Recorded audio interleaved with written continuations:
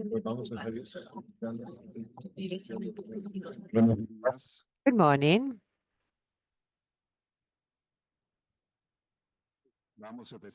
We will begin today's session.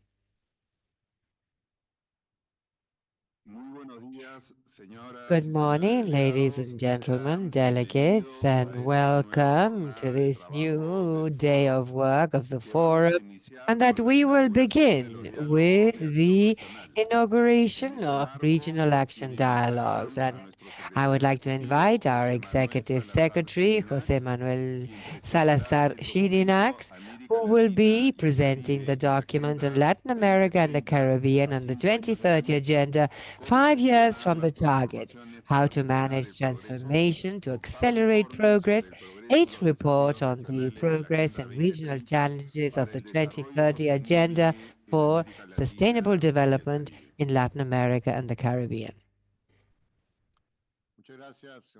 Thank you, Chairman, and good morning, everyone.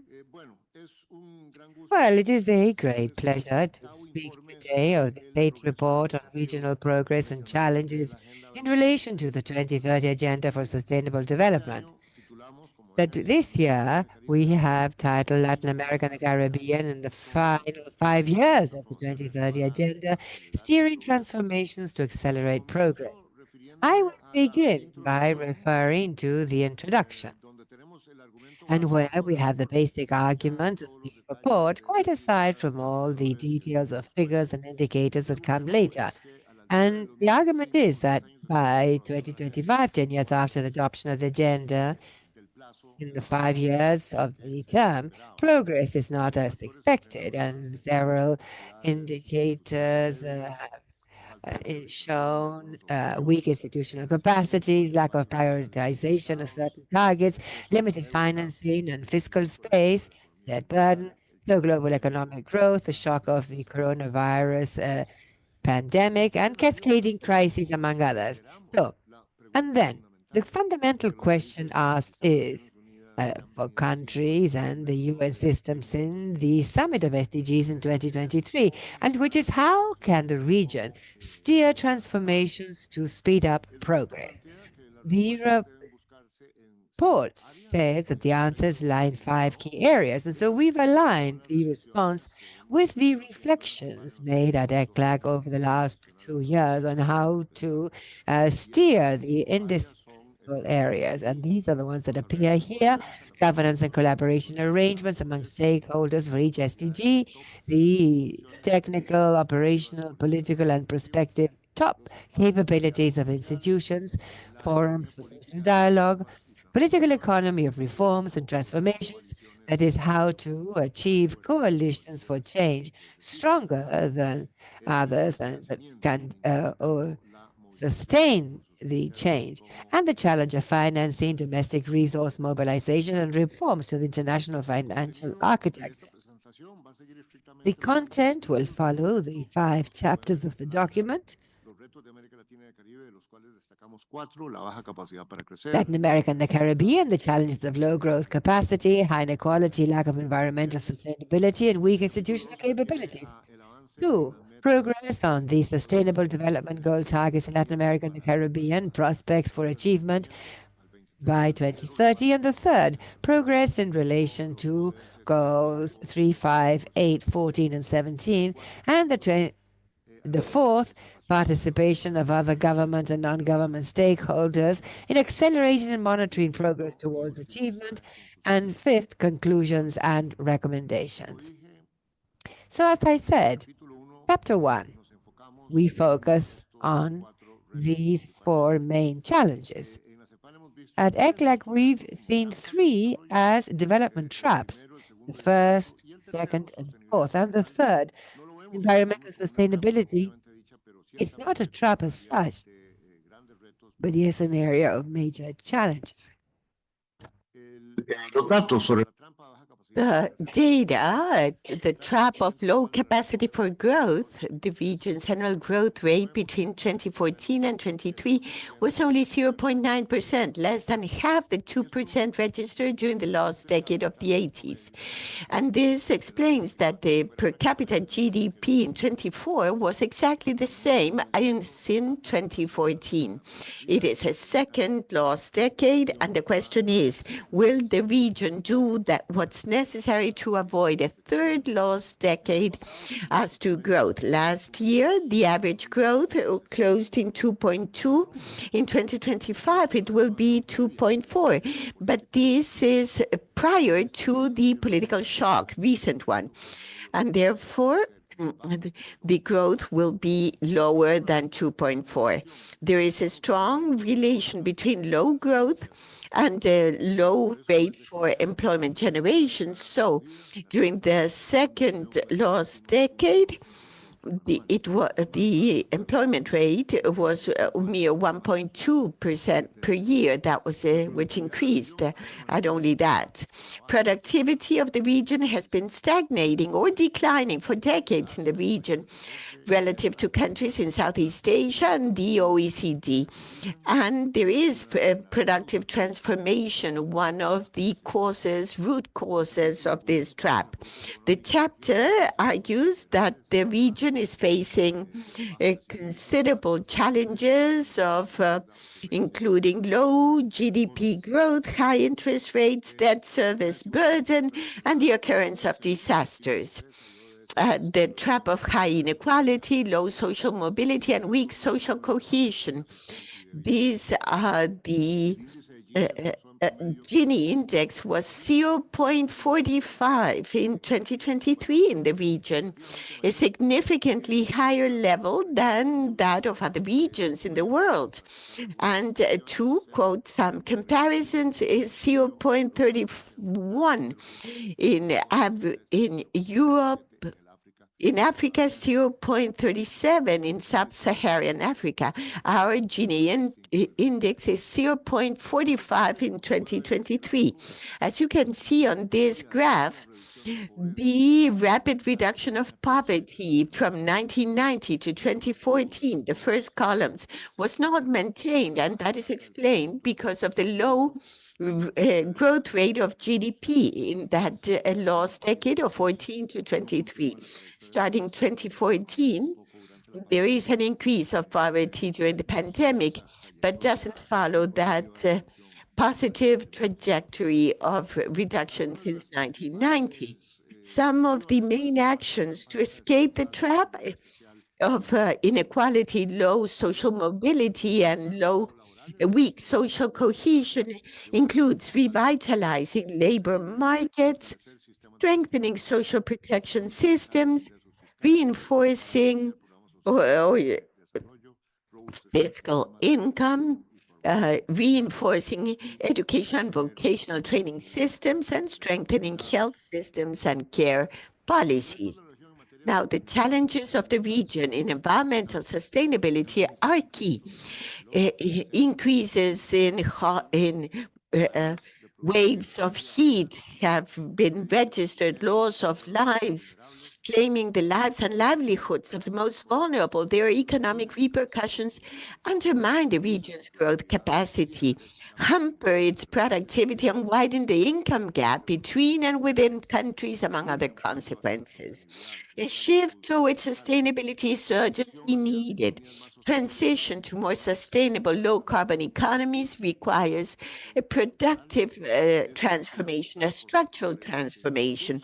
This means boosting green growth sectors, for example, energy transition, electromobility, bioeconomy, circular economy, sustainable tourism, water management, and others.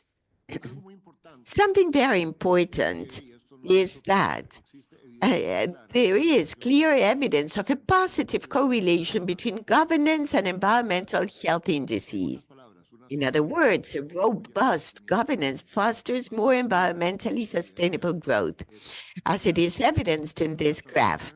necessary transformations in governance and institutional capacities for green growth include aspects like the authorization of scientific policies, the analysis of systemic risks, the use of economic regulatory instruments to align incentives and change relative prices, the leveraging of carbon markets, regulatory reforms of capital markets to incorporate risks and opportunities derived from the climate change, green bonds, climate sustainable bonds, and the recognition of the participatory, transparent, informed processes. Facing these challenges means facing a new governance system, more transparent, democratic, operational, effective, achieving the socioeconomic development that with environmental health and facilitating a just transition. Another important trap is that of weak institutional capacities and ineffective governance. Weak institutional capacities are a structural barrier for the implementation of effective public policies and to steer the needed economic, productive, social, environmental transformations of each SDG. Their state capacities and governance in the region are marked by major disparities and a downward trend. As I will show in the next slide, and in the report between 2012 and 2022, the region showed a deterioration of key indicators like government effectiveness, regulatory quality, and control of corruption. Good governance encompasses forums for social dialogue with the private sector and civil society, as well as accountability. This is one of the two graphs and two sources that are different that we have in the report, showing evidence of weak institutional or low institutional capacity, how they have evolved, as you can see in the graphs. According to Hansen and Sigmund Index, the state capacity index developed by Hansen and Sigmund, state capacities in Latin America and the Caribbean, the lower continuous lines are very well below those of high-income OECD countries, which are the dotted lines on top. This is a situation, a landscape that needs to be reversed. As I said, one question that we raised in the report, how to manage transformations.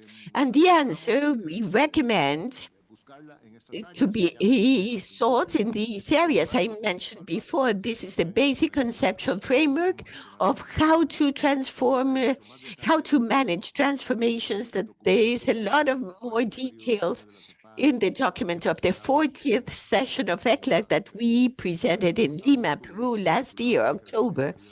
Latin America and the Caribbean before the traps of development, indispensable transformations and how to manage them. I will now move on to the global outlook and challenges. Very brief, only 2 slides. And we have spoken about this, of course. In 2025, the global economic and geopolitical landscape is more complex than it has been in decades. The world is facing geopolitical shock, a period of low growth in economies and trade, the resurgence of protectionist tendencies, and the risk of trade wars. A subject that we will be discussing and have news today. A rapid technological revolution and challenges in environmental sustainability and climate change. Violent conflicts and increasingly intense extreme weather events hinder progress towards higher levels of inclusive social development and the SDGs. The year 2024 was declared the warmest year on record. The impact of this temperature increase and other extreme climate-related shifts has reverberated around the world. This is the challenging context where countries need to find ways to accelerate the reaching and meeting the SDGs. The global economy and international trade are expanding at a modest pace. The average growth was 3.12 in 2024 and the same for 2025, as you can see in that first column. The main trade partners are not growing at high rates in the euro area, eurozone, is 1.2, the growth. And then for 2025, what has happened this week, as I said, it's almost certain that there will be a downward review of this estimate. For China, it is expected a growth of 4.5 this year. And this is not a low rate, but far from the highest rates at which the Chinese economy was growing in 8, 10 years back. As to the world trade, there has been an increase in 0.8 in 2023, 3.9 in 2024, and it would be 3.4 in 2025. All of this subject to review in view of this accelerated pace of news and changes of policies that we are witnessing. In conclusion, unfortunately, this is not the best environment in the world economy in order to accelerate the advance and progress in SDG, but this is what we have, as we say. Now I move on to the main results as to progress on the Sustainable Development Goal targets in Latin America and the Caribbean, and the possibility of reaching those targets. That is Chapter 3. First, a comment on the mechanism for follow-up of the SDG indicators. For the statistical series with sufficient information, the distance between the projection and the corresponding target's defined threshold is measured. There are 183 indicators and 132 targets, 78% of the total. Still, there are challenges in expanding the number of indicators, for example, particularly for Goal 5, Gender Equality, Goal 11, Sustainable Cities and Communities, Goal 16, Peace, Justice, and Strong Institutions. However, we can have a prospective view of the region as a whole to examine trends and evaluate success possibilities as to the achievement of objectives. For the statistical series with sufficient information, methodology measures the distance between the forecast and the stipulated threshold. And the methodology proposes a traffic light to identify these three types of situations. Green light is the target that has been reached or is in trend. The yellow is in a slow advance, and in red, those that will not be reached, or there is even backwardness. So these graphs of lights, traffic lights, show likelihood of achievement of the 2030 agenda target. The percentage of goals with good forecast, those in green, it's 23 and 24% correspondingly.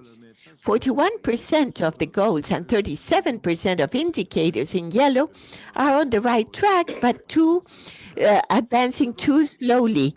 And in red, it is observed that 36% of the goals and 39% of indicators are stagnant or are moving counter to the expected. That is backwardness vis-a-vis 2015. As to the likelihood of achievement of the targets of each goal, here you can see the progress of SDGs. As to SDGs of poverty reduction, end of hunger, reduction of inequality, climate action, 13, and peace, justice, in 16, none of the targets is expected to be achieved, and several show significant regressions. Now some progress are the SDGs as to SDG 6, 12 alliances for achieving objective 17. Those related to energy reliable, number 7, and submarine life show a better balance between progress and regression, and the objectives related to education quality, number 4, equality, 5, 8, industry innovation, 9, and cities and human sustainable settlements, 11, show a majority of indicators with a correct trend but insufficient to achieve the goal. In the case of SDG 3, well-being, health, and land ecosystems, it's not possible to see if there is advance or regression. This is a similar landscape to that, or a similar outlook to that of 2024. And this, therefore, there needs to be a call for member states to implement public policies and promote necessary changes for achieving the targets with the international support and strategic alliances of the main stakeholders. As to differences and similarities among subregions, forecasts show marked differences at the subregional level. The goals with a positive forecast in South America, 23%, Central America and Mexico, 24%. 10 percentage points higher than the Caribbean, which is only 13%. In the three subregions, 40% of the targets are making progress at an insufficient pace to reach thresholds. 35% of targets in Central America and Mexico, 37% in South America, 45% in the Caribbean have stalled or regressed. At the end of this region, we highlight that it is essential to strengthen the capacity of countries to provide data on indicators and SDGs. The Caribbean has 1/3 of indicators with insufficient data as compared to South America, where the data 24 and Central America and Mexico 27. You need a major specific effort in the Caribbean countries to address this persistent gap of lack of data. Chapter 3 of the report refers to progress in relation to goals 3, 5, 8, 14, and 17 of the 2030 Agenda for Sustainable Development. We'll go one by one with brief comments, and so this will be analyzed with the corresponding panels and with experts of each country. As to SDG number 3 of health and well-being, there is progress in the reduction of neonatal and child mortality, as well as a fight against communicable diseases like HIV and malaria. Maternal mortality, which worsened during the COVID-19 pandemic, remains a challenge. And the prevalence of non-communicable diseases and mental disorders continue to the rise. Question: how can we accelerate progress? And the report analyzes and tries to provide answers and analysis on this question, and among others mentions the following actions: strengthen primary care and adopt a preventive approach. Some examples include the zero maternal deaths, Avoid the Avoidable, launched in 2023 by the Group for Reduction of Maternal Mortality. The initiative of PAHO to eliminate diseases approved by the region. It's an important practice seeking to strengthen the health services, monitoring and oversight, governance and monitoring. The group of AirQ Plus, the software to measure the impact and burden on health due to air pollution, developed by the World Health Organization, is a good instrument to increase technical capacities of the countries of the region to have impact evaluation and thus advance in the integral intention of improving air quality.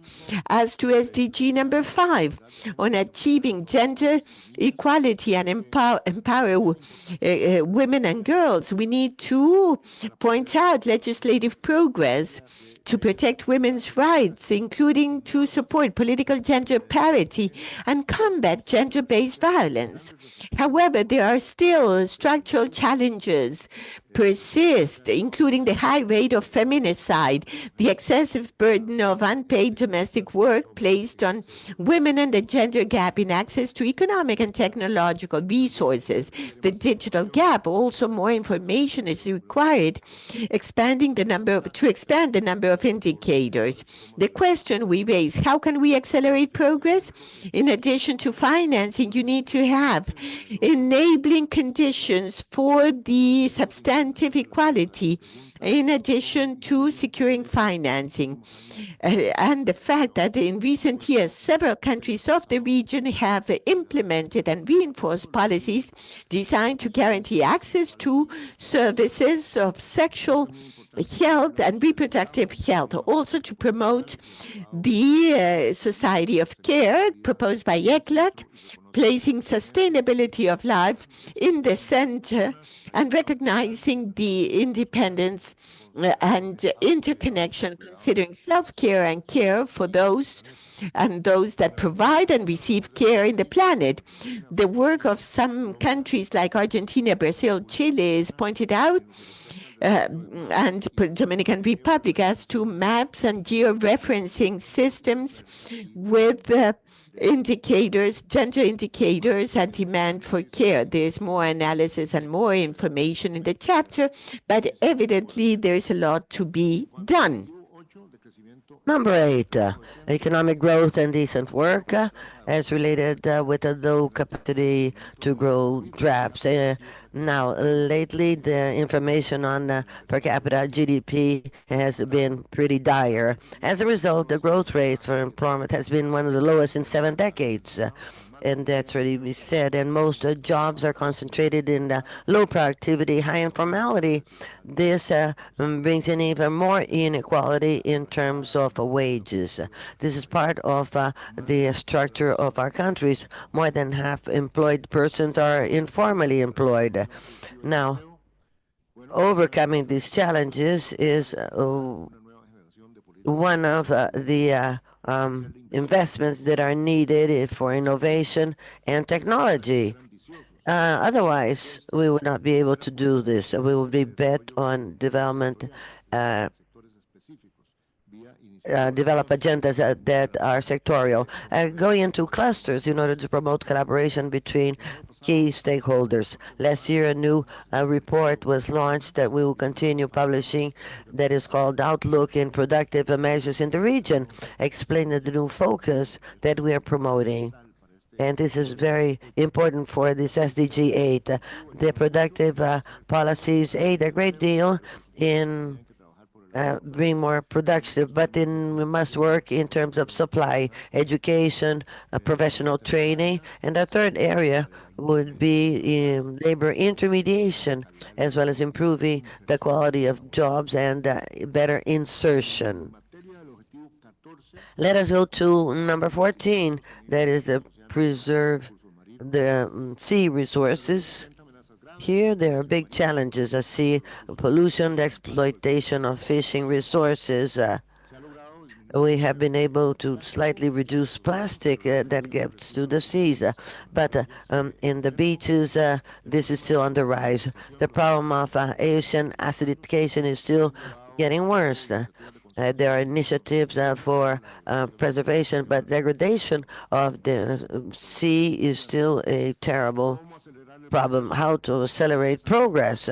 We must implement state-of-the-art technologies and establish innovative financing mechanisms such as blue bonds. And there are other examples on what to do. For example, is the fact that the Caribbean countries have started to explore some of their potential weed production, and they can use this for pharmaceutical products so as to change the crisis of sargasso into a benefit. Some countries have tried to progressively eliminate single-use plastic and expanding the liability and responsibility of the producer. An example is the International Group of Users for the acidification of oceans.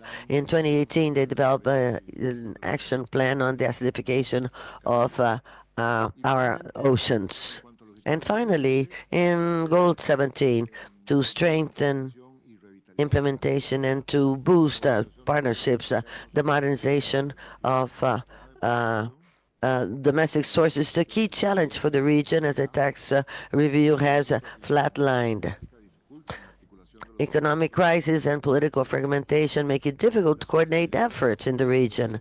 Public debt sustainability requires a domestic strengthening and resource mobilization to make room for productive development policies. Investing in low carbon sectors helps to advance the big push for sustainability. How to speed up progress? International cooperation is key, mobilizing resources. There are positive examples, international agreements that promote the reduction of depots and agreements on climate change. There's a pioneer treaty that's signed by Iceland, Switzerland, those Costa Rica to eliminate the tariffs on 360 environmental goods.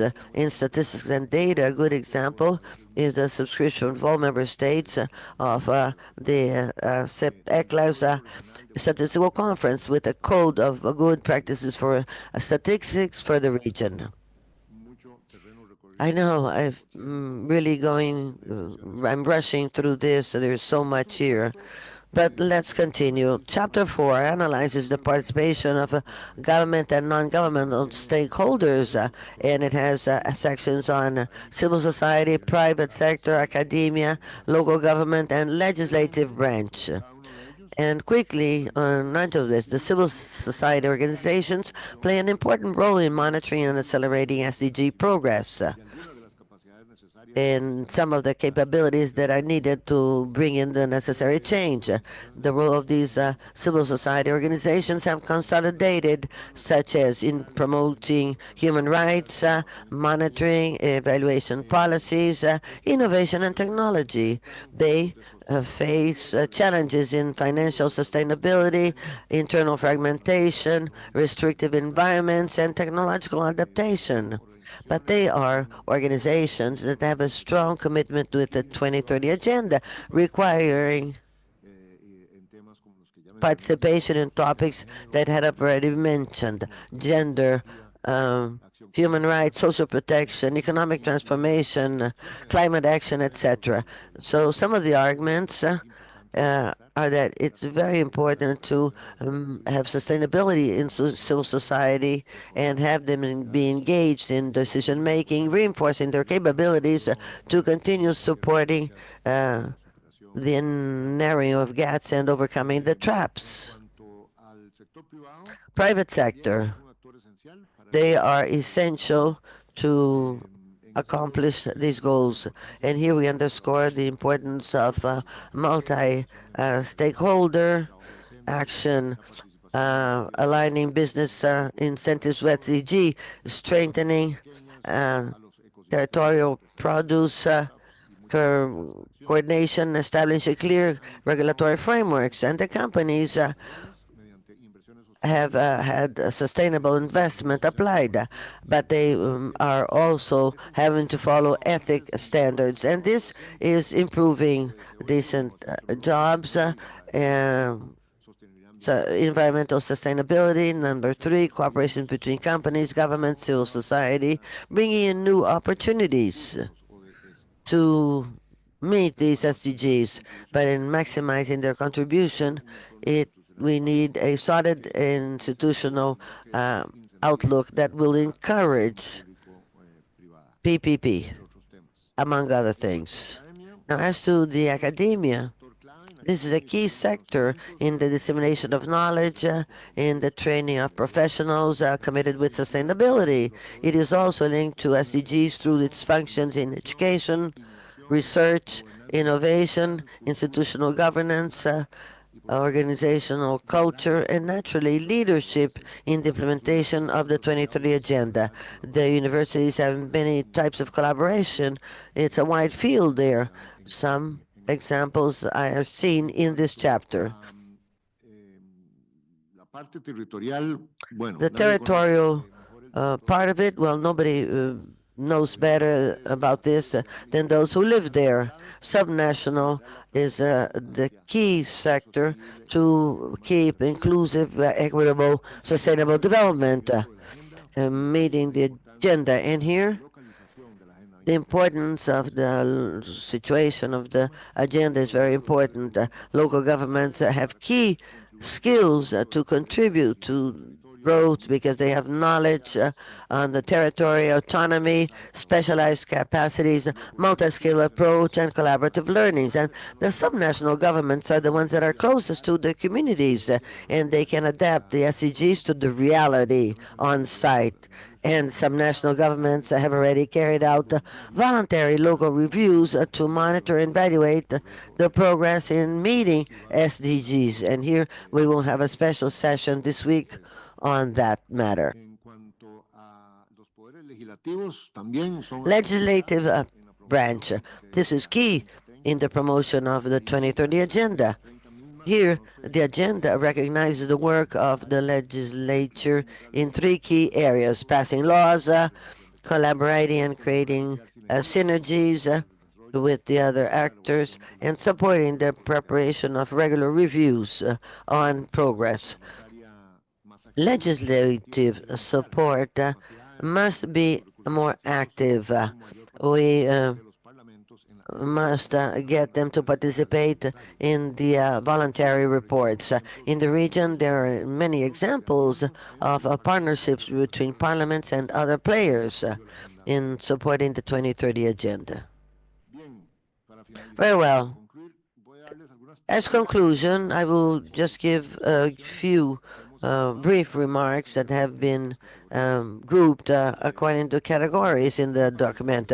The region is facing traps and complex scenarios, and this requires a strong change, not gradual change. Going forward, progress has been slow and mixed. The Summit of the Future brings in new opportunities. The forum serves as a catalyst for action, and the acceleration requires the participation of multiple stakeholders across all nations. We know that this is the logical framework of the document. I think that everyone is familiar with the three traps, so I won't repeat this. We have also talked about political shocks, shifting alliances, tariff protectionism, extreme natural events, risks in inflation, environmental crisis, and the impact that this all has in bringing in even more uncertainty. Reducing fiscal risk is a must. That is to say, all of these elements here make it even more difficult or making progress even harder. We require in robust action to manage transformation, to level opportunities, and to speed up progress. Now, leaving the traps is possible, but as we said, we require collaboration and political commitment. It's the local context is very important, as I've already said, and the relationship between government and NGOs, and the policies based on data and the role of data that is so important for every single topic. We have submitted evidence talking about progress, that it is not enough and it is diverse between countries. At aggregate level, I have a data. Only 22% of the targets will be met. 41% is moving slowly, and 36% have stalled or are regressing. The five goals analyzed, progress have been made in some areas, but significant challenges remain. As I just said, there's five goals are still not met. And to round up, the other set of conclusions has to do with the outcome of the Summit of the Future. Now, the summit has facilitated global dialogue, strengthening international cooperation, renewing the commitment to SDGs. Now, what is it to be done? The Capital Future sets a forward vision. With the resilience, we must take advantage of science for the well-being, caring for the globe and others. What's even more important is that the Pact for the Future brings in a shared view of sustainable development and sees the multilateral system of UN and all institutions as well as the international cooperation as solutions, not as a problem, but as part of the solution. That is to say, the Pact to the Future sets a roadmap with cooperation based on resilience and innovation. That is the big meaning of the pact, especially in view of recent developments. And when we come into the region and we think about the importance of the forum, we have to start by reflecting that this is precisely the meaning of this forum as catalyst of action to encourage the Pact of the Future and then 2030 agenda. That forum meets every year, sets a roadmap, promotes cooperation with peace without conflict. This is the deep meaning. And this is what I wanted to end up with. Here we're talking about the global agendas, connecting the dots, seeing how to become more effective in the progress of the goals for the well-being of citizens throughout the world. Here we can say that this forum is also a catalyst of hope that we can have a better future. And here we're talking about how to go about that. And you are precisely doing this, but not alone as representatives of governments here present, but also with the participation of civil society, media, parliamentarians, and all. And the joining of all of these forces will make progress speedier. And with this, I finish off. Thank you very much for your attention.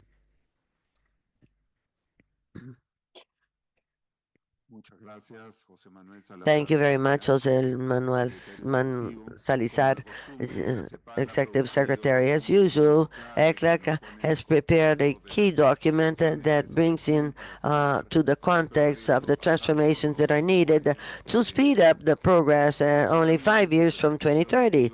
This presentation certainly has triggered many other comments and from the member states of the forum. So we now open the floor for the interventions of delegations. I ask the delegates that wish to hold the floor to please raise your ID standards and take at the most 3 minutes. The Secretariat will be preparing that list.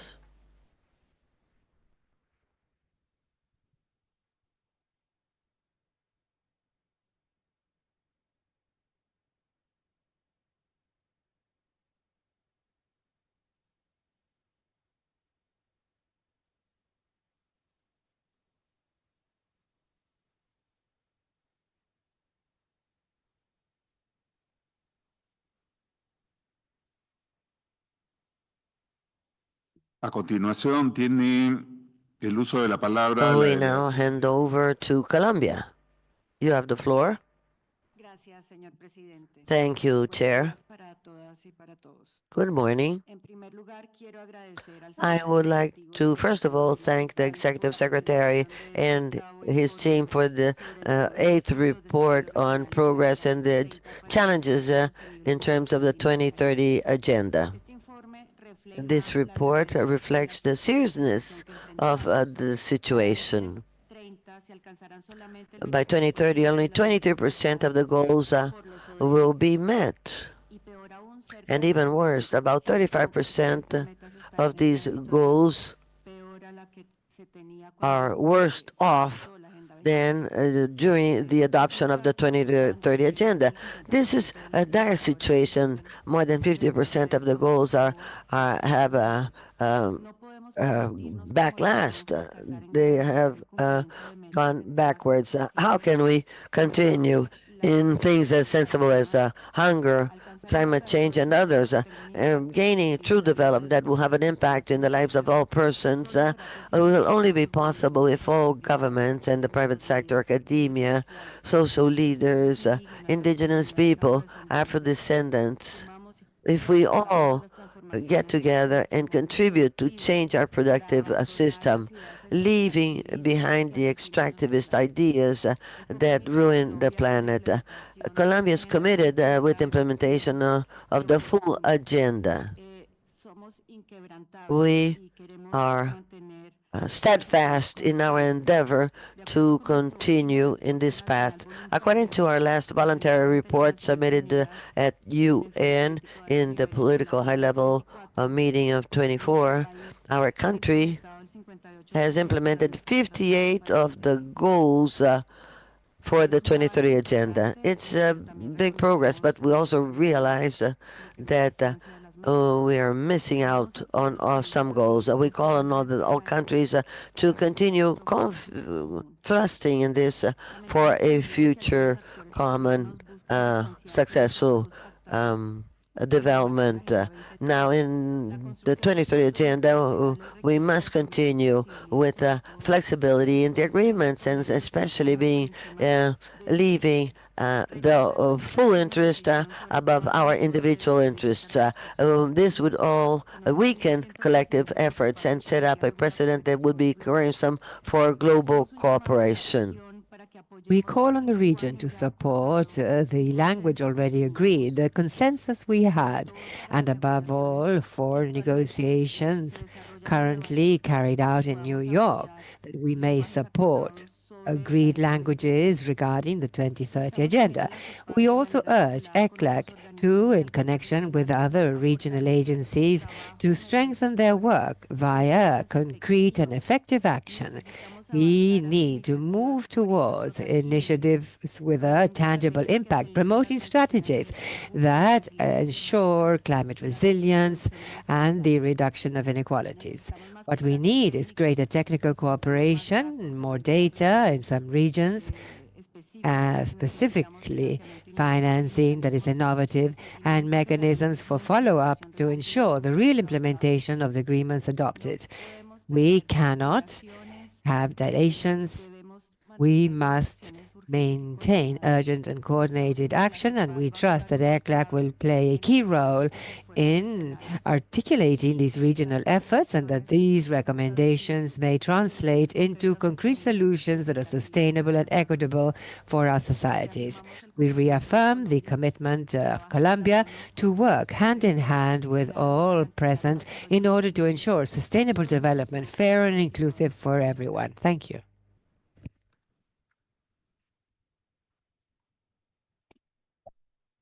Muchas gracias, Colombia. Tiene la palabra la delegación. Thank you. Costa Rica is recognized. Thank you, Chair and dear delegates. We greet José Manuel Salazar Sirinax, Executive Secretary of ECLAC, and we thank him for the report presented.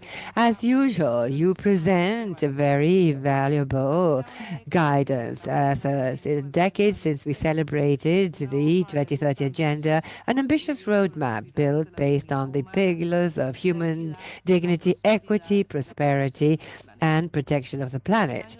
10 years later, the report confirms that the region must double efforts collectively to avoid a third lost decade. This eighth exercise or review estimates that barely 23% of the targets will be fulfilled, and we agree with Colombia in that it is of concern the unequal progress made and alarming outcomes in terms of poverty, hunger, inequality, action for climate, peace, justice, and effective institutions. In the case of Costa Rica, according to the National Voluntary Report presented last year, close to 59% of the targets have a favorable progress moving towards compliance. But in this context, it's important to point out that after several years of stagnation, it was possible to reduce poverty to 18% in 2024, the lowest level since 2010, and inequality also reported a reduction in 2023 and 24, albeit still high for the context of the region. We would also like to underscore that in this legislature in 2022, after implementing the quota laws since 1990, finally Costa Rica achieved a parity Congress with 47% of female representation, and that Costa Rica is fourth place in the index of women in diplomacy with 48% of women ambassadors. These achievements, pointed out, are not the fruit of chance, but the result of sustained work and a country vision that for decades has waged in favor of human development. We have included the sustainable development approach in our public policy and planning instruments at different levels. But we do recognize that there is still a long way to go, and we need to consolidate these positive trends and generate necessary financing mechanisms for this in a context that, as we have seen, is internationally adverse, and also in response to the very high levels of climate vulnerabilities and environmental, particularly in our sub-region. The report reminds us of how cascade crises following the pandemic and the structural knots and what has been called regional development trap have severely limited the possibilities of meeting SDGs. A situation that the middle income and medium to high income countries do not escape, facing the challenge of moving ahead without protecting what has already been achieved. But it has been said here at this forum and highlighted during the inauguration, the results of this assessment should not lead us to despair. On the contrary, this reality must move us to act urgently, decision, creativity, and cooperation. ECLAC has identified opportunities in dynamizing sectors, and I highlight that also has deepened on the how and presented recommendations for managing structural transformations in the 5 areas already mentioned here. But that I would like to highlight 2 things: the relevance of anticipatory capacities that are not strong in our region, and also the relevance of strengthening participation by various sectors, including the private sector.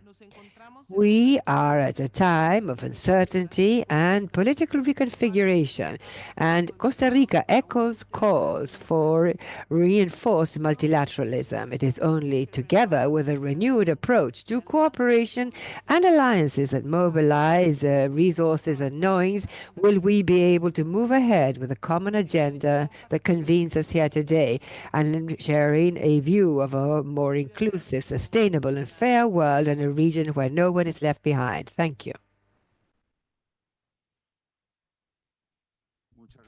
Thank you, Costa Rica. And now the delegation of Ecuador is recognized. Thank you, Chair. Good morning, everyone. And first of all, I would like to thank the Executive Secretary for the presentation of the report. Undoubtedly, we still have many challenges as a region. Since 2018, Ecuador has taken on a clear commitment by declaring as a public policy the adoption of the 2030 Agenda for Sustainable Development. This commitment is partly the National Plan for Development 2024-25, and that has 107 national targets presenting an alignment of 94.4% with the SDGs. The path towards sustainable development is no simple matter, and that is where we need, and we have the responsibility of all political and social sectors committed to the implementation of the 2030 Agenda. Ecuador presented its 3rd voluntary national examination in 2024, which was recognized internationally for its level of data breakdown, methodologies used such as machine learning to learn of the priorities of the country, as well as including the progress in the 17 SDGs. The National Voluntary Examination not only highlights the commitment of the government, but also the joint work with civil society, academia, local government, and private enterprise through workshops, continuous dialogue, and online forms, as well as a coaching and permanent assistance of the UN program or UNDP, I believe she's saying, there are several initiatives that are implemented and carried out by 129 actors in different sectors. This inclusive approach shows that sustainable development cannot be a single actor task, but requires collaboration by all sectors. The country has more than 3 voluntary local reports that evidence the management and progress made and the commitment of local government in Ecuador to a sustainable development. In this context, in 2024, Ecuador presented the SDG Ecuador platform with information and statistics via reports, dashboard, infographics, and on progress with SDGs. And also it is a meeting point and where the various national actors may enter their different initiatives geo-referenced. Less than 6 years since or to 2030, we still face complex challenges. We need to strengthen collection and analysis of data, give priority to public policy to speed up development, improve connection among the various levels of government and various players, and identify mechanisms for financing. It is essential also to understand that the success of the 2030 Agenda is related to a firm commitment with international cooperation. Ecuador, by joining initiatives such as Power of Data, is not only showing its commitment to sustainable development, but is working jointly with international agencies to improve the quality of data and global comparability of indicators to learn on how to move ahead implementing the 2030 Agenda. These various actions carried out show the major commitment by the state and different sectors in the country to achieve SDGs, ensuring sustainable development and contributing to the Global Action Plan. Thank you.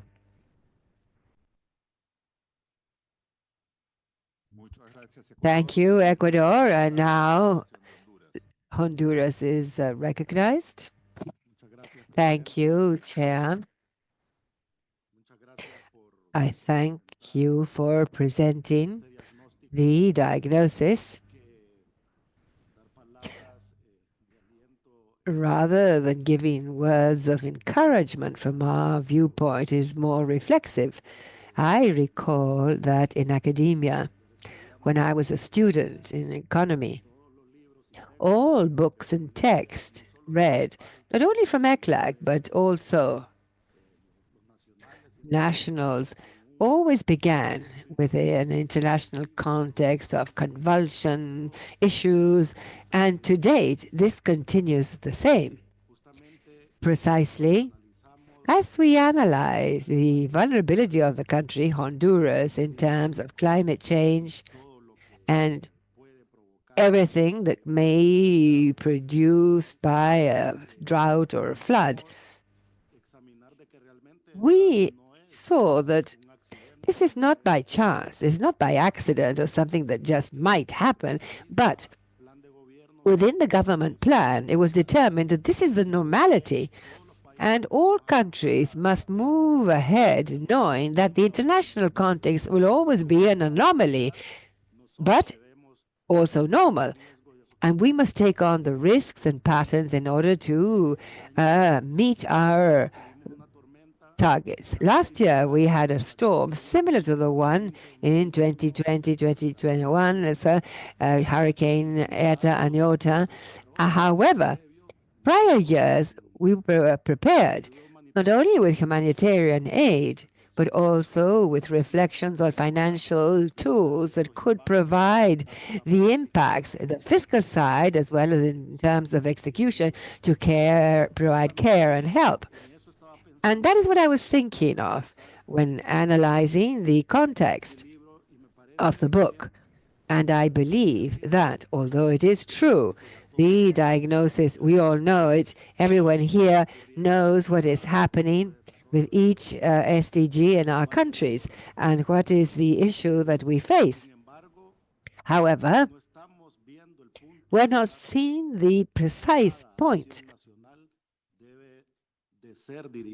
that each national erection should focus on as a state in order to meet the goals. Not expect that something or someone may come and save us, because we already have the commitments and we must take them on as such. And in that sense, I believe that it is important to analyze the entire Latin American context. It is important to have regional action, experiences, share them, our different views. But also we must accept our national responsibility and find the way to improve the indicators. Undeniably, there are indicators that probably we will be unable to meet as a country. However, I believe that most supplement our national plans, and therefore we must find rapid and effective solutions with the help, of course, of a financial system that is better designed internationally and nationally, and also under the viewpoint that the commitment is relative to the needs of our communities and people. Now, in the case of the country, well, we have made progress with social programs. Precisely yesterday, I presented how the number of poor homes has come down since 2021. And the social programs have helped us because undeniably analyzing and having the data, which is an important part of the process, having the data, we were able to design and see that we had areas frequently more vulnerable to all shocks, not only international, but also in terms of national production and trade. And so based on that, we have action plans of solidarity aid, which is the most frequent program to attend poverty, and also public investment programs that should be designed with regard to these extreme needs in the country. And so we must now merely see the machinery of the design based on the recommendations given by ECLAC. And in that regard, I am a little concerned, and this is a reflection for the ECLAC Secretariat. Although it is true that labor supply, it must be addressed in all countries. In the case of Honduras, and I believe countries of Central America and Mexico, we see with great concern that albeit we invest in this type of improvement, capacity building, migration is always affecting us directly, because wages do not cover fully, because foreign investment and national are not that good quality, and they reach us on account of the floods and so on, but not because they want to improve the production of the country. And so I would expect that this analysis should include that there is a risk of losing the national offering, and so we must see how to improve the quality of FDI in our countries, because it's not just the investment amount, but really we need to see whether the investment will help increase national productivity. Thank you, and congratulations.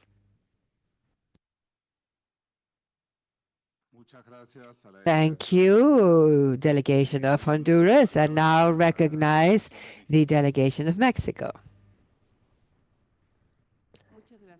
Thank you, Chairman.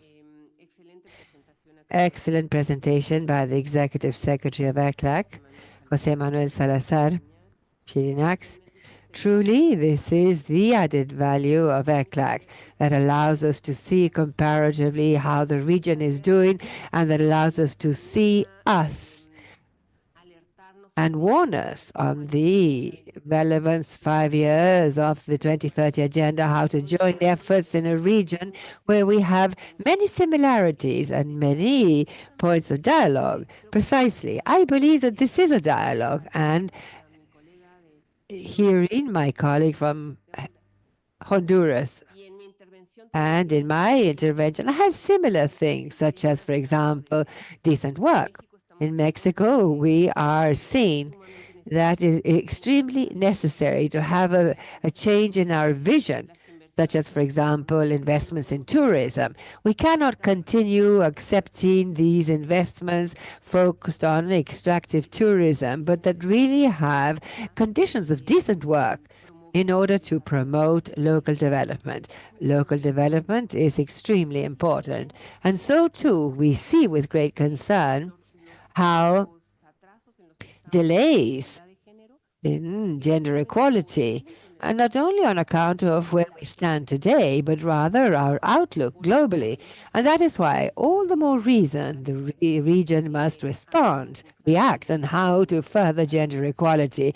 Structural challenges that we have, the very high rate of femicides and the overburden of unpaid household work, and the need to have data, as the colleague from Ecuador was saying, regarding the relevance of having data that make visible the problem of the e-care economy and that has not been made visible nor addressed.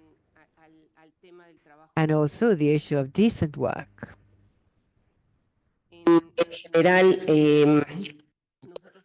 In general, we see a major need to mobilize the private sector.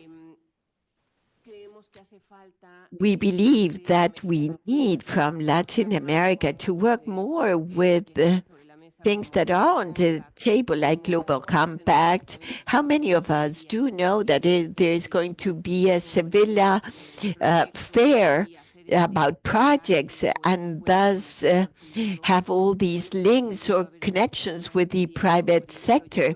There will be an expo on investment projects, and as a region we should be preparing.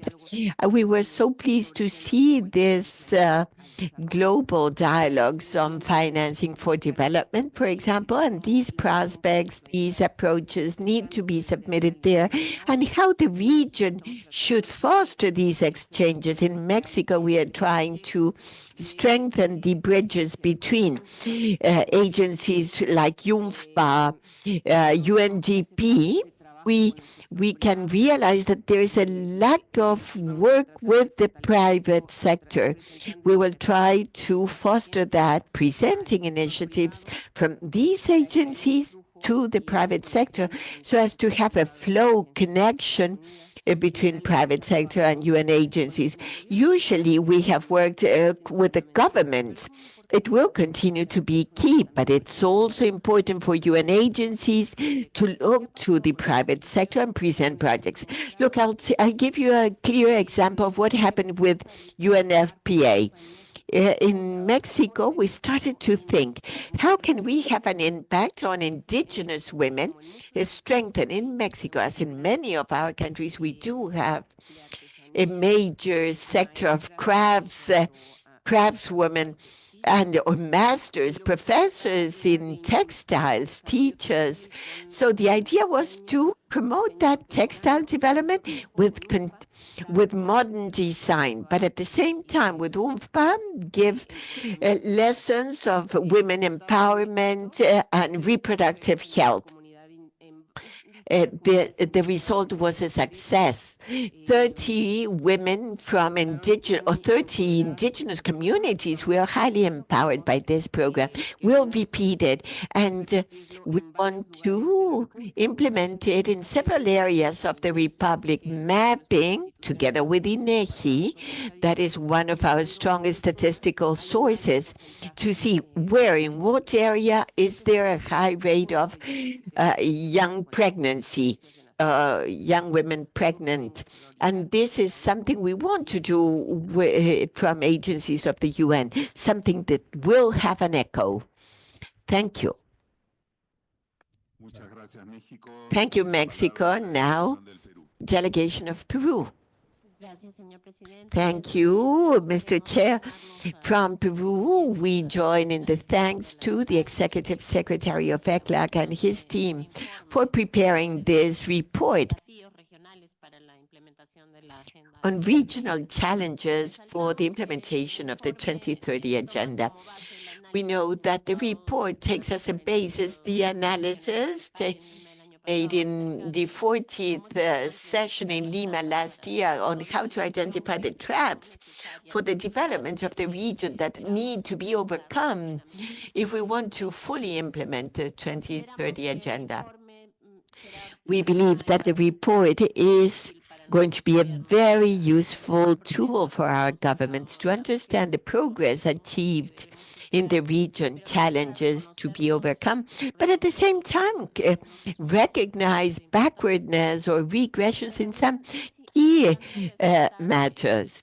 It's also important from the positive side we need to highlight those concrete proposals so as to implement the necessary transformations to meet the SDGs. For example, capacity building, productive transformation, regional cooperation, and of course the joint work with other players, other stakeholders, as it is the case of this forum. Peru is a country that is committed with the development of an international agenda that is centered in social inclusion, cooperation, and in our last voluntary national report that we presented last year, we coincide with many things presented by ECLAC, like the progress to achieve SDGs has been limited due to different structural, junctural aspects nationally and internationally. And countries of the region still we face urgent challenges like poverty, eradication, or reduction of inequality, mitigation of climate change.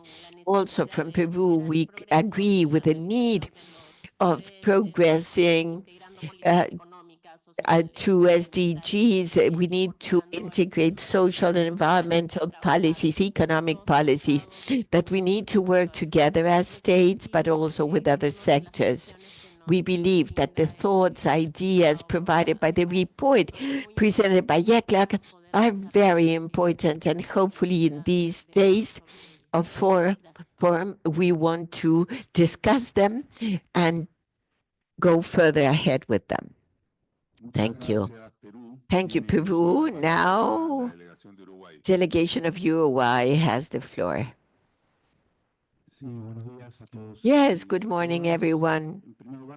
Firstly, we join in congratulating the Secretary General. We wanted to have some general reflections, general thoughts. The stage we are in, multilateralism, but especially the 2030 Agenda, has been challenged or questioned in several aspects. On the one hand, effectiveness of the agenda, and secondly, cultural changes generated by the agenda. Those are two major criticisms that go in different directions. Of course, the harsher critics focus in the areas on gender equality and the environment, and especially the role of the state in planning the policies that have as an objective SDGs. This report is an important contribution, bearing in mind the historical stage in which we're in. And that is why we want to congratulate, because data, once again, in this context, confirm the levels of inequality in the region, especially in the structural pillars. And in one of the points, it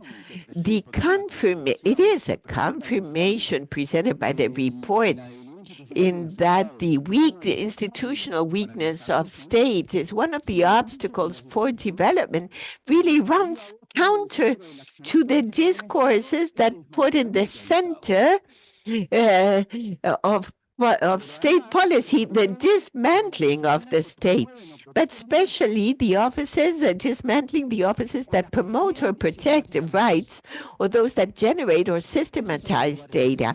Those are the places that are weakened in the institutions or the state. But we need to look which look for the mechanisms that are state, multilateral agencies, and civil society, what is the central effort for this stage in order to improve the dissemination of these diagnoses? Because what we need is that these diagnoses be heritage of society. But if they are not the heritage or the wealth of the majority of society and are mere expert opinions in state organizations, the only thing that will be generated is that these discourses are ever stronger and are working like a barrier for development.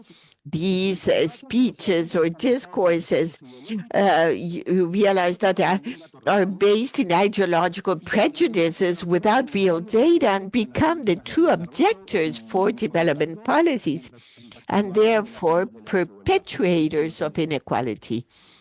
It's not innocent. So one of the concerns that we should bear in mind in these processes is how to improve dissemination either by states, by civil society, or multilateral agencies of these results.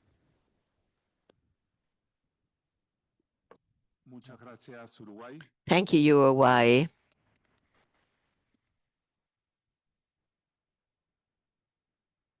Tiene el uso de la palabra Guatemala. Guatemala has the floor. Yes, thank you. Good morning. I want to join and concur with what several colleagues have said, because it's important to answer this question of how to manage transformations to accelerate progress. Definitely, we need to have a clarity about the political variable. In many of our countries, the 2030 agenda precisely is used to polarize the political arena.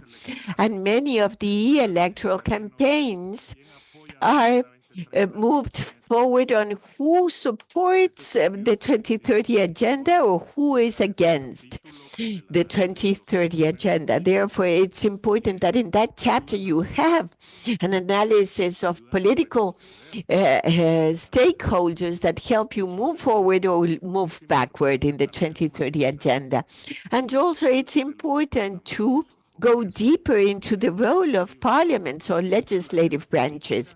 That is the political arena where those ideological prejudices are expressed and where many of the political actors have as main objective to use those ideological prejudices against the other political actors that are trying to promote them without an objective discussion on the goals and indicators of sustainable development.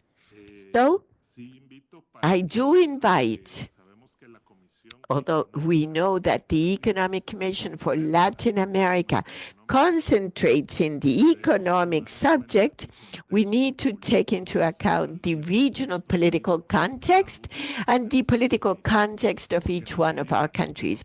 To the extent that we take it into account, we'll have more realistic strategies and more relevant strategies for the agenda to move forward in each one of its goals.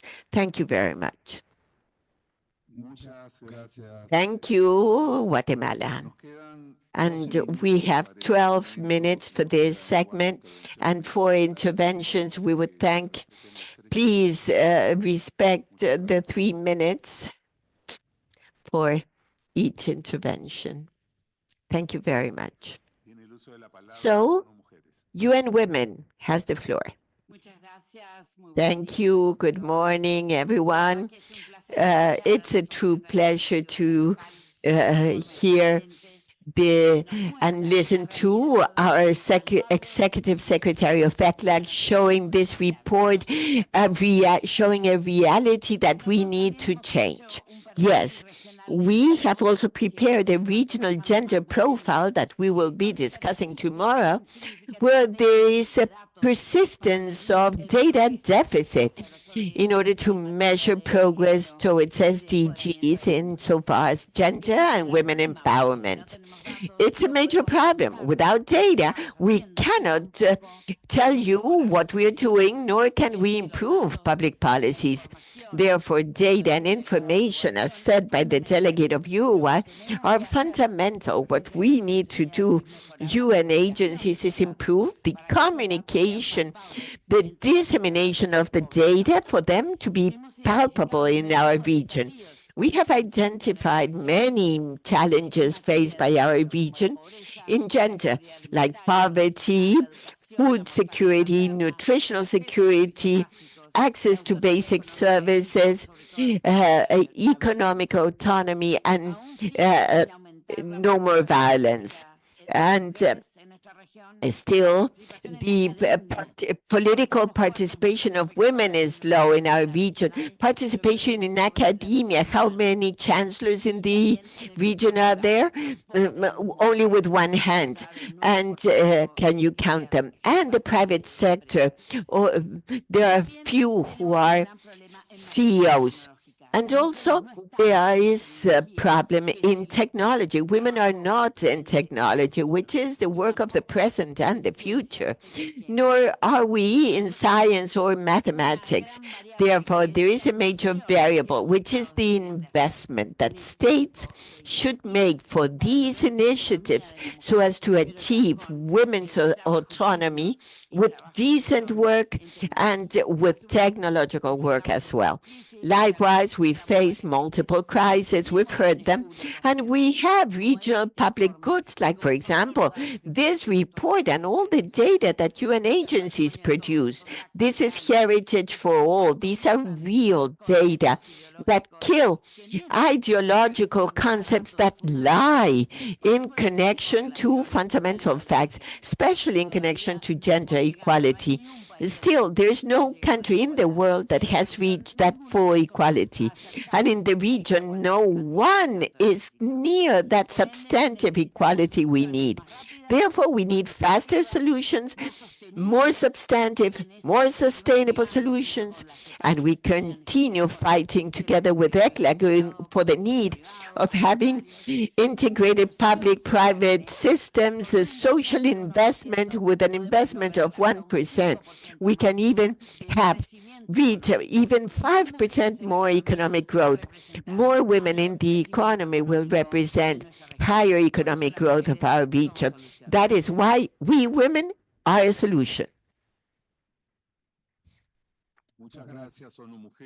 Thank you, UN Women. Now, the High Commissioner of Human Rights has the floor. Distinguished delegates, colleagues, congratulate ECLAC for this comprehensive forward-looking report and its important recommendations. The 2030 Agenda for Sustainable Development is anchored in human rights norms and standards, and the Pact for the Future underscored the sustainable development and the realization of human rights and fundamental freedoms are interdependent and mutually reinforcing. And here I would like to recognize the leadership of Chile at the Human Rights Council for a pivotal resolution on human rights and the 2030 Agenda. With only 5 years left until 2030, leveraging states' human rights obligations, including on social protection, health, education, the right to a healthy, clean, and sustainable environment, as well as equality and non-discrimination, is essential to accelerate progress on these SDGs. I would like to focus our remarks on the issue of resources. Ahead of FFD4, infusing the values and protections provided by the human rights framework into the reforms of the international financial architecture is critical and more urgent than ever.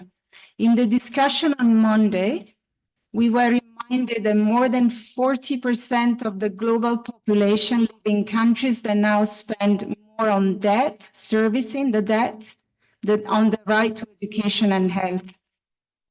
It's time for a fundamental reform of the sovereign debt architecture, and it's time to adopt an approach rooted in international human rights principles and standards.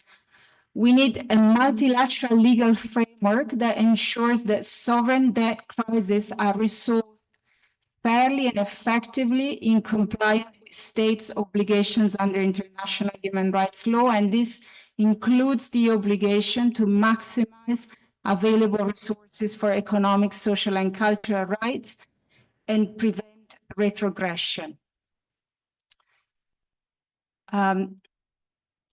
We need to rethink debt sustainability assessment to ring-fence spending for human rights and the SDG. A national debt management framework should be transparent, and this requires access to accurate information, representative institutions, and open civic space. And on debt, I would like to recognize the leadership of Cuba at the Human Rights Council for the resolution of foreign debt and human rights. On the issue of tax, and I'm coming to the end, states lose billions to tax abuse. Combating tax avoidance and evasion and establishing fair global tax rules is critical for generating resources for human rights, such as the right to social protection, especially in the context of deep cuts to development aid, looming debt crisis, and rising inequalities. So achieving an ambitious UN Framework Convention on International Tax Cooperation aligned with international human rights standards presents a historic milestone to develop a more representative, including an effective international system. And we're encouraged that states from the Latin American region and the Caribbean supported the inclusion of human rights as a principle, as a guiding principle in the terms of reference of the convention. And my final point is to recognize that at the UN Human Rights Council, numerous states from this region have expressed support to the human rights economy, a concept promoted by the Office of the High Commissioner for Human Rights, and we're grateful for this support. A paradigm shift towards a human rights economy is key to increase the fiscal space for human rights and the SDGs. By aligning budgets, taxation systems, and other aspects of economic policymaking with international human rights standards, we can achieve greater investment in social spending, more inclusive and equitable economies, and more stable societies. Thank you.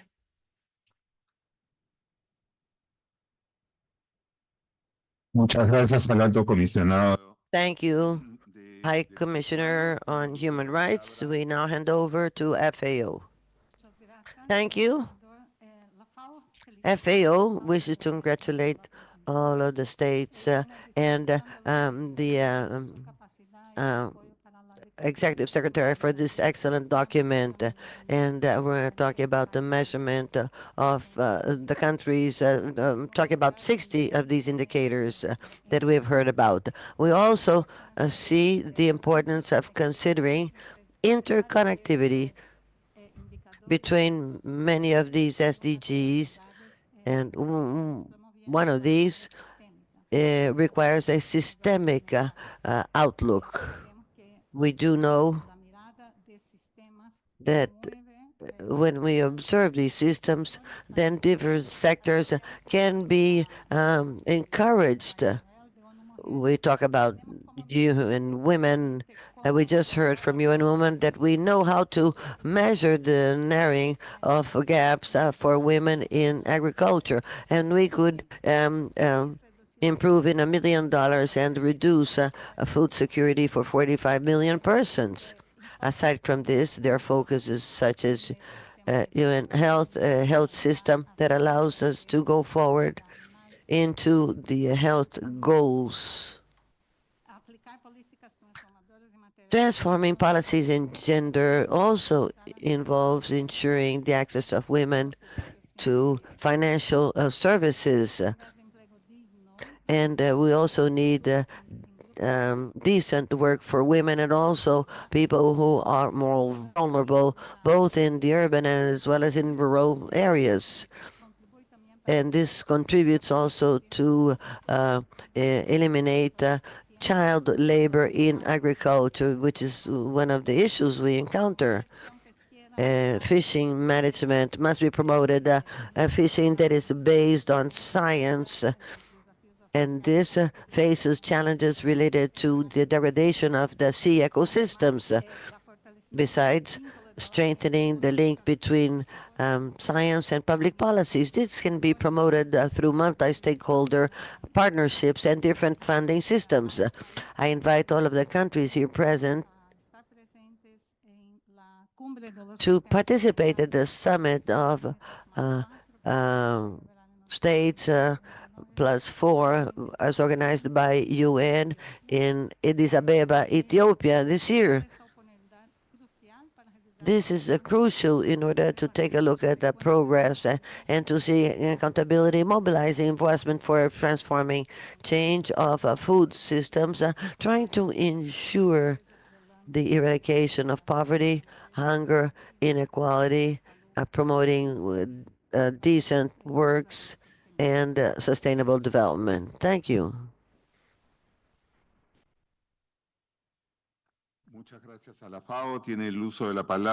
Thank you, FAO. We now hand over to PAHO, Pan American Health Organization.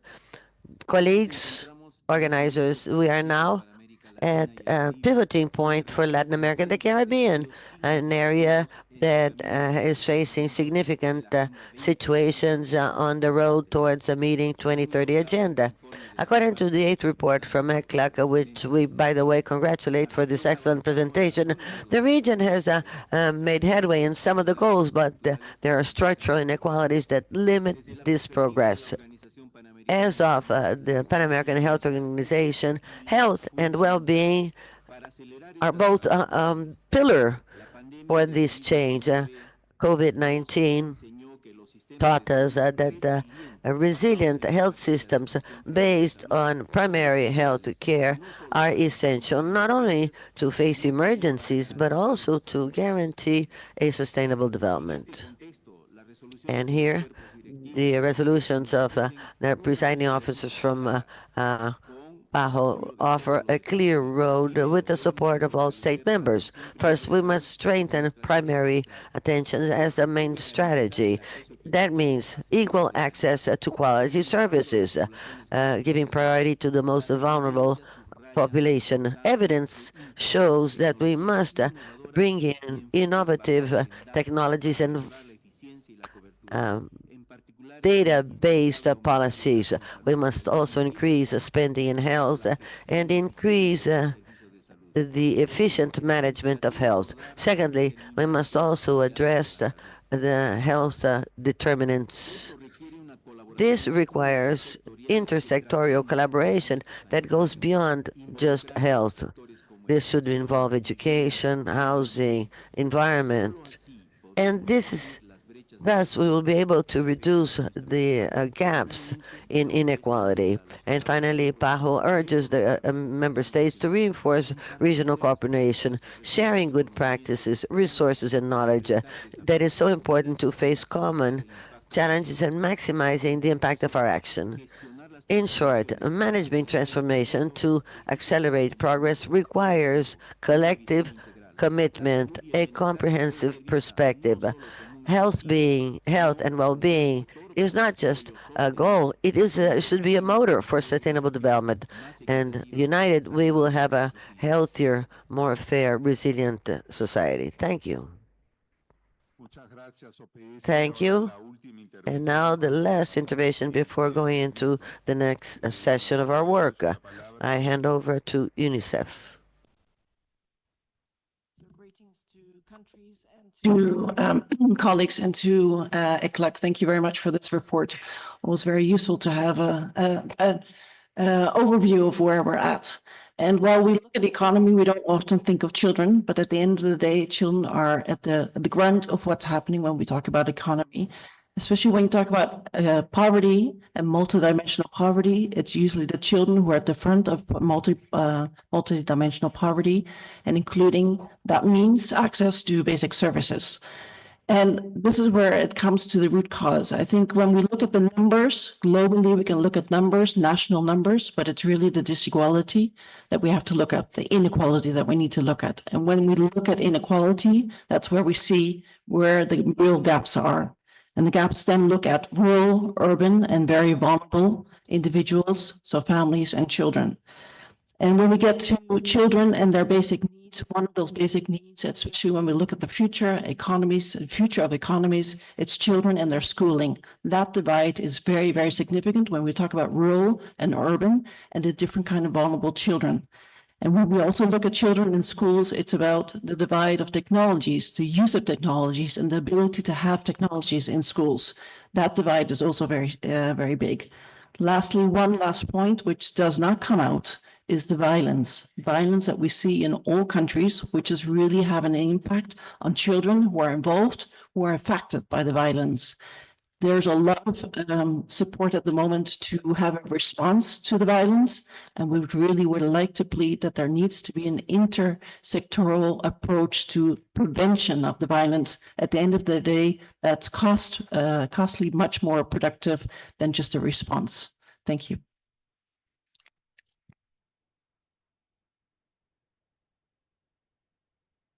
Gracias, UNICEF.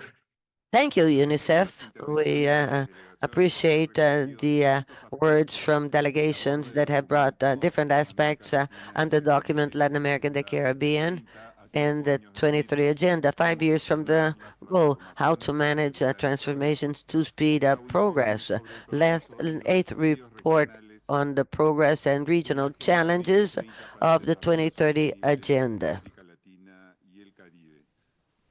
We ask that you be seated while we receive the next members of the panel that would be involved, that will be entitled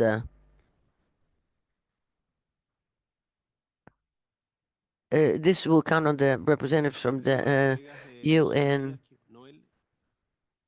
present. María José. María Noel.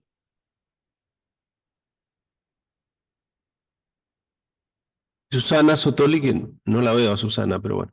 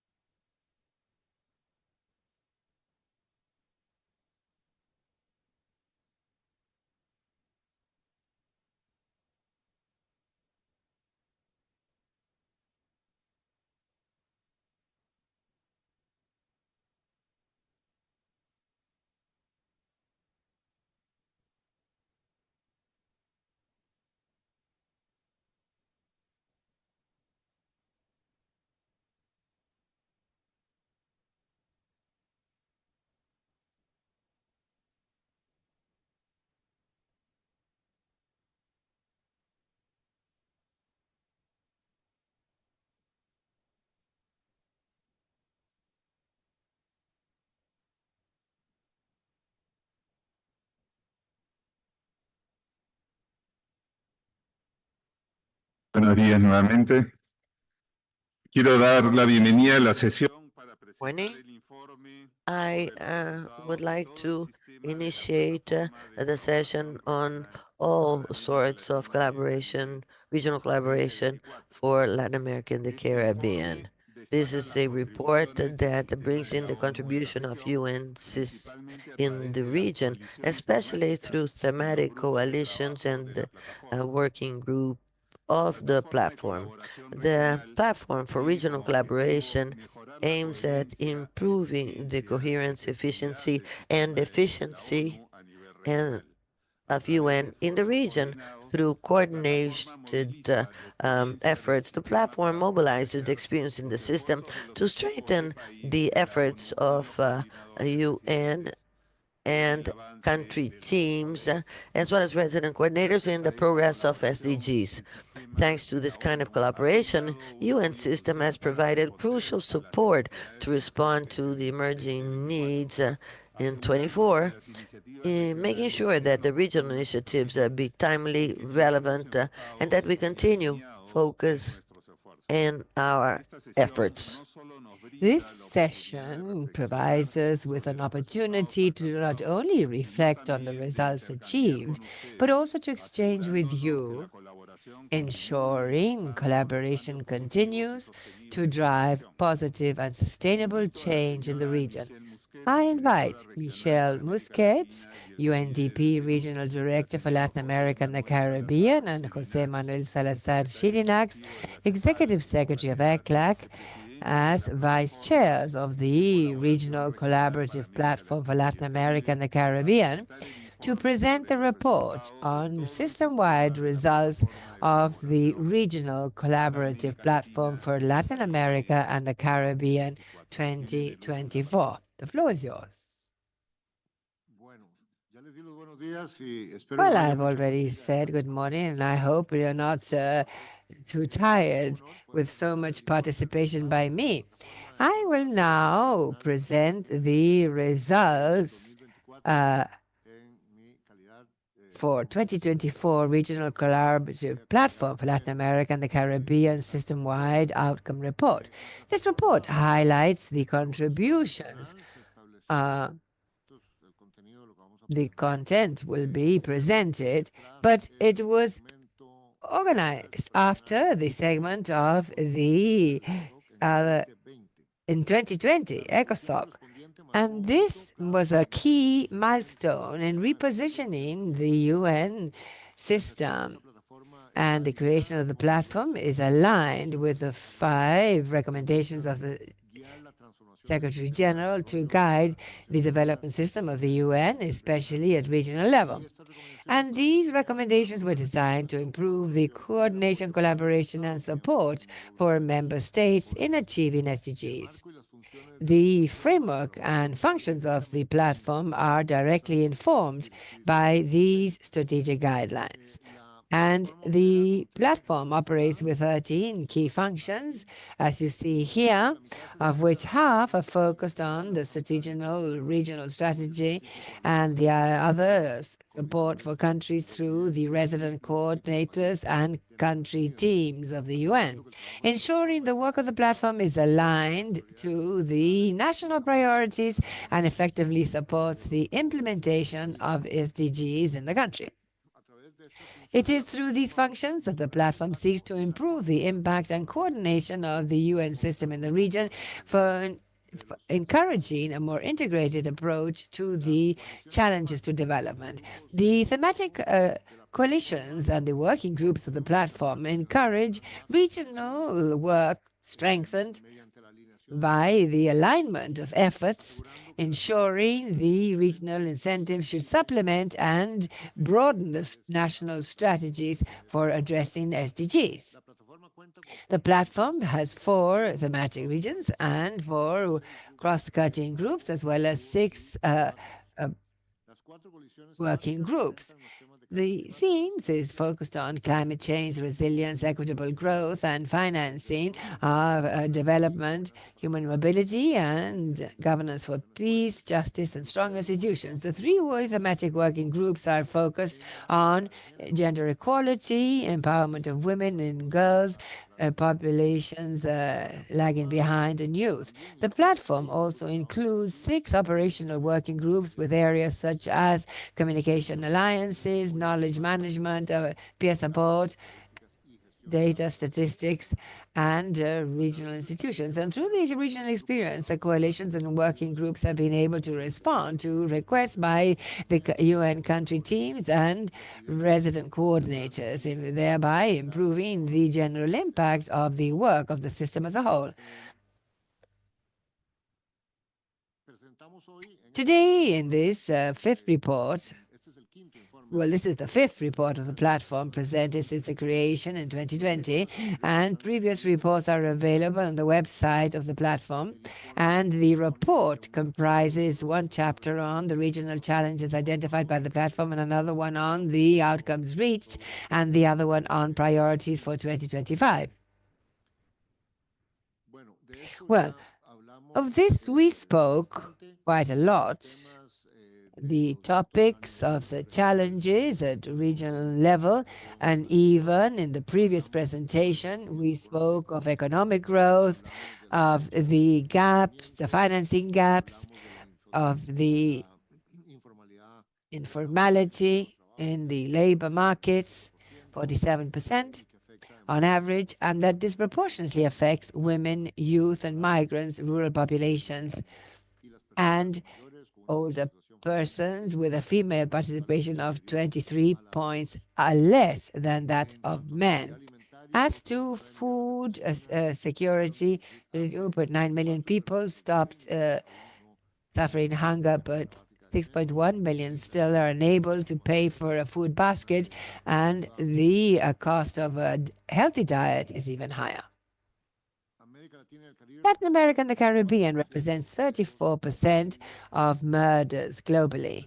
And although we have only 8% of the world population, which is truly quite scandalous, and 8 of the 10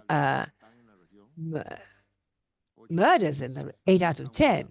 And although the perception has improved, 1 in 4 Latin Americans is still indifferent to the regime type in the country. Gender violence continues to be a very important thing, with 2/3 women aged 15 to 29 having experienced progress. And the sexual violence rate in Latin America and the Caribbean is twice the world average. At least 3,891 women were the victims of femicide in the last year, an average of 11 murders related to gender by day. Educational gaps persist, with 10 million children outside school, and this affects learning. As to the climate, the region contributes with only 10% of global emissions, but it's the second region most vulnerable to disasters, suffering 53% of economic global losses due to disasters, and 6 of the 10 countries most affected with regard to their GDP.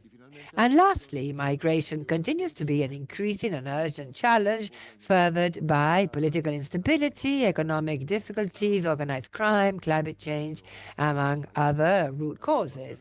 And this includes access to efficient asylum, human trafficking, anti-migratory regimes, and so on. Despite these challenges, the region has shown resilience and innovation in certain areas, such as innovative financing mechanisms, renewable energy, and reduction of poverty. And the region has important comparative advantages and competitive ones in different areas, including strategic ores to contribute to the decarbonization of the world in general and biodiversity. In 2024, the platform has advanced in implementing the reform of the UN in managing knowledge. We've updated the website of the platform with new sessions and online communities and pages on key collaborative initiatives. Data and statistic efforts have focused on consolidating technical capacities, and the official network, data network continues to play a key role in these efforts. Transparency and results-based management. The annual report was drafted, as we are showing, and the regional efficiencies of the platform are under review, and communication have improved through united action publications, joint communications, and advice for communication adapted for the region and the Caribbean in particular. In regional efficiencies, common services in the region were improved, and which led to avoid costs of 8.4 million in 2023. And this is the last data available. And these efficiencies were materialized in lines of service and results seen in travel services for 3 million, events for 1 million, and for several million. And now, as co-chair, Michelle will continue with the presentation.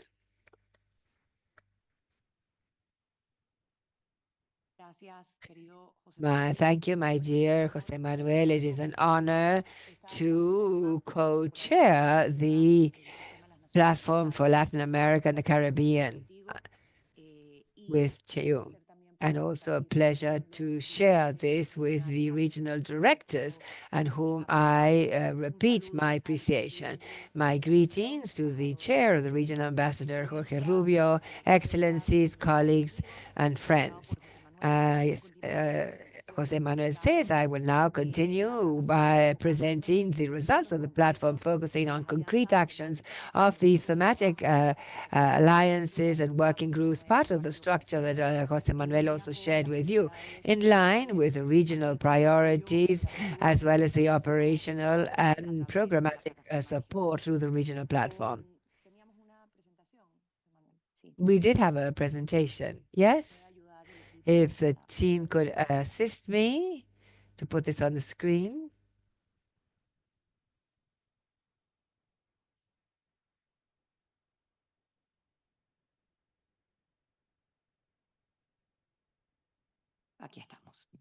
With regard to the thematic coalition on climate change and resilience, that is co-chaired by Noel Arenas of the UN Agency for the Reduction of Disasters, and Juan Bello, who is with the UN Program for the Environment. And technical workshops were held on the mechanisms of carbon pricing and inclusion in national development policies, and also workshops on climate financing and aligned events with COP29 chaired by Colombia last year, reached more than 700 attendants. Equitable growth and financing for development led by the ILO, ECLAC, and UNDP. There were strategic exchanges to favor the support that country teams provide the countries of the region in preparation for the 4th International Conference on Financing for Development to be held this year in Seville. And also, there was an inclusive growth tracker to consolidate data on policies of the labor market of member states and improve regional growth and efforts on financing for development, specifically in Caribbean countries. As to human mobility, directed by the World Migration Organization, and also UN Program for Refugees, there was a coordinated approach regarding migration, leveraging the strengths of the various agencies and funds of the system, and feeding into the regional platform, interactive data platform on human mobility with migratory tenants in order to improve responses based on evidence for migrants and refugees. And as for governance for peace, justice, and solid institutions led by UNICEF and others provides tools and resources to crime and reductions and others for SDG 16, and also an analysis of jailing and innovative solutions were compiled for access to justice in the region, available to all working teams, especially in Latin America and the Caribbean. And then, with regard to the working groups, and beginning with the working group on gender equality and the empowerment of women and girls launched by Women, my dear Maria Noel is here, and the Pan American Health Organization, the Regional Gender Equality Profile for Latin America and the Caribbean, on organized communication campaigns to make gender equality visible in the region and design strategies based on evidence. The Youth Working Group, organized by ILO, UNFPA, and UNICEF, organized a digital dialogue with more than 400 young people from 24 countries of the region, launched a report on youth, peace, and security, and continued to integrate youth in with this work in the region. The working group on populations led behind by UNA's Luisa Cabal here in the room did a survey on human rights to give priority to the activities of the working group and organized a seminar to facilitate the integration of human rights and the principle of not leaving anyone behind in programming the UN teams, considering these are two core elements for the common mandate that we all have as part of the system. And then regarding now the peer support group, it provided strategic planning support to 5 UN country teams, fostering interregional collaboration through exchanges. The Working Group on Data and Statistics for the SDGs centralized reports on the Enabling Activities Information System platform, improving data access and interagency cooperation to accelerate the implementation of SDG indicators that were already presented this morning by Jose Manuel. And then the evaluation working group supported evaluations of the Sustainable Development Cooperation frameworks in 5 countries of the region and collaborated with the National Evaluation Capacity Index to improve evaluation systems. Now getting into efficiencies, the Regional Operations Management Team, ROMT, enabled significant efficiency savings, 8.4 million in the region, estimated in March 24, mobilizing the regional UN system in support of the implementation of what we call the Common Back Office in Colombia as a pilot country, and prepared agreements for to improve travel management and information sharing. And then the Knowledge Management Center improved resource sharing with updates on the Regional Collaboration Platform website and regular dissemination of activities of coalitions and thematic working groups. And lastly, the Partnerships and Communication Working Group,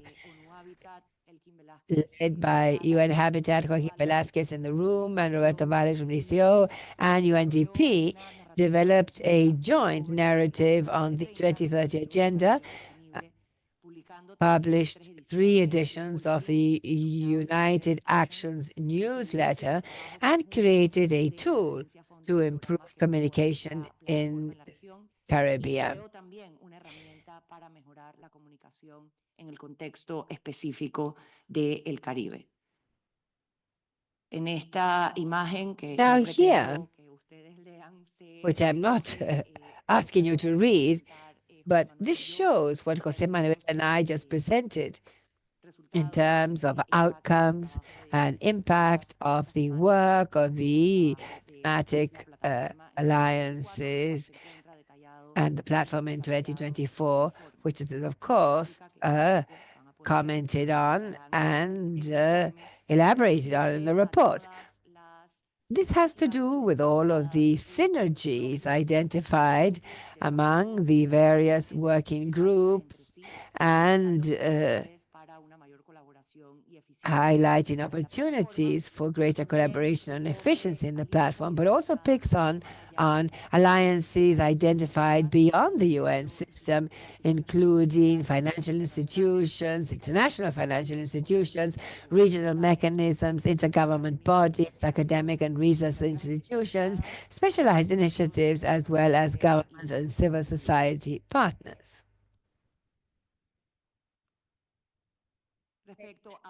And then, regarding other regional priorities, not necessarily specifically framed within a particular working group or alliance, but that were also addressed in 2024, is the Regional Forum on the Education Policy and also use of technology to transform education, and also food systems. There was capacity building and ensuring funds for key projects via a regional working group, including convergence among food systems and climate change globally in Brazil as a pilot country.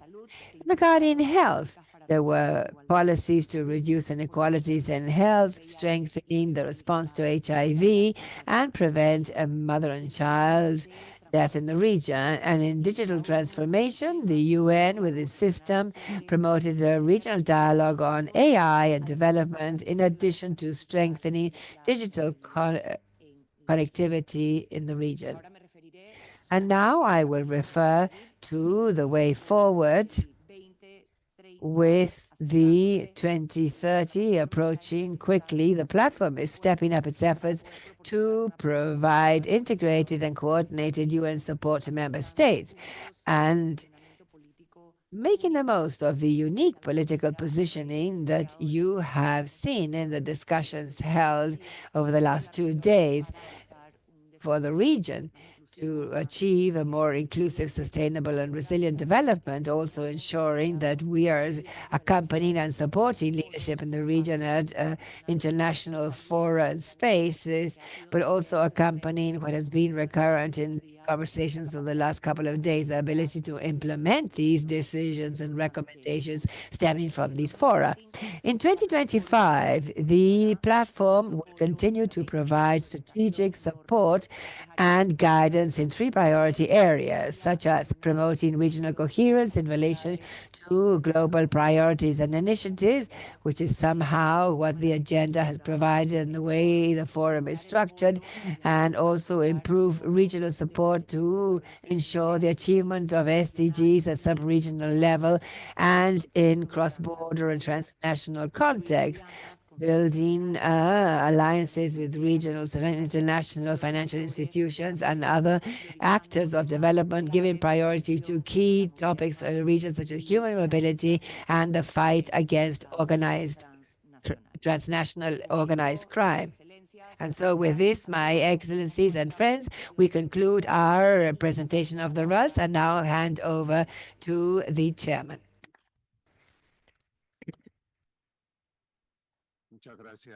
Thank you, Michelle. We thank the vice presidents of the platform of regional collaborative platform, Jose Miguel Salazar Sirinax, Jose Manuel Salazar Sirinax, and Michelle Mustek. Now we have 3 representatives of the UN system. Nahuel Arenas, head of the regional office for reduction of risk of disasters. Maria Noel Baeza, Regional Director for the Americas and the Caribbean of the UN Entity for Gender Equality and the Empowerment of Women.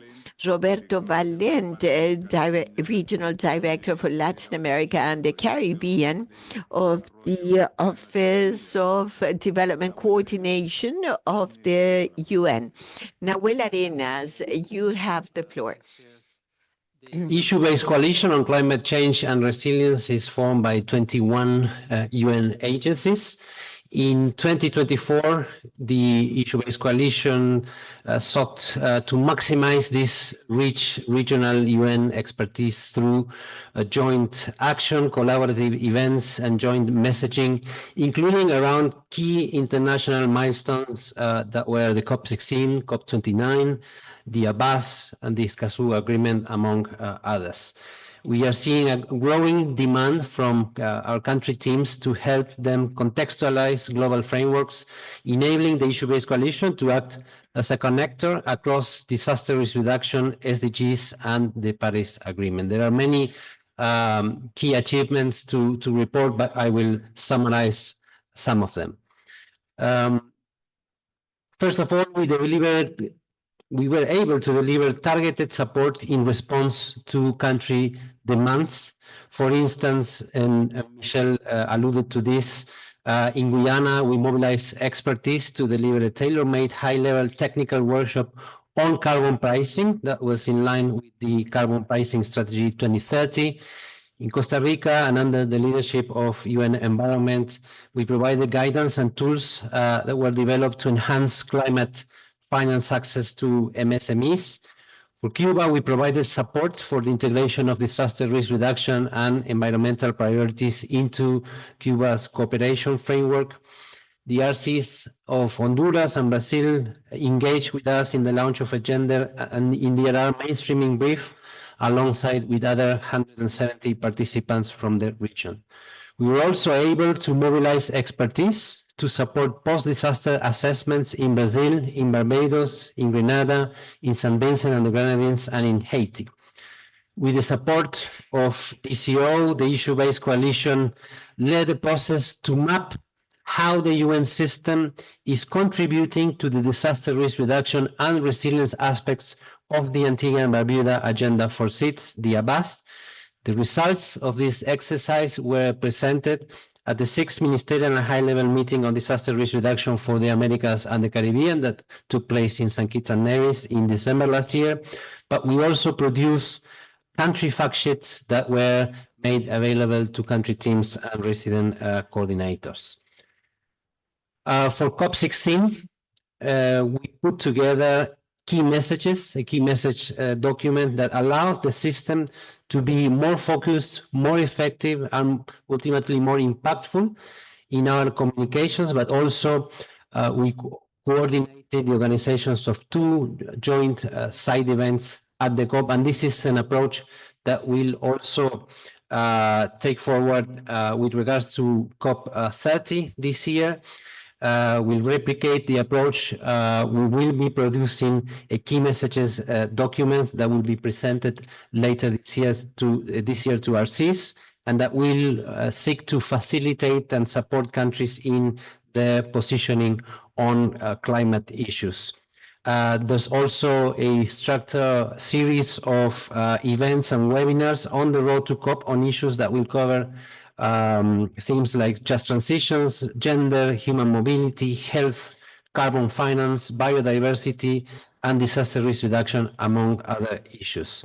And finally, the issue-based coalition will also be supporting countries in identifying entry points for NDC 3.0. To finalize, let me say that we take our joint work and work plan as an iterative process that will be in fluid conversation with RCs and country teams to make sure that there is an effective match between country needs and the regional expertise. All in all, this mechanism is allowing us to deliver a more coherent, a more synergetic, and ultimately a more impactful support to countries. Thank you.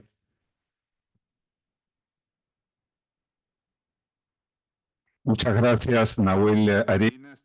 Thank you, Nahuel Arenas. Maria Noel Baeza now has the floor.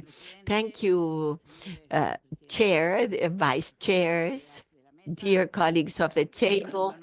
It's an honor to be here present and be able to talk about one of the results we have in the platform, and that is precisely the analysis we have made. 25 agencies jointly with the PAHO WHO leadership to analyze and examine what is happening with gender issues in the region. What are the challenges? What are the possible solutions as well? Because we cannot remain in the analysis of challenges, but rather raise solutions. And we were determined to consolidate the strategic alliance we have among UN agencies to have a coordinated and effective response in that very major challenge we have for gender equality. And thus we have produced in all the interagency group of this agenda, or to have a profile, a gender profile of the region. And this has enabled to produce together a joint outlook of gender inequalities with intersectional approach. We have changed as UN Women our logo. It is for all women and girls, the importance of being inclusive, of accepting diversity. And of course, thanks to being inclusive and accepting diversity, is it that we are able to reach equality. Thus, we need to speak about intersectionality, racial ages. Now that I'm growing old, I see that old age women are left behind. So we need to speak about them, but also women of sexual diversity. It's important that our region has always been progressive in this and hopefully will continue to do it.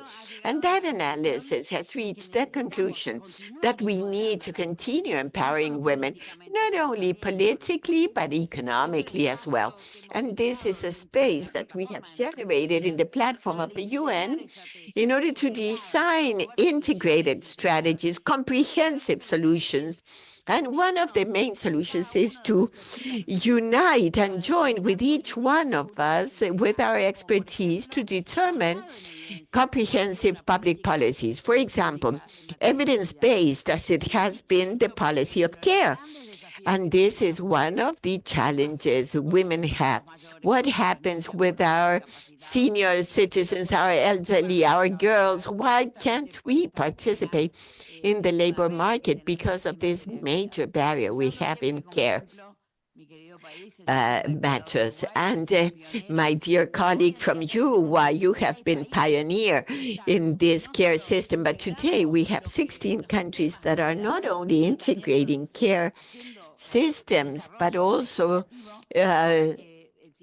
moving ahead legislative developments for this care system to be in legislation and, of course, with budget. And this hopefully will be discussed at the Development Financing Conference. This regional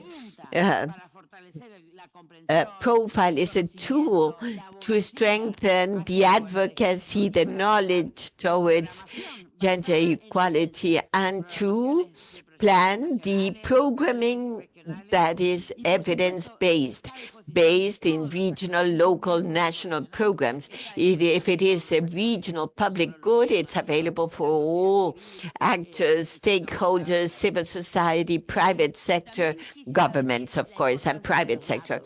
And also the importance of data. Data are fundamental. ECLAC, the executive secretary and the gender director, Anna Westmans, always say we need to break this statistical silence. And for this, our region has a major system for 25 years now, which is the hot water process, so as to integrate gender statistics. And this is an important process, working silently but safely, in order to integrate statistical and gender entities that for them to be useful in all of our governments. So I encourage you to see this tool. It is in the web page, of course, but to understand that data in order to produce public policies. Always we are impressed about the amount of trust funds and funds that governments create in terms of para-fiscal tax budget funds. But women not all reach those funds, and that is why it's important to have knowledge and information on how to access to financing for women that want to leave poverty behind, that have their entrepreneurships, that want to improve them, and overcome those barriers of informality, moving towards formality. And very often they don't have access to resources. So it's so important to maintain that information. But unfortunately, financing that needs to exist with women issues is needs to be not only in governments, but in the UN as well. It's the smallest one of all. It's not a complaint, it's a reality. And finally, I want to say that to combat disinformation, lack of information in the social media, insofar as equality and gender, data are there for that. And therefore, you need to combat that lack of information, that distortion of reality. And very often say, well, women that complain have reached equality. No, we haven't reached equality. And we haven't in many aspects, I would say in all. So it's important to look at that data, use that data to counterbalance that reality that emerges based on lack of information and unreal data. Something else that is important is information campaigns. You've seen on March 8, a strong campaign reaching out to 90 million constituents, and we have a 16-day campaign against gender violence. It is the major scourge for women in the region, and those 16 days begin in November 25. It's the International Day Against Violence and finishes on December 8, the Day of Human Rights. Those campaigns are fundamental for all governments jointly be able to support this objective and this strategic vision, which is to reach equality.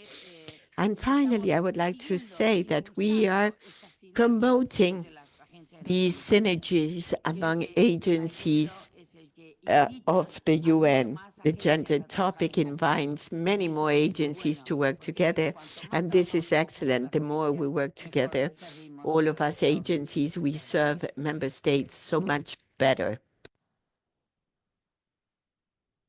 Muchas gracias, María Noel. Le doy el uso de la palabra a Roberto Valente. Thank you, María Noel. I give the floor to Roberto Valente. Excellencies, ministers, esteemed president of this important session, and moderator as well, vice co-chairs of the RCP, distinguished colleagues, partners. Needless to say, but it needs to be reiterated that we are really meeting at a pivotal time for Latin America and the world. I mean, we are part of an ecosystem, and today's global landscape presents unprecedented challenges, particularly to the governments and the people that you are serving. The United Nations provide a unique platform for dialogue, cooperations, and solutions that no single country can achieve alone. The UN also stands with your governments to advance national priorities and strategies, ensuring that no one is left behind in the pursuit of the 2030 Agenda for Sustainable Development. To this end, the United Nations resident coordinators lead the UN development efforts, ensuring that national priorities drive the works of the UNCTs. And the UNCTs are the neuralgic energy of the system. That's where the assets are, that's where the intelligence is, and that's where strategic positioning needs to be leveraged. As the highest ranking UN official in their respective countries, resident coordinators convene, coordinate, and align UN expertise to support your governments, your citizens, and stakeholders in advancing national development goals, responding to emerging challenges, and accelerating the implementation of the 2030 agenda. We basically have to be there, allá donde los zapatos le aprietan y hace mal el pie. Entonces hay que compartir. To share well-being, and also ill-being needs to be shared, but with the purpose of contributing with solutions. So that the UNCT operates as an integrated, strategic, solution-oriented platform that delivers results where they matter the most, on the ground, at the national and subnational levels. Today, I'm addressing you also on behalf of the resident coordinators in Latin America and the Caribbean. Unfortunately, we were not in a position to bring all of them here because of obvious reasons related to the financial constraints that the organization is facing. And they bring forward their perspectives, engagement, and commitment through me to supporting your governments in building a more inclusive, resilient, and sustainable future. As it is evident from the presentation also of the vice co-chairs of the RCP and the colleagues, in 2024, the Regional Collaborative Platform, through the issue-based coalitions and the interagency working groups, has played a critical role in enhancing policy coherence, providing technical expertise, and supporting country-level initiatives in a wide range of priority areas, and placing that support within a regional ecosystem. Yet, as the complexity of development challenges deepens, regional support must remain agile, demand-driven, and firmly rooted in national priorities. Allow me to give you some examples of how the RCP has been instrumental in supporting the UN country teams. I will try not to repeat things. On migration-related analysis and programming, the RCP has actively supported the country teams by enhancing data-driven decision-making and fostering a coordinated response to mixed movements of migrants and refugees. It has strengthened data collection and analysis, developed practical tools, facilitated strategic engagement, also allowing for a deeper contextual understanding and discussions on priority areas. As migration dynamics evolve, continued collaboration between the RCP and national governments will be essential to ensure that migration remains a driver of sustainable development, underpinned by policies that are equitable, rights-based, and responsive to changing realities. Governance and institutional resilience remains at the heart of sustainable development efforts, and the United Nations Information Laboratory on Crime and Corruption for Latin America and the Caribbean has provided data-driven policy solutions that support.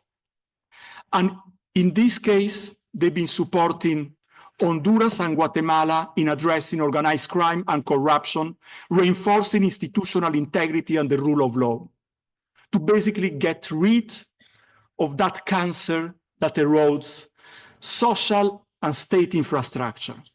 Additionally, the Regional Governance Coalition, a governance coalition, has been instrumental in supporting electoral processes in the Dominican Republic, strengthening democratic processes and fostering institutional trust.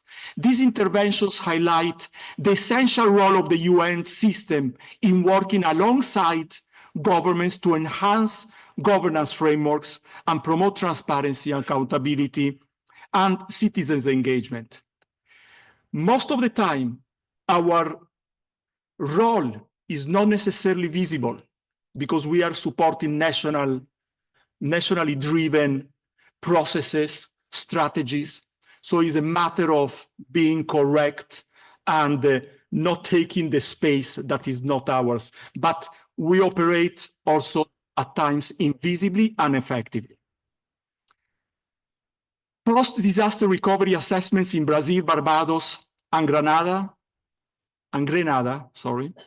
have enabled governments to develop evidence-based risk reduction strategy. And as the region faces intensifying climate vulnerabilities, deepening regional collaboration will be key to embedding climate resilience into national development frameworks and securing financing that supports long-term adaptation. Economic resilience and inclusive growth remain at the forefront of the regional of the national and regional priorities, and the issue-based coalition on financing for development has supported Caribbean small island states in securing fairer access to international financial mechanisms, advocating for debt restructuring and concessional financing tailored to their vulnerabilities.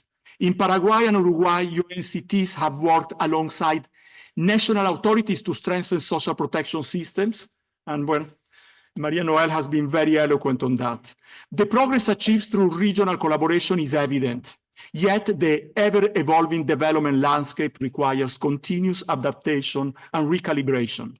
Resident coordinators are clear in their message. Regional support is fundamental, is a sine qua non, and must remain responsive, proactive, and closely aligned with the needs of national governments.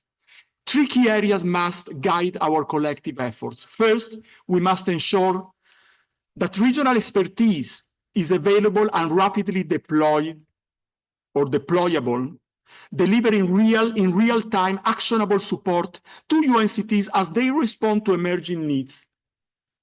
Second, cross-border and sub-regional collaboration must be reinforced. We cannot just work within national frameworks. We really need to help connect the region as a way and a means to prosper.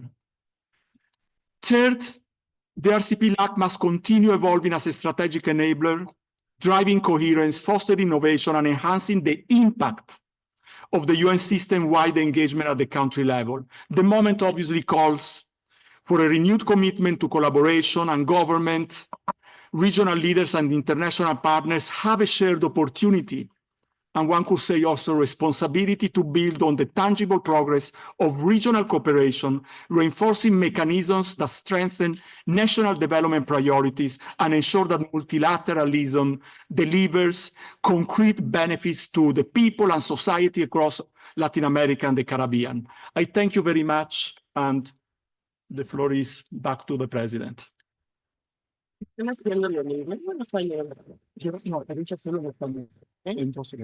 Muchas gracias. Thank you, Mr. Roberto Valdez. Valent. I now hand over to Susana Sotoli, Regional Director for Latin America and the Caribbean of the Population Fund from UA. Good morning. It's a pleasure to be here. I will here talk about the working group on youth within the framework of the regional coordination platform of UN. I do so on behalf of the three agencies in this group. They are the Labor Organization, ILO, UNICEF, and the UN's Population Fund. 24 had outcomes focusing two aspects that have to do with youth in the region. First of all of the work conducted has to do with expanding participation spaces and the voice of youth as well. Secondly, to promote their development in relevant sites that have to do with their life project. The main results obtained are, for the first time, we held a digital dialogue in order to have more room for participation and to hear the voice of young people in August last year. that facilitated the participation of about 400 young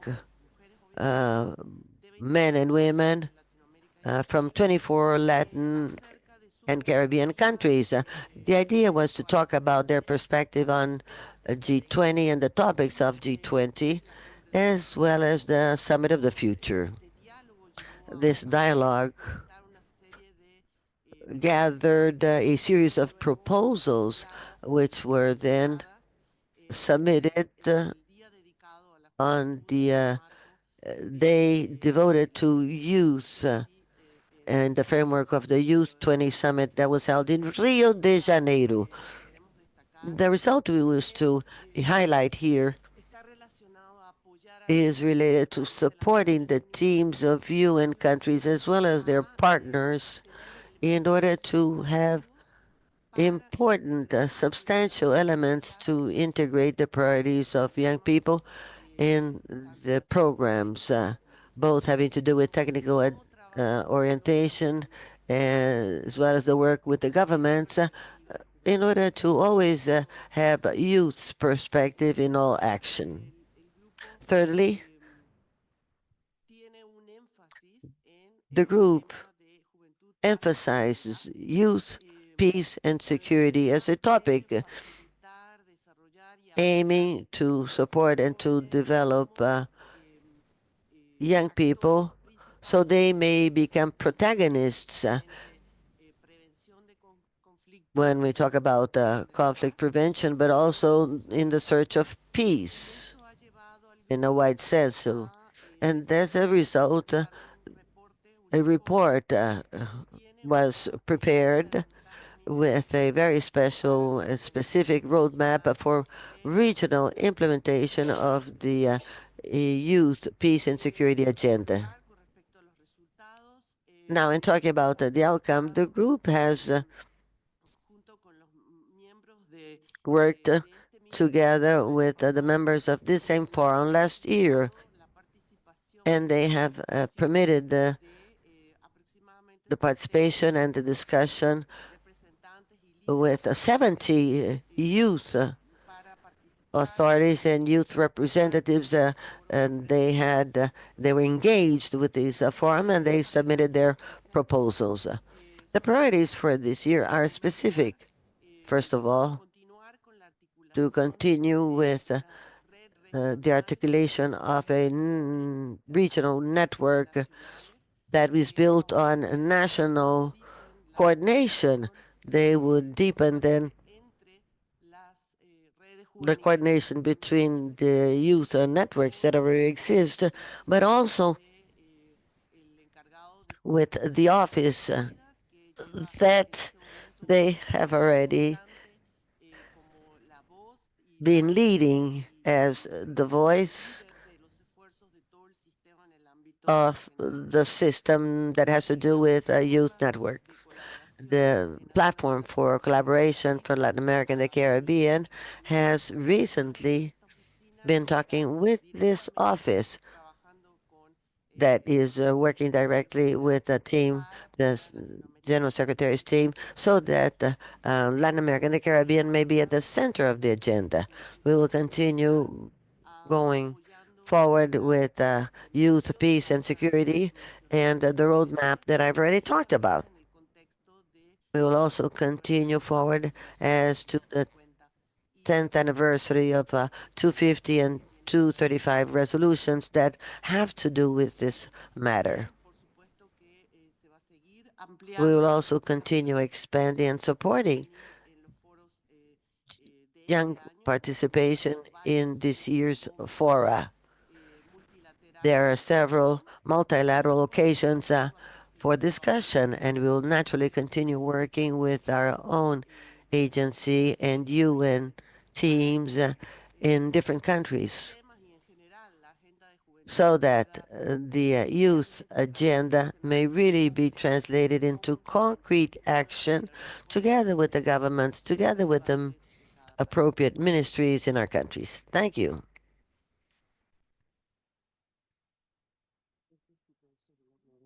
Muchas gracias, Susana. Thank you, Susana. Damos ahora paso a We las now hand exposiciones de over las delegaciones. to the delegations.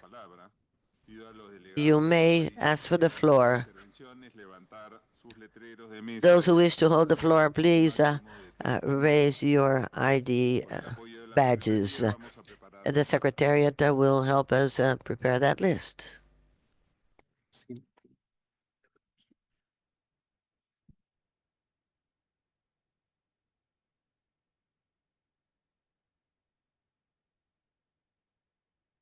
Tiene el uso de la palabra la delegación de Barbados.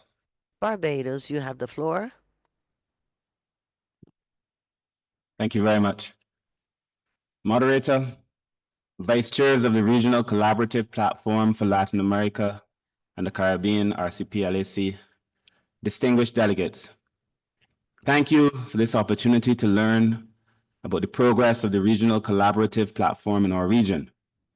Barbados recognizes the vital role of the United Nations systems, and RCP-LAC in particular, for fostering and strengthening multilateralism and enhancing regional cooperation. The RCP-LAC is a key mechanism for advancing sustainable development, leveraging expertise, knowledge management, analytical tools, and data. By providing evidence-based knowledge products, it supports the United Nations system and the member states in navigating complex development challenges. This regional coordination enables countries to harness collective insights, ensuring that no country is left behind in our shared implementation of the 2030 Agenda. As a small island developing state, Barbados values regional cooperation as essential to addressing our unique challenges. The support of the United Nations was instrumental in preparing for the 16th Ministerial Forum for Development in Latin America and the Caribbean, and the 6th meeting of the presiding officers of the Regional Conference on Social Development of Latin America and the Caribbean, successfully held in my own capital, Bridgetown, in November 2024. This event showcased the United Nations' capacity to provide data and insights that facilitated national preparations, fostering meaningful intergovernmental dialogue, and aligning development priorities. The United Nations serves as a platform for building regional consensus on shared challenges. As a space for exchange, it will play a crucial role in shaping the coordinated regional roadmap in the lead-up of the Second World Summit for Social Development and the preparations for COP30. Its role as a dialogue facilitator and knowledge broker will ensure sustained engagement and follow-up on commitments that are made at these very high-level events. Barbados reaffirms its commitment to working alongside the United Nations and all member states in preparing for regional and global dialogues. We must maximize the potential of the UN system and continue to harness the expertise, resources, and partnerships to drive inclusive and resilient development across our region. Thank you.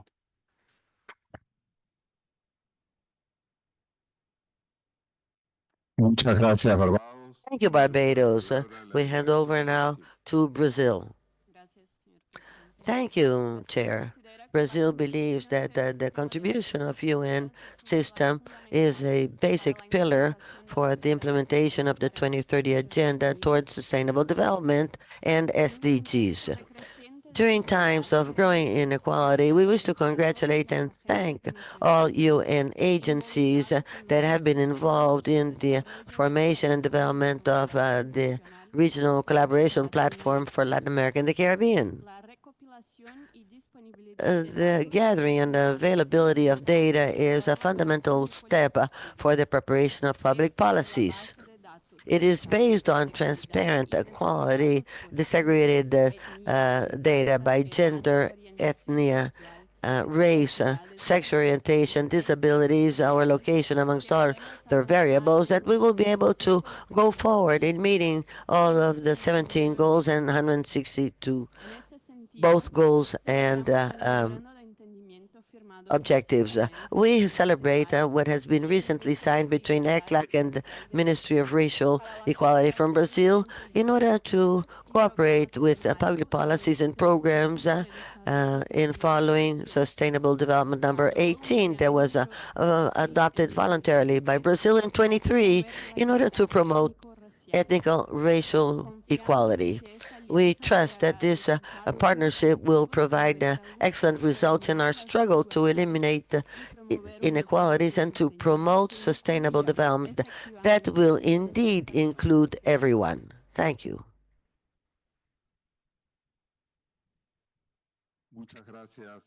Thank you, Brazil. We now hand over to Cuba.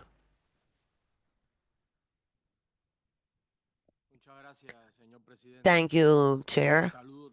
I also wish to greet the members of delegations that are here present.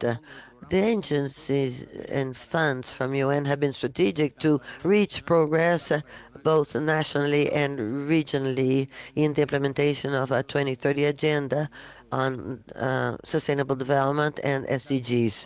I take advantage now to recognize UN system agencies in Cuba, whether resident or not, for their permanent contribution to our national priority as of the current system that we have until 25. Let me recall that my country was one of the first ones in September 2015 to receive the principles under this agenda, and we promised to meet them. This is still a fact, even in current times where our economy is going through. The commitment is part of our national plan for social development and economic development until 2030, with the pillars, sectors, and priorities the country faces fully aligned with the agenda. Right now, we are preparing the new framework for cooperation 26-2030. There, we maintain the commitment of the agency and programs with financial management and the priorities to be defined. We believe this is of the utmost importance. We do have limitation to funds because of the impact of the hardening of the blockage. This has been intensified with re-inclusion in the list of alleged countries that sponsor terrorism. In spite of these challenges, Cuba reiterates our commitment with meeting the Sustainable Development Goals, and we wish to continue to support with solidarity cooperation with our modest resources other countries that so desire. In spite of the complicated current scenario, we are working together with UN system, and we repeat that Cuba will continue going for multilateralism, the search for joint solutions and solidarity contribution to face challenges in development, promoting partnerships with the countries in the region and the international community. Thank you. Thank you, Cuba. We now hand over to Mexico.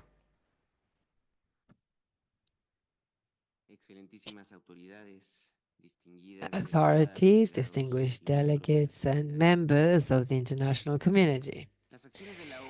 UN action in collaboration with the government of Mexico have been fundamental to move ahead in the implementation of the 2030 agenda because they provide not only technical and financial support but strengthen the Mexico's commitments with the SDGs.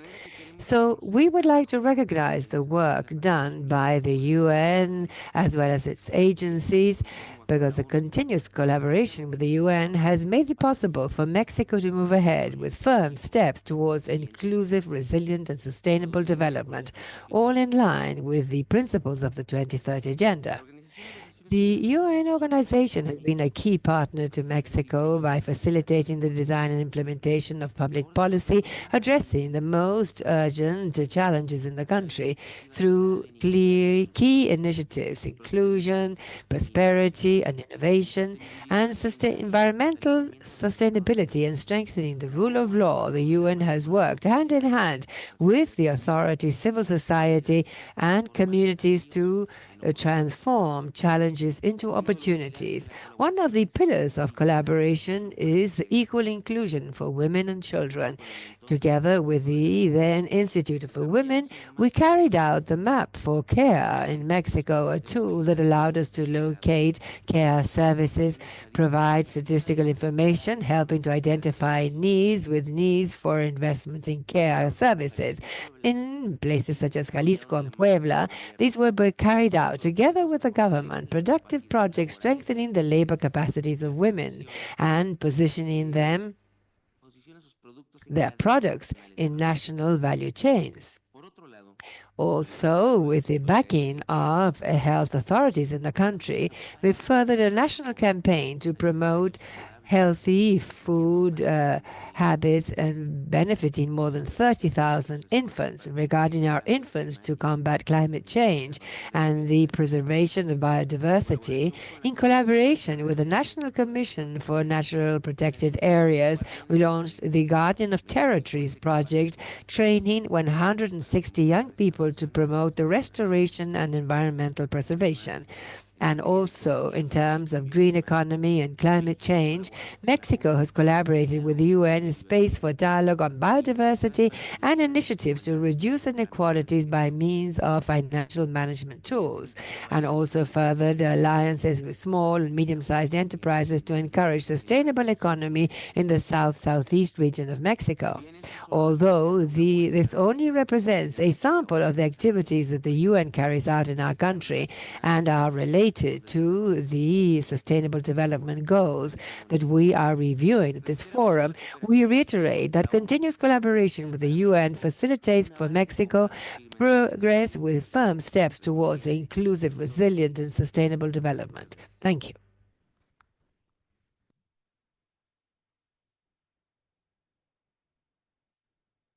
We thank the delegations and representatives of the UN system who took part in this segment.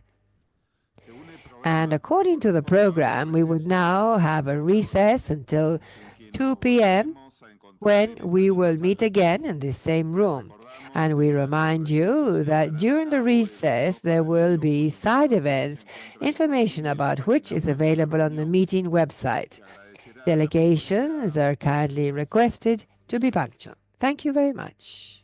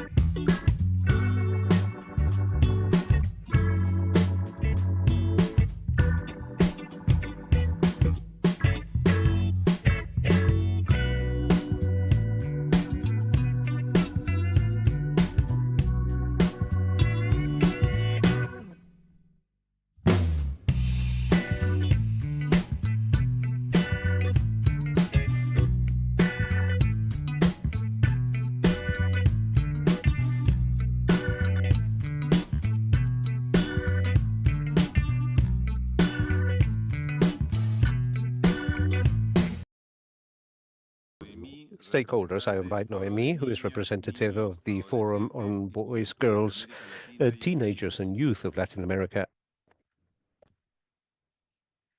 Hola, ¿me escuchan bien? Buenas tardes, soy Noemí.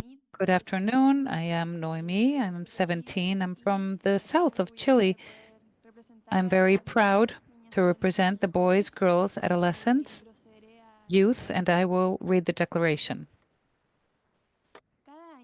Every year, the group of girls, boys, adolescents, and youth belonging to civil society mechanism carry out a process of participation to evaluate the SDGs that are under review.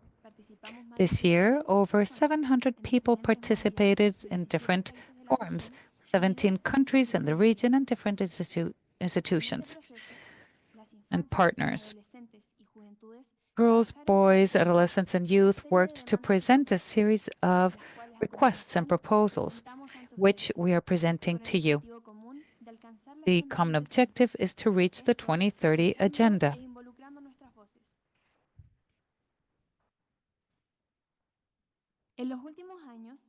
In the last few years, there was progress in compliance of SDG 3 legislative frameworks in compliance with the guarantee of universal rights. However, we still have several challenges, like the gap in health services, especially in context of crisis.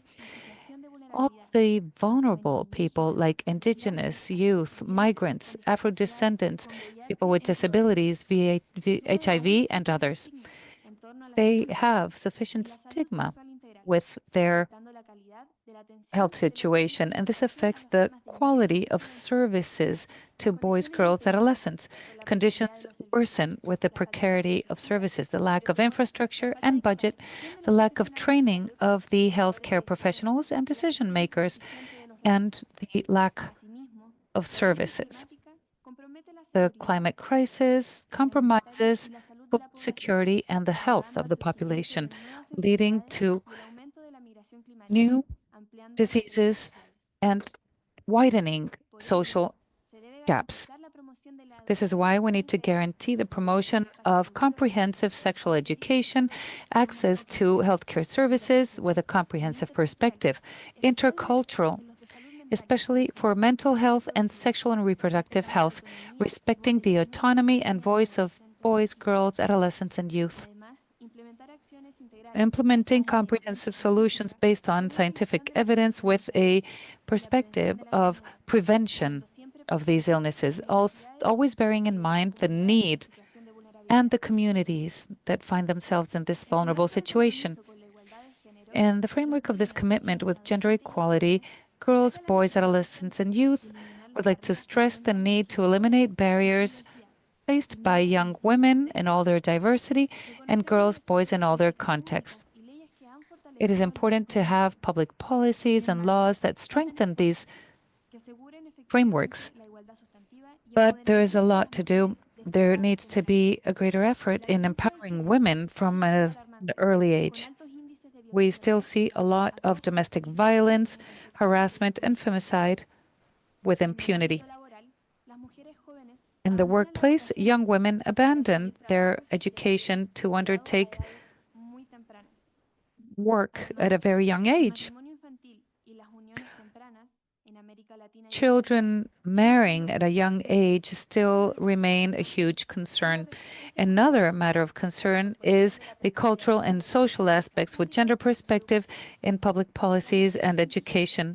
Indigenous women, Afro-descendants, and women with HIV have faced structural discrimination, which limits their access to education, healthcare, and dignified employment. This is further worsened by other conditions. Girls, boys, adolescents, and youth would like to prioritize the eradication of gender violence. We demand public policies and budgets that will help prevent it, mechanisms for greater access, and protection of rights for persons in a situation of vulnerability. Also, a fundamental pillar is the cultural and linguistic situation, together with the implementation of sexual education in school curricula to fight violence towards women and the stigma towards people living with HIV. There is also greater participation in decision-making, and we wish to guarantee that the voices of boys, girls, adolescents, and youth be heard and their rights be fully respected and guaranteed. They call us niñas, or boys and girls, erroneously. And there is a lot of insecurity, violence, and adult-centered solutions.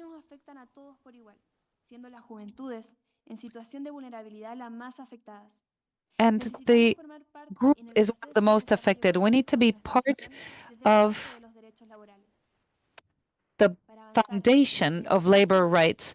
To move forward with SDG 8, it is necessary to guarantee the means by which we guarantee decent work, including and guaranteeing youth labor, access to labor, also that of persons in a vulnerable situation and marginalized groups, strengthening financial education in the school curricula to guarantee the transition from the school to the workplace in the future.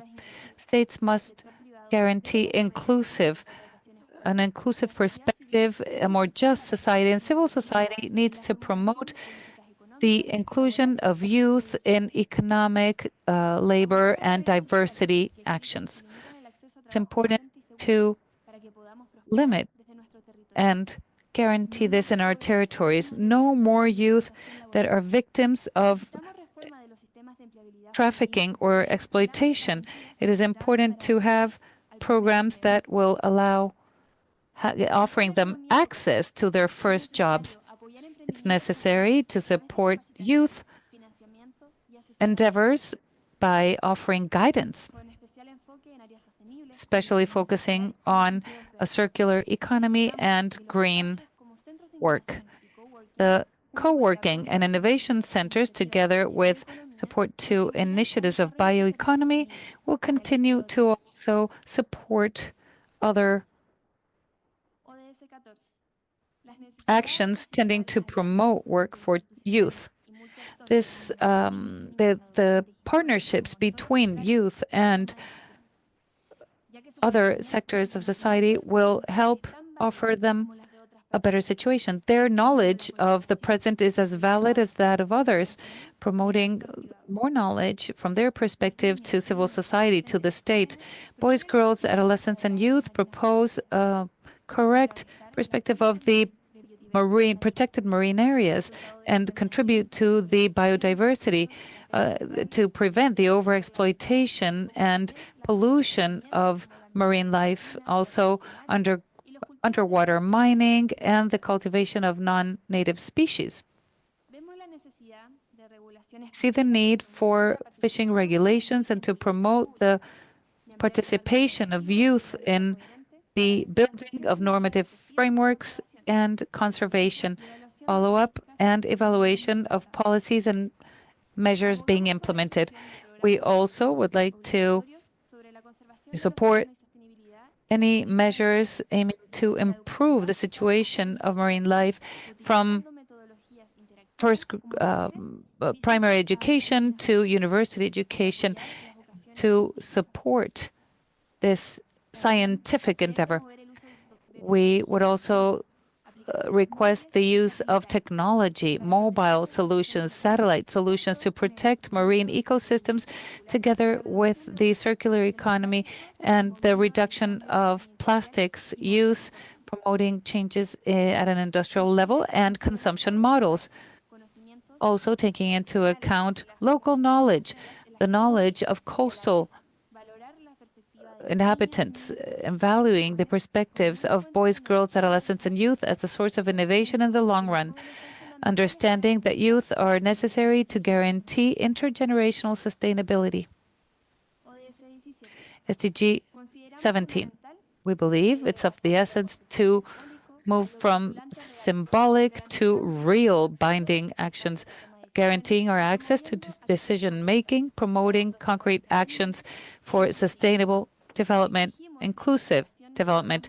We demand the inclusion of educational processes with an interculturality perspective and avoiding discrimination. The same with human rights, critical thinking, and leadership. Learning must be a necessary addition, and we need to include technical and digital technologies, educational materials, and other systems. We require the strengthening of political platforms, economic platforms, indigenous and rural, and we also propose the implementation of youth councils, student councils. These spaces will allow for the children and youth to actively participate in the design and implementation of solutions to local problems. We require sustained financing for youth focused on gender equality, solidarity economies, and community development, as well as human rights. This through grants, loans, and other funds that they can access so that they can contribute to a better environmental protection, promoting rights, and guaranteeing safe environment for the participation of boys, girls, adolescents, and youth in all public spaces and political spaces alike. The implementation of SDGs is undeniable. We are not just a phrase in a speech. We are the present and future of this region. We are ready to actively participate with the advancement of the 2030 Agenda, but also to protect and support the rights of the younger and future generations. We are 5 years away from 2030, and after showing our ability to participate and mobilize our territories, we demand a real commitment of all players and stakeholders in order to guarantee an equitable participation for all youth. We are here vigilant in this process, but we are willing to work with you. Thank you.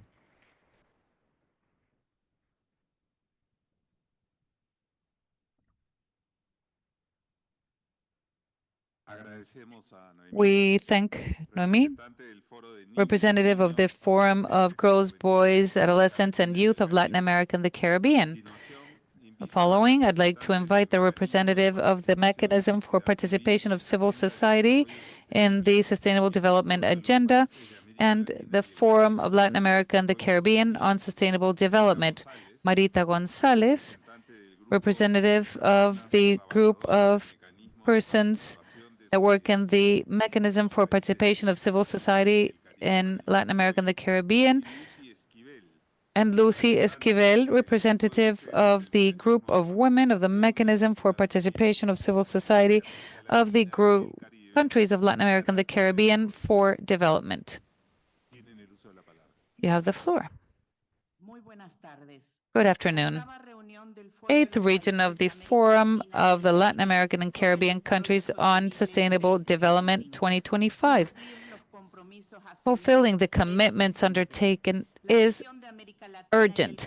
Latin America and the Caribbean have achieved significant advances. However, the structural inequalities, social crises, environmental crises, and the limitations in mobilization of resources in the region are obstacles, significant obstacles for the realization of the 2030 Agenda for Sustainable Development.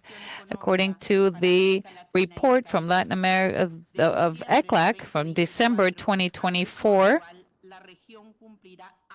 the region will only fulfill 22% of the goals.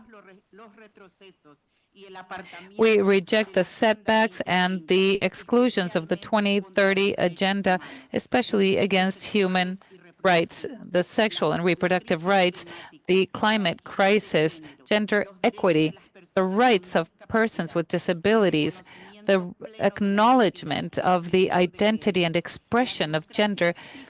Democracy requires the commitment of social justice, inclusion, and sustainability, guaranteeing that no one is left behind. We are in favor of a development model based on equality, on the participation and respect of human rights, guaranteeing their protection. In this context of weakness of institutions, the dismantling of mechanisms, and the advancement of women, democracies become fragile. Without democracies, there are no rights. We make an urgent call to the states to accelerate the commitments for a more just future that is of easy access for all people without any distinction. It's important to be working in coherence with the international human rights treaties, dialoguing with civil society, guaranteeing financing for the implementation of the 2030 agenda as a whole. In order to accelerate and achieve in these last 5 years, bridging these gaps. We need to respect the objectives set forth in 2025. We need to prioritize our efforts in these actions. SDG 3, health and well-being, guaranteeing the universality of coverage in health and prevention of diseases by means of sustained investment in infrastructure and personnel in all territories. It is the state's obligation to guarantee access to health care that is free and of quality for all people, especially for historically excluded communities such as indigenous communities, Afro-descendants, rural communities, boys, girls, women, populations in a situation of mobility, people living with HIV, with disabilities, and with a diversity of sexual orientation, with sexual characteristics that are also under the acronym LGBTQ+. Implementing long-term systems to improve living conditions of people from the moment they are born, and specifically for the elderly population, which is increasing and are often victims of chronic diseases. To establish regional treatment programs and for the treatment of non-transmissible diseases such as high blood pressure and diabetes that are responsible to a large extent of deaths in our region, to promote healthy lifestyles, creating public spaces for physical activity, state policies that are sensitive to nutrition and food security, in coordination with the organizations of small local producers to integrate mental health services and for the prevention of problematic substances in primary care establishments in order to ensure psychological and psychiatric accompaniment that is universal in nature, and also campaigns in order to reduce the stigmatization associated to mental disorders and to guarantee the flexibility of aspects of the agreement related to intellectual property aspects related to trade and linked to vaccines and essential medicines to guarantee the information distribution and access to different contraceptive methods and family planning methods and safe abortion for all people in healthcare services, and to provide educational environments that are safe and that guarantee well-being associated to care policies. SDG 5, gender equality, to implement legal frameworks that are effective in order to prevent, investigate, and sanction gender-based violence against women and LGBTQI+, including protection and reparation means for victims in order to reduce violence, femicides, lesbicides, and trans femicides that are on the increase in the region. And likewise, in order to deal with the trafficking of persons, forced labor, and the sexual exploitation that primarily impacts the women and girls of Latin America and the Caribbean, to promote and control mechanisms to expand the participation of women, LGBTQI plus people in decision-making spheres, and to guarantee labor equality, guaranteeing an equal wage for equal work, and to promote a transition towards comprehensive care systems in order to eliminate gender inequality, safeguarding the redistribution and the acknowledgement of remunerated paid and unpaid care work aligned with the 5 R's of the ILO, to acknowledge, reduce, redistribute, reward, and represent, to promote the transformative education of gender relations without stereotypes or discrimination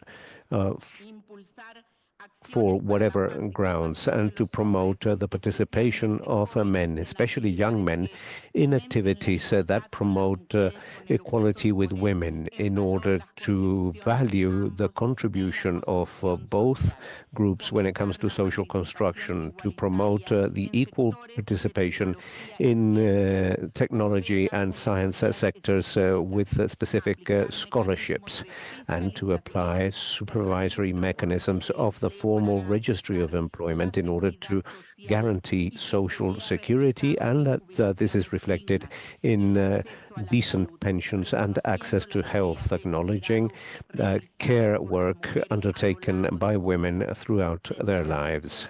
And faced with the increasing feminization of the phenomenon of human mobility, especially in Central America, to bring to the fore the situation of women, girls, teenagers, and young persons who are in a situation of mobility via their inclusion, data statistics, and educational and health services, and to have budgets with a gender perspective in all state entities, access to information, the review of accounts and transparencies, and evidence, and the provision of evidence, and to establish a regulatory framework that guarantees the legal exercise of sexual work, and that the activity may be undertaken under equal conditions as any other employment. And we require safety protocols enabling us to struggle against the violence and abuse that the people that exercise sexual work are subjected to. Likewise, the trafficking of persons and sexual exploitation.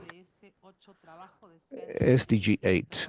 Decent work and economic growth, to guarantee the respect for labor rights, especially the right to trade union freedom, collective bargaining, and the right to strikes, to face up to discriminations and inequalities within the world of work. The salary gap between men and women, the high levels of unemployment among young people, and informality in the region that especially impact women, people with disability, migrants, indigenous persons, Afro-descendants, people that conduct sexual work, and a population with LGBTQ plus. A large percentage of people in Latin America and the Caribbean in employment work informally, and this leaves them out of social protection and basic labor protection. And this implies a salary which is close to 30% lower than those that are formally employed, and thus in a situation of vulnerability. It is urgent to comprehensively deal with the challenges in the labor world as a result of the whole set of transitions that societies are undergoing: demographic changes, migration, population aging, youth, technological changes, digitalization, platform economies, artificial intelligence, permanent education, and climate change that create even greater challenges for working people, especially for those that work at an informal level. It is fundamental to establish regulations in a democratic environment and within the framework of a social dialogue with structural proposals so that these transitions may promote decent work, to call upon the governments of Latin America and the Caribbean to strengthen and develop the social and solidarity economy that has been recognized by the ILO in 2022 as fundamental in order to revert poverty and inequalities. And in that same sense, the UN Assembly in 2023 and 2024 have defined that the social and solidarity economy contributes to decent employment, the promotion of democracy, social justice, and sustainable development. In turn, they called upon member states to apply policy strategies and national social and solidarity programs adapting their regulatory frameworks to ensure the right to safe and healthy work environments, advancing towards a prevention approach in terms of physical and mental health that identifies the different risks that both women and men workers face with an intersectional approach, and to guarantee access to education for decent employment, as well as continuous training that guarantees the development of adequate skills, adequate to the ever-changing needs of the labor market, especially for young people and women, to implement educational traceability processes, the standardization of degrees and the acknowledgement of certifications of skills in order to facilitate the labor inclusion of people in situation of mobility and those that have returned to their home country, recognizing that 2.8 million boys, girls, and teenagers are exposed to child labor. It is important to strengthen the tripartite commitment of the regional initiative of Latin America and the Caribbean free of child labor, and the regional social dialogue for the construction of public policies that accompany the multiple causes of this phenomenon, and to promote the legalization and regulation of sexual work, creating mechanisms to promote rights and reparation of their violations, and providing necessary support so that people that exercise that work are able to do that in a free and autonomous fashion, to promote investment in research and development in order to promote innovation and productivity. SDG 14. Submarine life or underwater life to adequately manage protected areas, promoting the active participation of local communities, to establish fishing quotas based on scientific evidence, and reinforce measures against illegal fishing, because marine and coastal ecosystems in the region are severely threatened by contamination, climate change, and the over-exploitation of fisheries. Free trade agreements and other agreements must include and respect the UN Convention on the Rights of the Sea that provides special prerogatives to states in terms of fisheries and rules of origin. Any agreement that violates this principle must be regarded as null and void. To implement circular economy measures in order to reduce plastic waste and promote its reutilization, because this material is definitely deteriorating the marine biodiversity and impacting coastal communities that rely upon these ecosystems. To implement the Convention on Biodiversity that all states in Latin America and the Caribbean have ratified, and ratify and implement the agreement on the conservation and sustainable use of marine biological biodiversity in areas outside national jurisdictions, the Global Treaty on Plastics, the Framework Agreement, and the regional agreement, the Escazú Agreement to abandon the use of fossil fuels and the consequent seismic consequences and marine exploitation, to urgently adopt policies, comprehensive management policies in water basins that reduce contamination discharges, that rescues water-based systems and promotes nature-based solutions to protect freshwater sources in order to guarantee the sustainability of the planet and compliance with SDG 14. The health of oceans begins inland, and therefore we must work together in the discussion with countries of the global north in order to obtain reparations for the damage as a result of climate crisis in order to implement fair transitions with the effective participation of civil society and especially of groups that have been affected, and to leave aside the false solutions such as the carbon markets, the compensation systems, engineering projects and nature-based solutions, to promote plans, projects and climatic and environmental governance plans at a national, regional and international level, to conduct a joint monitoring to comply with SDG 14, creating economic incentives for the participation of civil society and for the public and private sectors in the comprehensive protection of the global ocean wealth, and to protect environmental activities and promote the free circulation of information based on scientific data. SDG 17 Alliance, in order to achieve the objectives, to commit to a non-violent solution to conflicts and adopt solidarity between peoples, democratic coexistence and human rights as a horizon for international cooperation. In that sense, it is urgent to promote educational projects for peace and human rights, to implement mechanisms against hatred speeches, false news and misinformation, and to face up to the climate crisis as a fundamental priority, and to provide the means so that within the framework of the Fourth International Conference on Financing for Development, we may approve the Framework Convention on Sovereign Debt in the United Nations, that it may not only be useful to prevent the burden of the public debt of the countries in the South, but also to prevent future debt crises, and likewise to promote progressive taxation reforms, taxing major corporations and individual fortunes or individual wealth, and also an international financial architecture and fiscal policies to struggle against corruption, to the illicit financial flows between countries, tax havens, money laundering, tax elusion and tax evasion. All these measures must expand the available funds in order to fund sustainable development and the guarantee of human rights to all people without any distinction, to take on board mechanisms to alleviate the external debt, which is one of the most urgent and paralyzing international problems in order to achieve the 2030 agenda, and to implement human rights, to make sure that official assistance to development reaches 0.7% of GDP of developed countries, and that programs are geared towards compliance with the whole of the 2030 agenda, to strengthen regulatory frameworks, multilateralism, human rights, the implementation of world mechanisms on transparency and accountability on the part of states and of the private sector in order to expand access to public information, to strengthen the means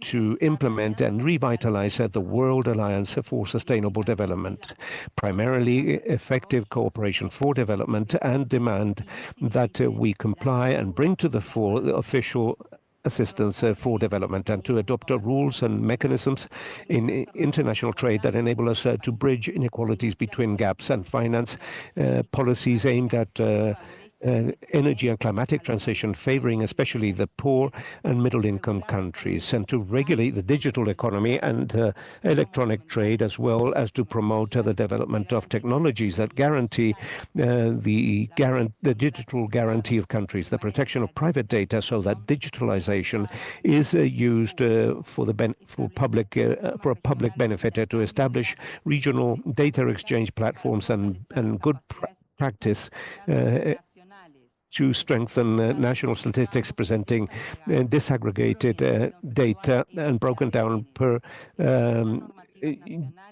gender, to implement security measures related to international regulations aimed at the protection of people that are human rights environmental defenders as well as activists. We urgently call upon the governments of Latin America and the Caribbean so that they may intensify their efforts and comply with all the commitments entered into in favor of the implementation of the 2030 agenda.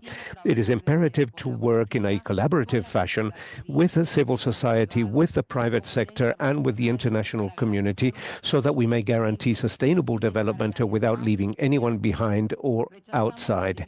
We reject the undue influence of the global north and of corporations in multilateral processes that impact democratic governance and egalitarian governance, that damages the right to development of the global south. And we challenge any unilateral measure that conditions the well-being of people. So we call upon a fair and equitable redistribution of wealth and resources, and for the transformation of the comprehensive transformation of the international financial architecture to achieve a development model based on social justice and peace.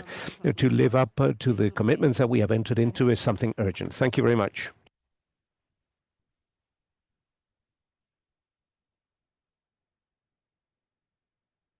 Agradecemos a las representantes del I'd like to thank the representative of the civil society mechanism regarding the Sustainable Development Agenda and the Forum of Latin America and the Caribbean countries on sustainable development.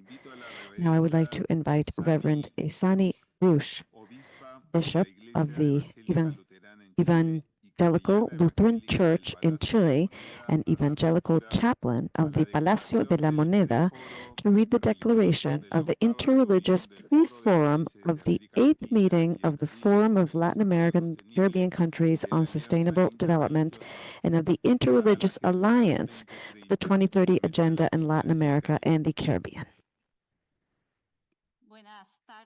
Good afternoon.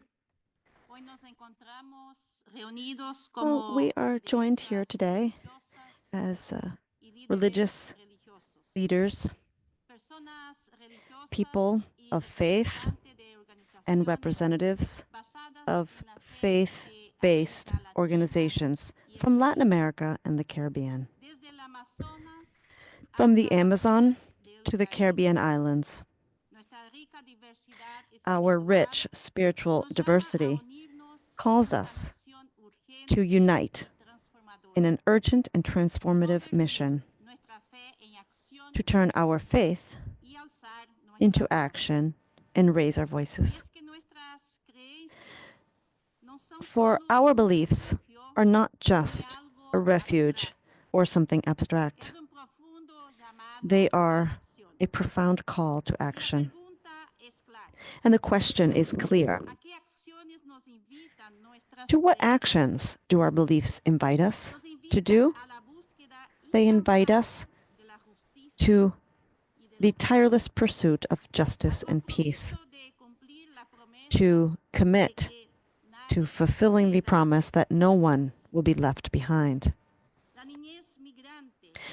Migrant children, unprotected and forgotten, carrying deep wounds in their uncertain journey. Women and girls face multiple forms of violence which pierce their bodies, as well as inequalities regarding access to education, health, and employment. Disproportionate care responsibilities limit their opportunities. The most vulnerable populations face hunger and forced displacement, while drug trafficking and armed violence disintegrate the social fabric. Native peoples, bearers of ancestral wisdom, have witnessed the devastation of their lands by exploitation. Biodiversity, the sacred work of creation, is being wiped out in the face of greed that prioritizes profit over life. Human rights and environmental rights defenders are stripped of their lives as this region continues to be the most violent in the world for those who defend justice, life, and dignity. In a context where international cooperation faces major challenges, with growing cuts to official development assistance from several countries in the global north, we see progress towards the Sustainable Development Goals and the 2030 Agenda threatened. reduced funding for key programs, whether in health, education, poverty reduction, or climate action, leaves millions of people vulnerable while undermining our collective commitment to a more just and equitable future. But in the face of adversity, our hope, our faith holds us up and drives us forward. Faith-based organizations, alongside communities of various religious and spiritual traditions, are members of networks of action and solidarity that feed the hungry, that provide echoes of justice, that denounce marginalization, that provide shelter while welcoming migrants. Where there is division, we sow reconciliation. Where there are wounds, we experience forgiveness. We are bridges. We do not only speak of peace, we build it from within the deepest parts of our communities, because we are the same community.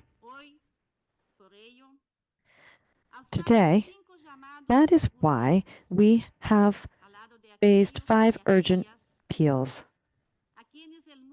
alongside those people out there whom the world marginalizes without justification. To comprehensively protect migrant children must be a priority in all policies aimed at meeting these Sustainable Development Goals. Development will only be truly just when we succeed in eradicating the causes that force children to flee their homes. We urgently call upon the international community to act immediately to ensure that no migrant child is left behind. Promoting gender equality with a territorial approach, which is to achieve SDG 5, requires political leadership, investments, and comprehensive reforms that do away with systemic barriers. Gender equality must be a cross-cutting component in laws, budgets, and institutions. Women, especially indigenous, Afro-descendant, rural and women, continue to face discrimination. It is urgent to invest in public policies that ensure their well-being, promote equality, and guarantee an equitable distribution of care responsibilities, as well as their right to a violence-free future. Achieving environmental justice that is facing a triple planetary crisis involving climate change, pollution, and biodiversity loss.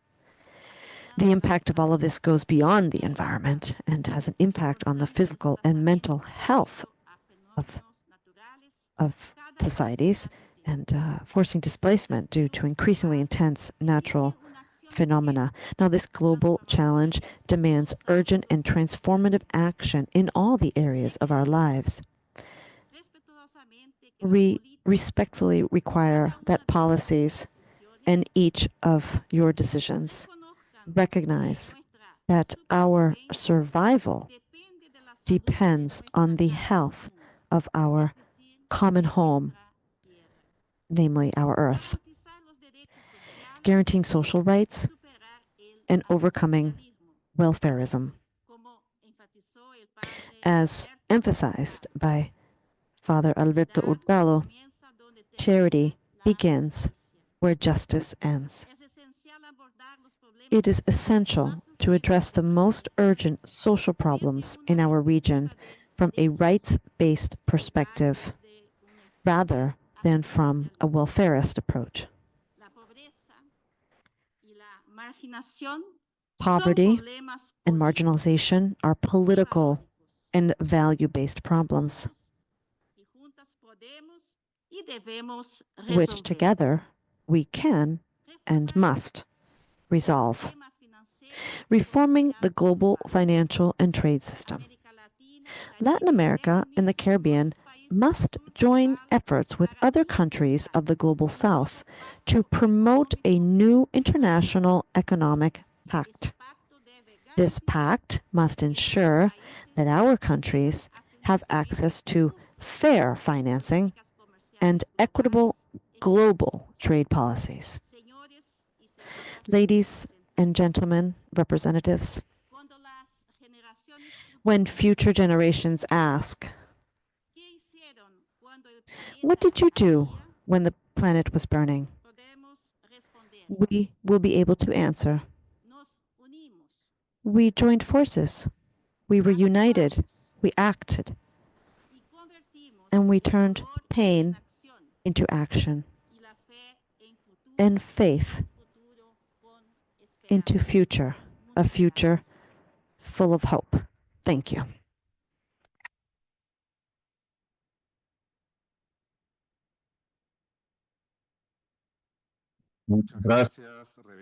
Thank you, Reverend Sani Bruce, representative of the Interreligious Free Forum of the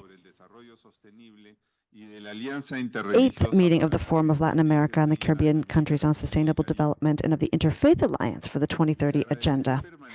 I would like to request that you remain seated while the panelists for the next segment take their seats. This next panel session is entitled Boosting Caribbean Development Through Greater Synergy in the Implementation of the 2030 Agenda for Sustainable Development and the Antigua and Barbuda Agenda for Small Island Developing States.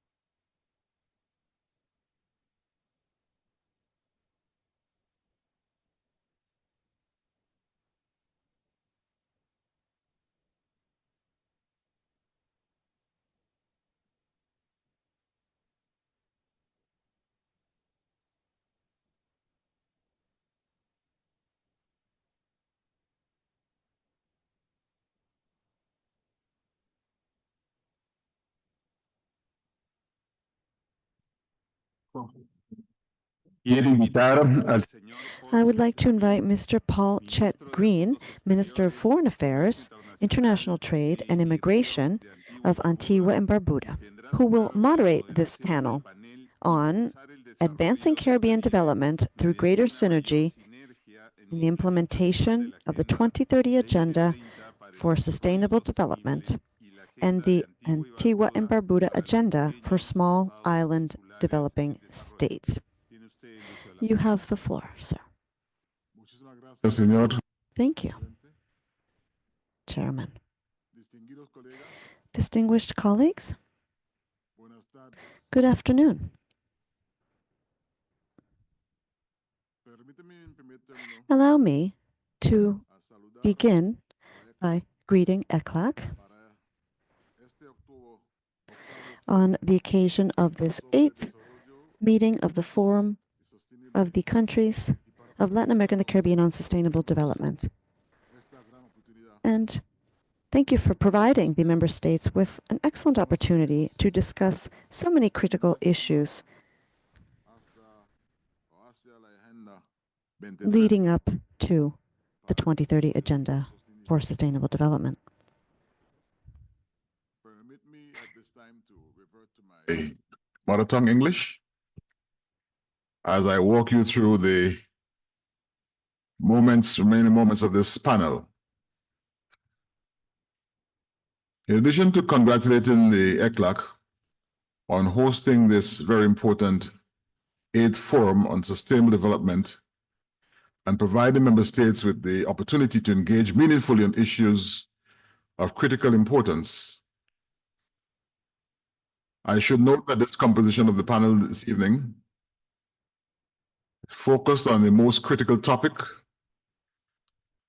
that of Caribbean development through greater synergy in the implementation of the 2030 Agenda for Sustainable Development and the Antigua-Barbuda Agenda for Small Island Developing States, the ABAS, is of extreme relevance and importance in that it recognizes the critical juncture we find ourselves in as nations of the region, with limited progress attained to date regarding the achievement of SDGs, the widening financing gap,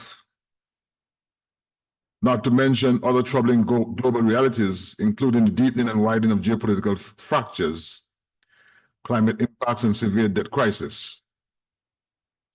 Notwithstanding these challenges, it is not all doom and gloom. For as SIDS, we can draw hope and inspiration from the successful conclusion of the SIDS conference in Antigua last year, in which we fashioned a new 10-year agenda for SIDS, and which agenda, if followed, should bear positive results for SIDS over the next 10-year period.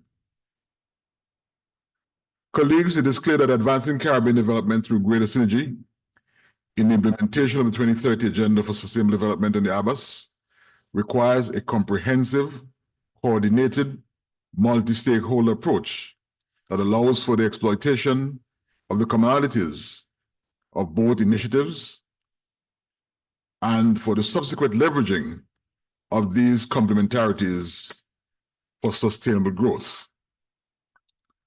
The Caribbean, as we know it, with its unique geographic, economic, and social characteristics, faces distinct challenges that can be addressed more effectively by aligning national and regional priorities with the global sustainable development goals and the specific needs of our respective small island states. Today, our panelists will explore the possible strategies for synergistic implementation with relevance to key areas. And there are 5 key areas noted. 1, aligning priorities, exploring the common goals of both agendas, and the harmonizing of these agendas with the national and regional frameworks. 2, strengthening financing mechanisms, including leveraging international support. 3, enhancing climate resilience and environmental sustainability. 4, boosting digital and human capital development. And 5, examine regional cooperation and advocacy. Our panelists, all renowned for their work in the areas mentioned above, are the Honorable Dr. Pauline Antoine Prosper, Parliamentary Secretary in the Ministry of Education, Sustainable Development, Innovation, Science, Technology, and Vocational Training in the Government of St. Lucia. Dr. Prosper holds a certificate in education from the Sir Arthur Lewis Community College a bachelor degree in testing, measurement and evaluation from the University of West Indies, a master's degree in educational studies from the University of Sheffield, and is terminally trained in educational leadership from the University of West Indies, with specialization in leadership and educational systems and schools. She currently serves as a senator in the Parliament of St. Lucia. Our second panelist, Kenethia Douglas, is a senior program manager for sustainable development and SIDS national focal point in the Ministry of Planning and Development in the government of Trinidad and Tobago. Her background is rooted in international development cooperation and the sustainable development agenda, with a commitment to advancing SIDS issues. Ms. Douglas, her professional experience spans 10 years. We also have Nahil Arenas, who is the chief of the Regional Office for the Americas and the Caribbean of the United Nations Office for Disaster Risk Reduction, UNDRR. Nahil has over 25 years experience and has led humanitarian assistance, disaster risk reduction programs, and development cooperation across Latin America and the Caribbean, Africa, Asia, and the Pacific regions. Prior to joining UNDRR, Mr. Arenas was the Director of Humanitarian Programs and Policy at Oxfam, USA. He has also worked with Japan International Corporation, Action Against Hunger, and consulted for UN Habitat. We also have on panel today Mr. Benito Wheatley, who is Special Envoy of the Premier of the British Virgin Islands. Mr. Wheatley serves as the government's United Nations representative in Latin America and the Caribbean, representative to the Caribbean Community CARICOM, representative to the Association of Caribbean States, ACS, and is commissioner to the Organization of Eastern Caribbean States, the OECS. Our final panelist, who will join us virtually, is the Honorable Quentin Buffong, who is the Parliamentary Secretary with responsibility of culture, tourism, and diaspora affairs in the government of Montserrat. Mr. Buffong previously served as Minister of Agriculture, Lands and Housing, and Environment between the years 2019 and 2024, where he led the most transformative initiative in food security and sustainable development. Under his leadership, Montserrat achieved a significant reduction in imported produce, fostering thriving farming programs that continue to benefit communities until today. Ladies and gentlemen, these are panelists, and I invite each panelist to present in the order outlined above, with a simple reminder that each presenter has a cap of 7 minutes to make his or her presentation.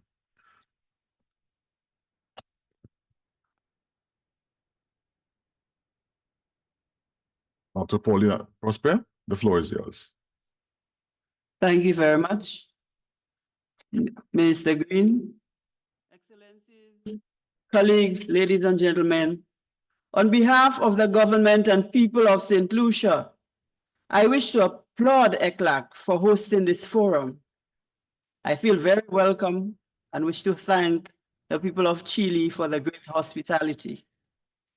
In 2015, St. Lucia, along with other United Nations member states, adopted Transforming Our World Agenda 2030 for Sustainable Development.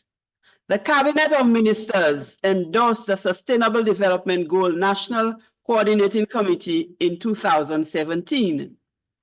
The role of the committee is to guide the implementation and monitor actions towards the achievement of the SDGs in St. Lucia. The SDG National Coordinating Committee fosters a multi-sectoral and composed of representatives from academia, youth, civil, public, and private sector.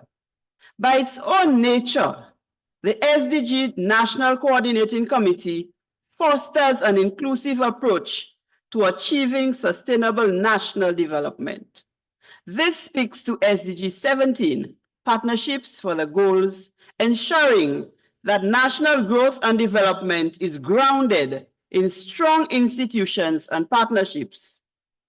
St. Lucia's national development context is well positioned to leverage synergies between the 2030 Agenda for Sustainable Development and the Antigua and Barbuda Agenda for Sustainable Development, ABAS. The national development landscape is guided by the medium-term development strategy that strategically prioritizes key productive sectors to achieve sustainable growth and ensure social, economic, and environmental resilience with 3 key pillars for achieving 17 interlinked SDGs. To zoom in on one area of focus, over the years, St. Lucia has taken deliberate steps to build climate resilience and reduce its level of vulnerability through ambitious efforts to reduce greenhouse emissions, while building the island's adaptive capacity, even though we are only contributing 0.01% of world greenhouse gas emissions. Some key national strategies and policies have been developed through highly participatory and inclusive approaches. These include the Climate Change Act of 2024. This recently submitted first nationality determined contribution ambitiously elaborates a 14.7% reduction in greenhouse emissions by 2030 in the transport and energy sector relative to 2010 levels, and commits to further reduce greenhouse emissions by 22% in 2035. This will be achieved through expanding renewable energy, phasing out hydrofluorocarbons. The National Energy Policy 2030 reflects the commitment of the government of St. Lucia to strengthen its energy security and reduce energy supply costs. We plan to transition to a low-carbon economy by reducing our dependence on fossil fuels by reducing greenhouse emissions under the Paris Agreement. It focuses on initiatives such as natural gas exploration and a mix of onshore wind utility, scale solar with batteries, and distributed solar PV with batteries. Our targets: 30% electric vehicles by 2030, 40% renewable generated energy by 2030. St. Lucia has taken the bold step of implementing a sovereign wealth fund with the aim of supporting investment in climate adaptation, mitigation, and sustainable development. Parliament is in the process of enacting the Electricity Supply Act that encourages electricity generation through renewable sources of energy such as geothermal, heat, sunlight, and wind. The sectoral plans for the water, agriculture, fisheries, resilience system, and health are actively involved in watershed protection through ridge-to-reef slope stabilization. 3 other sectoral plans are currently under development. These include education, tourism and infrastructure, and spatial planning. Also found under the NAP in a private sector engagement strategy, which intends to stimulate a more informed and devoted private sector to contribute actively to meeting national adaptation priorities. There's also a climate change research policy and strategy that together promote the use of the best available science and evidence to support the decision made to build resilience to climate change and enhance the availability and use of climate change relevant information in national decisions. While the ABAS is a relatively new agenda and has not been fully integrated into the national planning process, its objectives specifically targeted at building SIDS resilience is strongly aligned with St. Lucia's 2030 Agenda for Sustainable Development. The similarities are clear. Therefore, I know that we will all agree that achieving the objectives under the ABAS will also lead to achieving the objectives of the 17 SIDS. I thank you.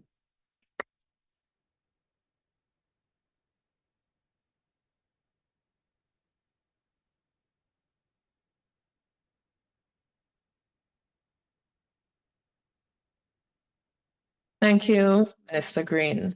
Good afternoon, Excellencies, distinguished delegates, ladies and gentlemen. I bring greetings from the Honorable Penelope Beckles, Minister of Planning and Development of Trinidad and Tobago, and the current chair of the 30th session of the Caribbean Development and Cooperation Committee, who unfortunately is unable to participate in this panel discussion today due to other commitments, as our country will soon conduct a general election at the end of this month. So I extend sincere regrets on behalf of the minister. Trinidad and Tobago reaffirms its commitment to the Antigua and Barbuda Agenda for SIDS, the ABAS, and the Global 2030 Agenda for Sustainable Development. Small island developing states continue to navigate complex challenges, including climate change, economic vulnerabilities, and social inequalities, which demand targeted and coordinated action. Hence, Trinidad and Tobago views the ABAS as a crucial opportunity to refine our approach to sustainable development.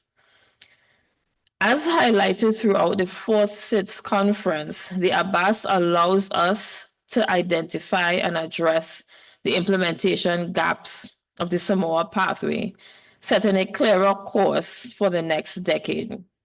There is the space for leveraging existing frameworks that already address sustainable development while ensuring stronger implementation across all sectors. The ABAS seamless alignment to the global frameworks presents an opportunity to streamline processes, reduce the reporting burden, and enhance efficiency in tracking progress. We in Trinidad and Tobago are working to achieve this by fostering greater synergies between mechanisms, creating a more integrated and effective approach to achieving national goals. We know that data and statistics has and continues to be a challenge with reporting obligations. With this in mind, Trinidad and Tobago is prepared to ensure that we have a robust data system, enhancing transparency and accessibility through integration of the targets and indicators of the ABAS when they become available into our SDG data repository online platform that is currently being configured for operationalization. So we're really hoping to have that on board, and we have a system where we're able to report on both the SDGs and the ABAS. At times, progress can feel slow, especially working to advance initiatives through governmental processes. However, we remain committed to our objectives at all levels, ensuring that by 2026, Trinidad and Tobago is well prepared to conduct a comprehensive voluntary national review. One of the key lessons from our first VNR was not only the challenges of data gaps, but also gaps in institutional mechanisms, not just for the SDGs, but for the broader sustainable development agenda, including SIDS. While national priorities, expectations, and government structures may sometimes delay progress, we are focused on keeping momentum. A key takeaway from the SIDS 4 conference and the adoption of the ABAS is the underlying tone and the importance of course correction. One critical improvement we intend to make in our next VNR is the inclusion of a dedicated chapter on SIDS, outlining how we are implementing the ABAS, the structures we are putting in place, and our approach to its long-term execution. At this juncture, Trinidad and Tobago's priorities are clear. We are building a strong institutional framework that provides comprehensive coverage across all the sustainable development agendas and frameworks, and intentionally addressing the data gaps. We know the challenges and we understand the gaps and are working deliberately towards where we want to be in the next decade by taking decisive steps to get there now. Of course, we wish progress would happen faster, but we must face the realities of external shocks, the experience of the COVID-19 pandemic, ongoing economic instability, and climate change. Will always present a challenge, and always force us to reassess and re-strategize.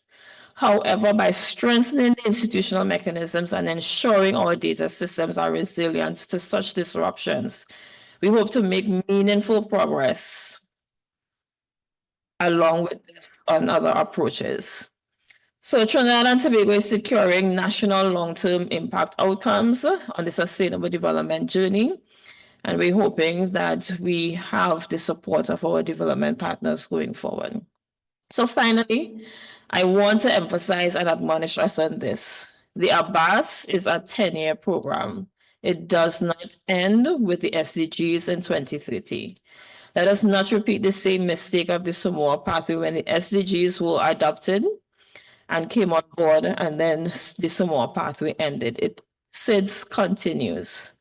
We must resist the tendency to focus solely on what comes next after the 2030 goals and instead ensure sustained implementation throughout the full life cycle of the Abbas. Thank you.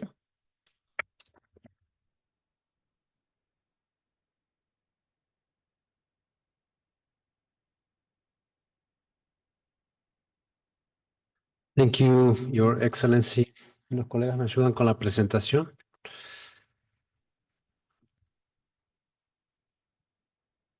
Sí, okay. Thank you. The Caribbean is at risk.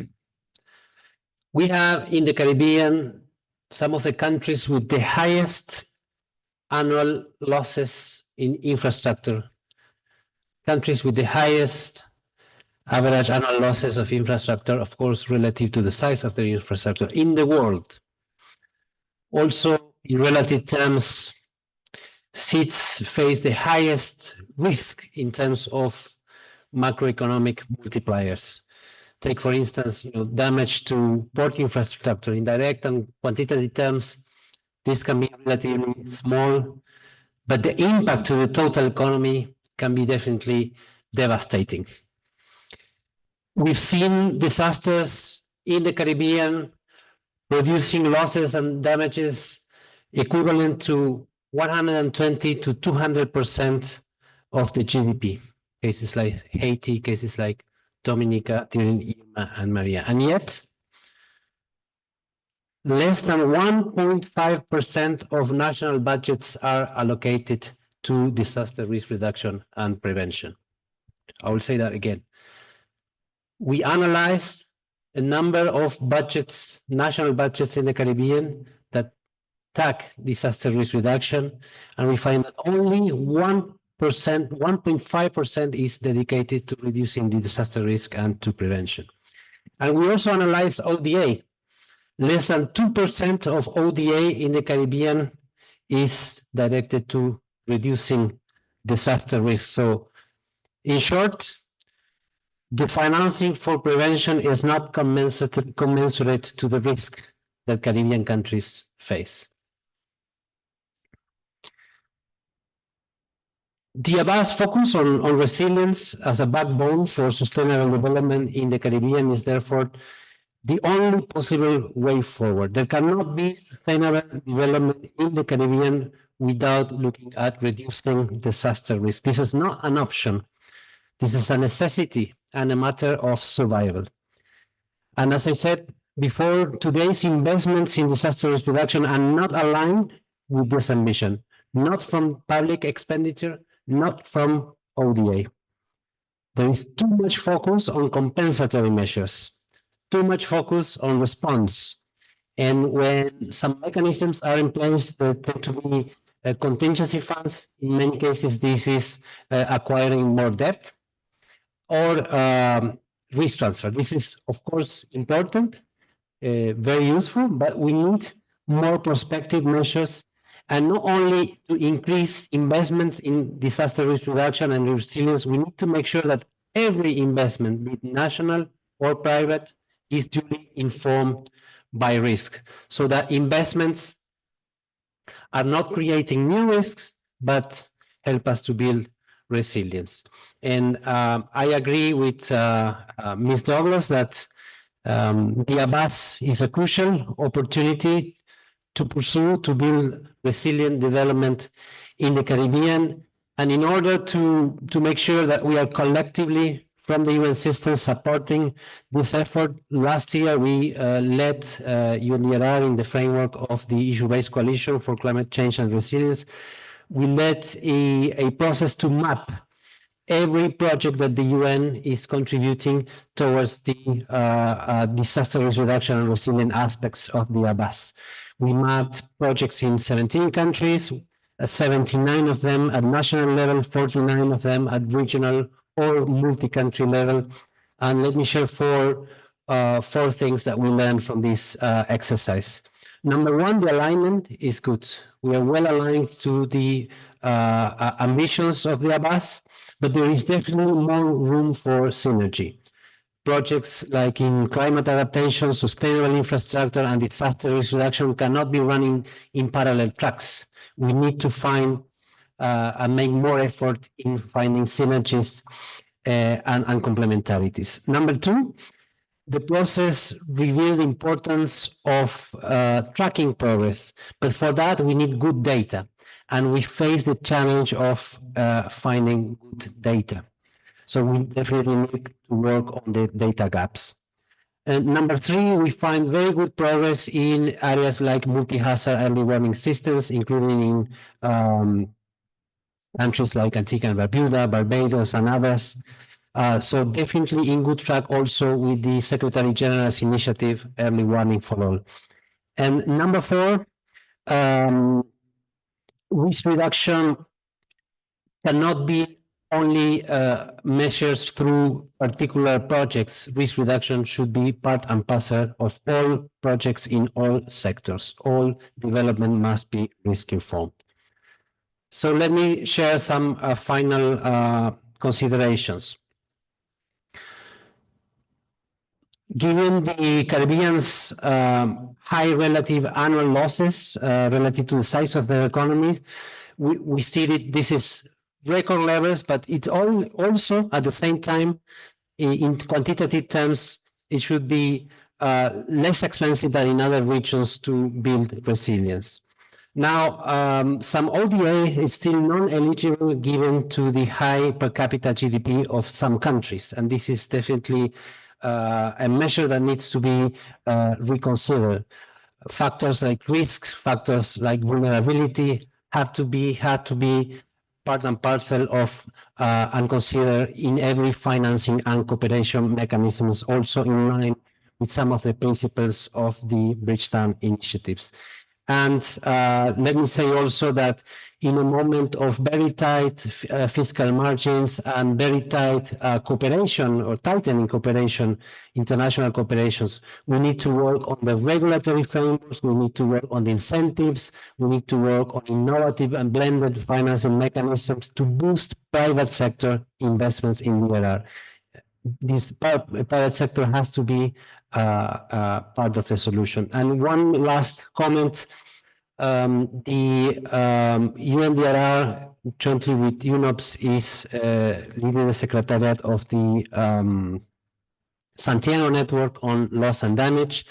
The Santiago Network is operational, and yet, as far as I know, only one country in the Pacific has requested for assistance to this mechanism. So this is an invitation to all countries, but in particular to countries in the Caribbean, to take advantage of the opportunities that are given by the Santiago Network to access to assistance. And as a final comment, allow me to invite you to take a look at our regional assessment report on disaster risk in Latin America and the Caribbean, entitled From Risk to Resilience, Strategic Investments for a Sustainable Future, in which we present recommendations for a more balanced and innovative investment frameworks for resilience. Thank you for your attention.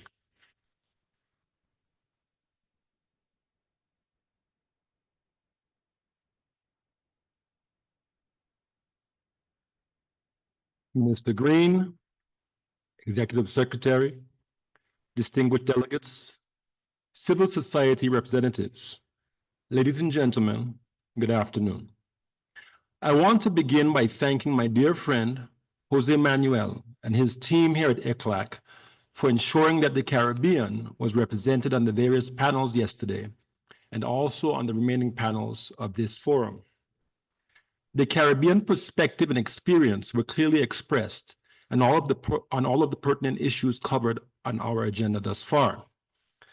This is critical because going forward, the Caribbean will have to work much more closely with Latin America to ensure that our shared priorities and regional differences are considered at every level of engagement.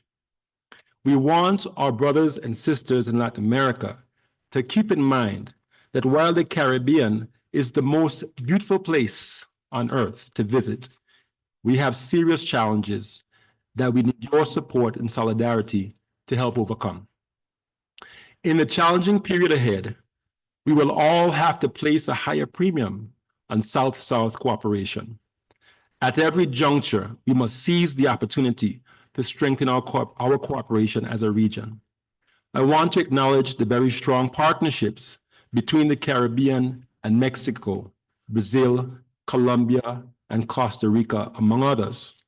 As a vice chair of both ICLAC and the Caribbean Development and Cooperation Committee, the British Virgin Islands is committed to working with the Commission to support the respective chairs of these bodies, Peru and Trinidad and Tobago, to foster greater collaboration between the Caribbean and Latin America, especially on productive development policies that can help boost productivity and unleash our economic dynamism. I believe we are at the stage where we require a stronger coordination mechanism in which we can more effectively cooperate with greater participation by the Caribbean. We need to begin discussing what level of social and economic integration is possible between the Caribbean and Latin America to help spur our social and economic integration and transformation. We must be imaginative in our approach. Excellencies, as we have discussed at this critical juncture, it is fairly clear that accelerating the implementation of the 2030 Agenda and the Antigua and Barbuda Agenda for SIDS, the ABAS, hinges largely on the outcomes of multilateral negotiations, especially COP30 and the Fourth International Conference on Financing for Development. For those Caribbean small island developing states like the British Virgin Islands, success would be a Sustainable Development Compact in which none of the SIDS are excluded because of their per capita income, but rather included based on their vulnerability. I sincerely hope that these multilateral meetings will deliver positive results, but I am conscious that the international environment has changed. The priorities of our international partners in North America and Europe have shifted, and the unfolding trade wars are set to pile additional financial pressure on Caribbean households and governments in societies where the cost of living is already high. Looming in the background are the worsening negative effects of climate change on the region. A suboptimal outcome at FFD4 and COP30 would require Caribbean governments to rethink once again how they finance sustainable development and climate resilience. This, however, is already the posture of the British Virgin Islands and many of the associate members of ECLAC, who are not eligible for development finance or climate finance, despite our vulnerability and gaps in development assistance to support us. To progress our sustainable development, we have turned our attention to domestic resource mobilization to help avoid unsustainable debt.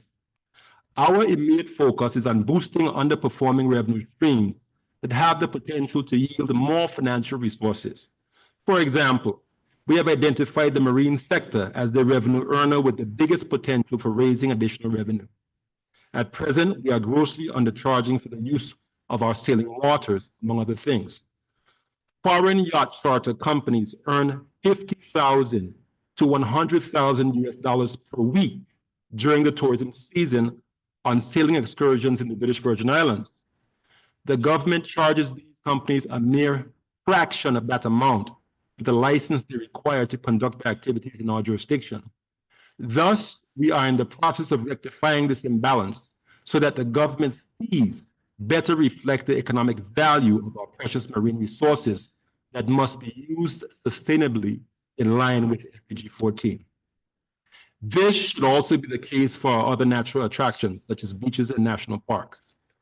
Stakeholders have informed us that tourists will still pay a premium for sailing excursions and the enjoyment of our beaches and natural environment.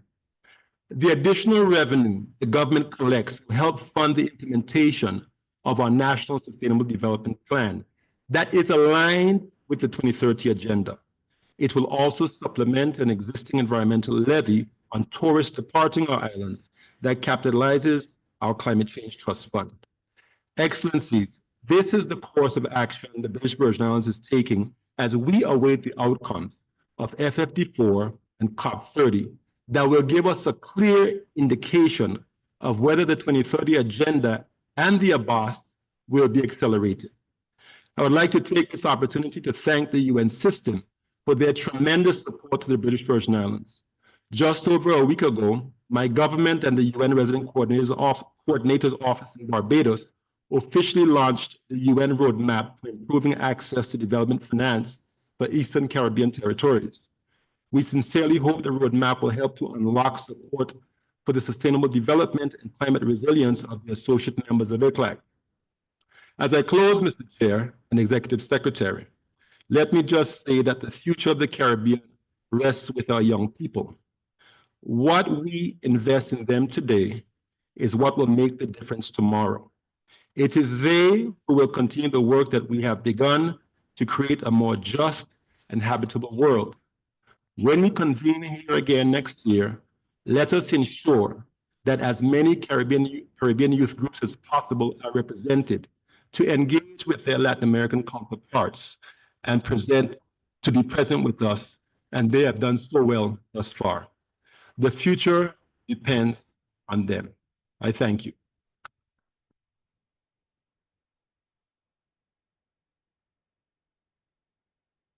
Do we have the honorable performer online?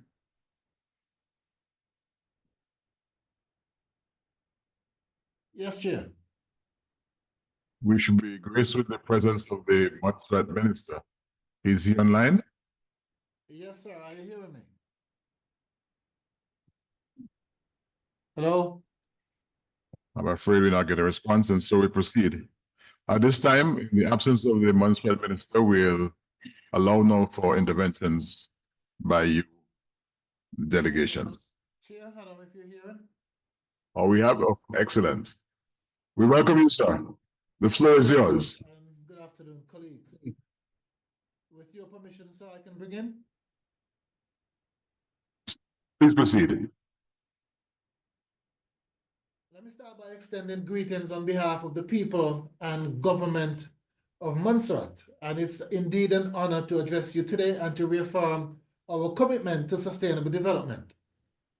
As a SIDS and a UK overseas territory, Montserrat faces unique challenges that requires urgent and collaborative, innovative solutions. Our resilience is tested daily by economic constraints, environmental vulnerabilities, and population dynamics, yet we remain steadfast in our pursuit of a prosperous and sustainable future. Government of Montserrat is committed to the development priorities of ABAS and the achievement of the SDGs.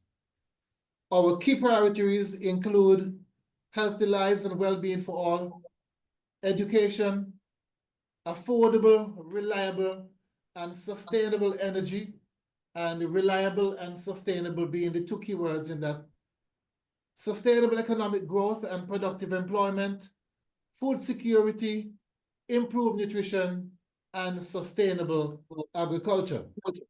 Now, some of the challenges we face include accessing technical expertise, financing mechanisms, capturing and monitoring data, and gathering evidence. We also face physical access barriers for people, goods, and services, inhibiting the development of our country and our people. Now, these challenges are not just theoretical. It is the sole reason why I'm on Zoom and not there with you today in person. And let me apologize for that. Given the shared challenges of SIDS, it is crucial that the ABAS mechanisms include all Caribbean SIDS, regardless of their sovereign status. The challenge, moderator, is that initiatives like these often fail to account for the unique experiences of associate members who are excluded from the development opportunities due to their sovereign status.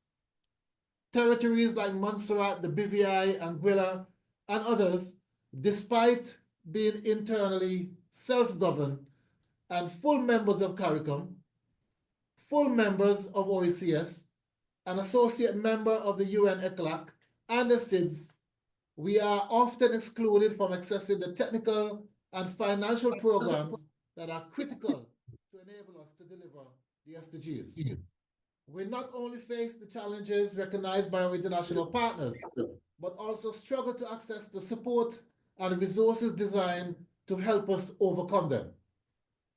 Urgent action is therefore needed to remove the administrative barriers preventing access to these critical development tools. I want to commend the work of ECLAC and the BVI Special Convoy in formation of a working group to facilitate UN systems collaboration and the assistance to the associate member states of ECLAC and so in support of sustainability, resilience, and development. Moderator, this comes at the backdrop of shifting global contests since the abyss of May 2024. Recent disruptions in global cooperation, trade, and movement, driven by changes in policies from once reliable partners, are putting SIDS development and access to resources at risk. We are already seeing the impact of the notable fallout from the USAID program, and our economies in particular stand to lose at a time when we are still recovering from the COVID-19 shocks already mentioned before. Also, the global conflicts such as war between Ukraine, of course, Russia, and the tensions that are growing between our southern counterparts, Guyana and Venezuela. As Caribbean SIDS seeks to advance the ABAS and the 2030 agenda, we must take a position against these new threats. To that end, we call on our senior UN counterparts to band together to support and protect us. Early actions for the advancement of the ABAS must include commitments to safeguard the development interests of small, vulnerable economies against unusual and unexpected events with global impacts. Moderator, as we discuss the challenging landscape, it will be remiss of me not to bring to focus the particular challenges faced by Montserrat. We face an upcoming involuntary graduation from official development assistance eligibility in 2026 due to our reclassification as high income. As a result, there is now a finite clock that's ticking against Montserrat's ability to benefit from UK development aid. Now, the majority of our annual budget is currently supplied through this mechanism, which is also the main driver behind our reclassification. But it is not just the basic needs of our people that is met through this assistance. This also includes plans for building climate change resilience and strengthening our infrastructure to attract inward investments.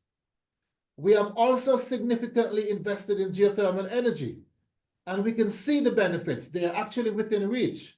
However, we lack the financial resources necessary to fully develop and to unlock its potential for our economy. While we welcome the support of the British government to help identify alternative sources of funding, the true need is in broadening the range of potential development partners by extension of the modes of accessing development resources available to Montserrat.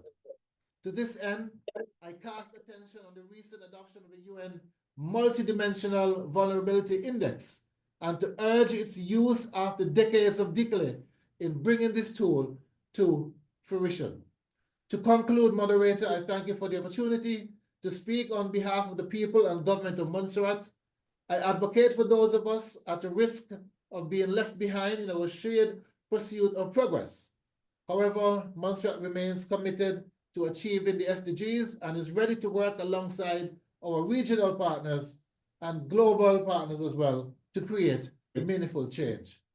Many of the challenges we face today are not our making, but is within our power to reshape our future for our children. Together, we can chart a course towards sustainability, resilience, and shared prosperity for all. Thank you.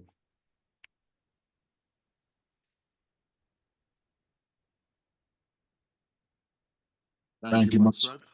The floor is now open for delegates to make your statements.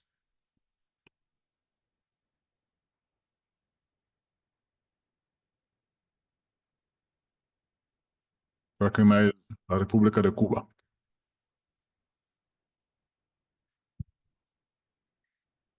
Muchas gracias, presidente. Los pequeños estados insulares en desarrollo constituyen un caso especial para el desarrollo sostenible, debido a sus vulnerabilidades en cuanto a tamaño, capacidad y exposición a choques exógenos.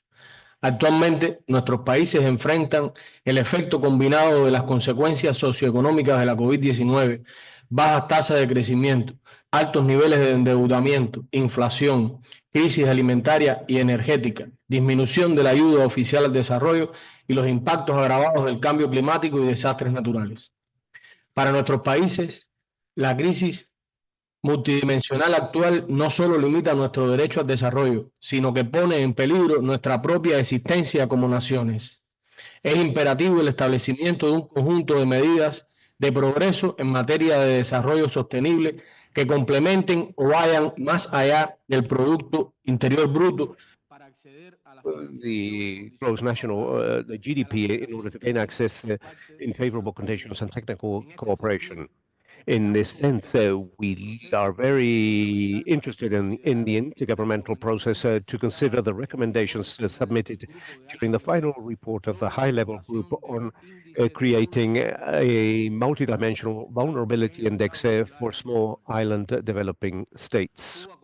Cuba attaches a fundamental importance to the process of implementing sustainable development goals put forward in the 2030 agenda and the strategic components, first on the Samoa trajectory and also the Antigua and Barbuda agenda. The persistent challenges of development requires a greater world association for development, an adequate provision and mobilization of all means of implementation, and a continued support in order to achieve the goals that have been agreed internationally. In terms of climate change, what is fundamental is the effective implementation and capitalization of the Fund on Losses and Damage that was put forward in COP28. Regrettably, the new global financial glow of COP29 it fell short of the needs in terms of climate change for developing countries that especially SIDS impacted disproportionately by climate change and that lack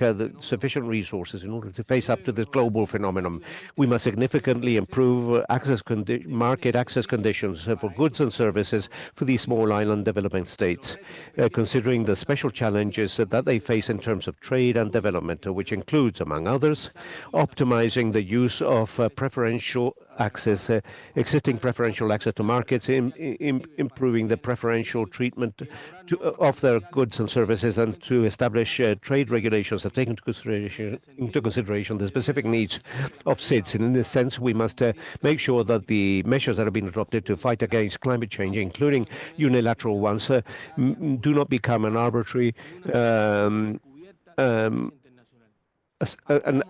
measure. We support the work of Centers of Excellence of SIDS in Antigua and Barbuda that was launched during the fourth conference that includes, among others, a data center for SIDS, a technology and innovation mechanism, and a forum for SIDS. In this sense, the measures for the monitoring of Abbas are in accordance with SDGs, and therefore indicators should be the same, catering for the needs of the data and country capability to produce them and to build these indicators. We reiterate the importance of not overburdening SIDS in the collection of data. Thank you. Muchas gracias, Cuba. Pasamos la palabra. Thank you, Cuba. Contribution from Jamaica.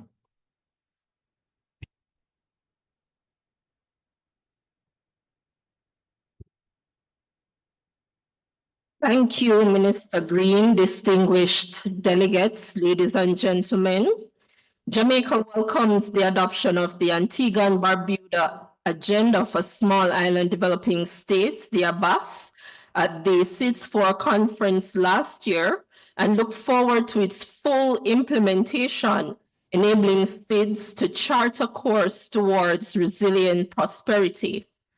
The ABAS reaffirms global commitment to ensuring that SIDS remain a special case for sustainable development and reflects international acknowledgement not only of the vulnerabilities of SIDS, but also their significant contributions to global development.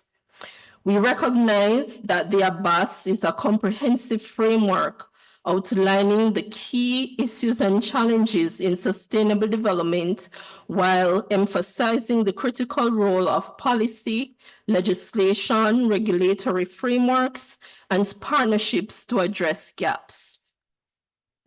In respect of partnerships, I wish to highlight the important role of the international community in supporting the implementation of the ABAS, including access to concessional, development, and climate finance at the scale required to support the sustainable development of SIDS. It is within this context that I, underscore the importance of having multilateral development banks incorporating the multidimensional vulnerability index in their policy formulations. This will ensure that the structural and environmental vulnerabilities of SIDS are duly accounted for in determining access to development and climate finance. We also acknowledge the ABAS recognition of national circumstances and the importance of country-specific approaches and tailored solutions. Jamaica recognizes the significance of long-term development planning as a tool for economic prosperity and improving the well-being of our population.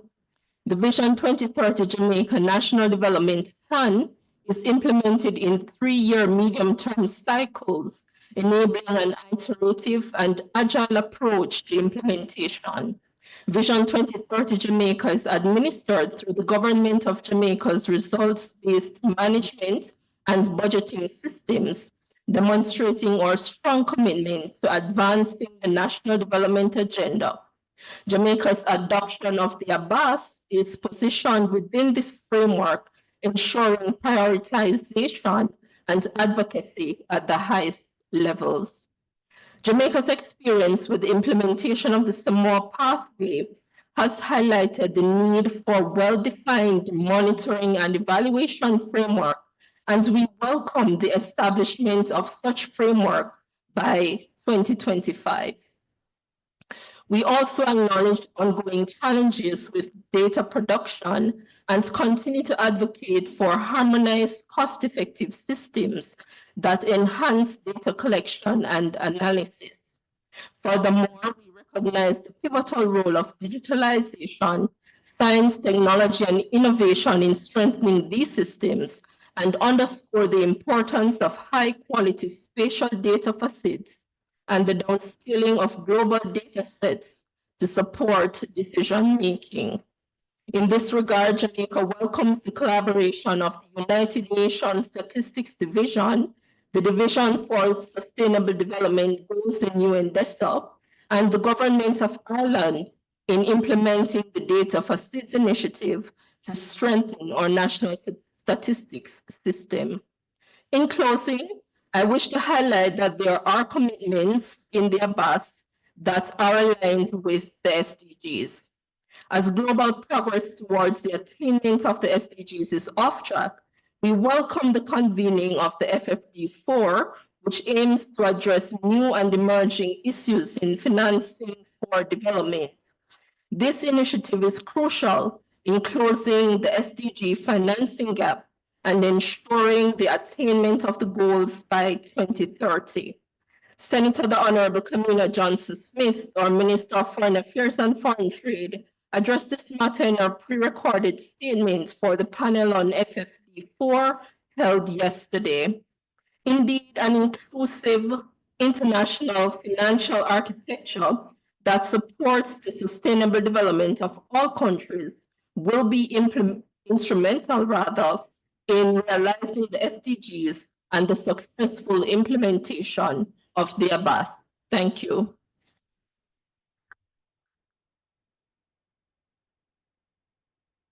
Thank you, Jamaica. A pasar la palabra ahora a nuestro colega de la República. Now I would like to give the floor to our colleague from the Dominican Republic.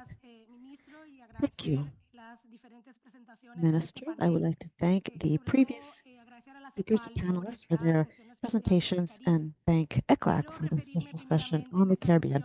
Allow me, as a representative of an island nation, which has been affected by many different conditions that the other island nations have suffered. These situations increase our vulnerability to climate change. We know many of these issues have an impact on tourism as well as health. Therefore, we require common actions to face these phenomena. In this regard, we believe that the Abbas for SIDS constitutes an opportunity, primarily with regard to making progress in terms of reinforcing our national systems. And as mentioned by the delegate from Jamaica, this contributes to evidence-based decision-making. To the audience in my capacity as a president of the Executive Committee of the Statistical Conference of the Americas. And in this regard, I would like to address the opportunity that to reinforce that the implementation of the Antigua and Barbuda agenda for small island development state, now, as I mentioned before, represent an opportunity to strengthening our national statistical systems. The EBOS has recognized the importance of data in advancing the development agenda. In this regard, and taking into account the agenda, the Statistical Conference of the America is working on a new strategic plan for the period 2026-2035 that has prioritized the following topics: institutional strengthening, innovation and modernization, human talent development, an important issue for the English-speaking Caribbean, accessibility and strategic communication, and strengthening the regional cooperation. Finally, I would like to refer to the efforts that we are making to strengthen the leadership of the National Statistical Office based on the initiative, the Community of Female Leaders of National Statistical Offices of Latin America and the Caribbean. This is a coordinated space between the National Statistical Office of Belize, Mexico, and Dominican Republic, in which we are working to strengthen the leadership of women, empowering them with the leadership, and is recognizing that leadership is essential across all organizational levels, particularly in the decision-making role. There is a global need to foster and promote gender equality in statistical leadership, as well as ensuring that the women in leadership roles are empowered to fully contribute to the success of their organizations. NSO's leaders face multiple pressures. However, for female leaders, this challenge can be even greater. It's essential to address the specific challenge faced by female NSO's leaders and create a conducive environment that empowers and encourages female leaders with a National Statistical Office. In this regard, the community of female leaders together with the Knowledge Transfer Network of the Statistical Conference of the America, ECLAT at UN Women, we are co-organizing a training course to strengthen the necessary skill to promote the participation and permanence of women in management positions within the National Statistical Office. Thank you. Muchas gracias. I take great privilege and pride in turning the proceedings over to the representative from Anguilla for your statement. Good afternoon, Chair, distinguished excellencies, panelists, ladies and gentlemen.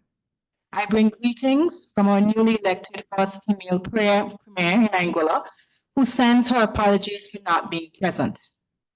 Anguilla is pleased to participate in this important forum and extends its gratitude to ECLAC for the invitation and for encouraging our engagement.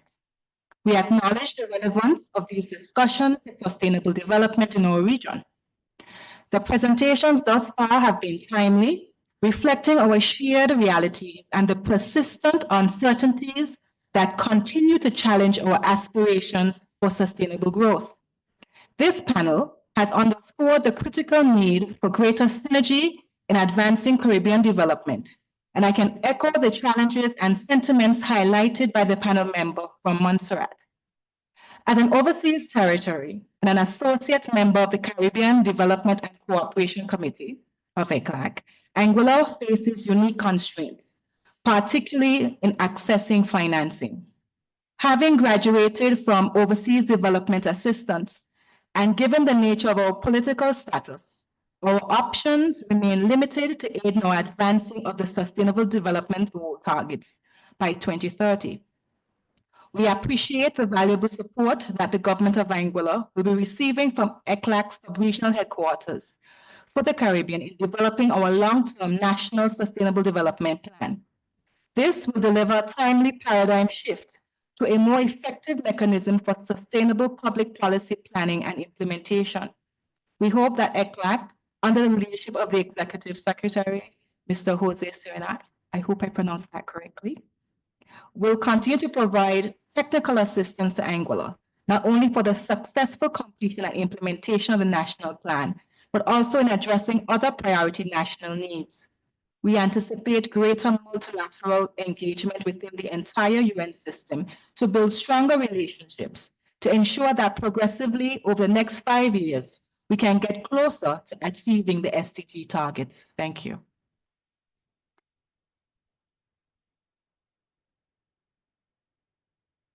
Thank you, Anguilla.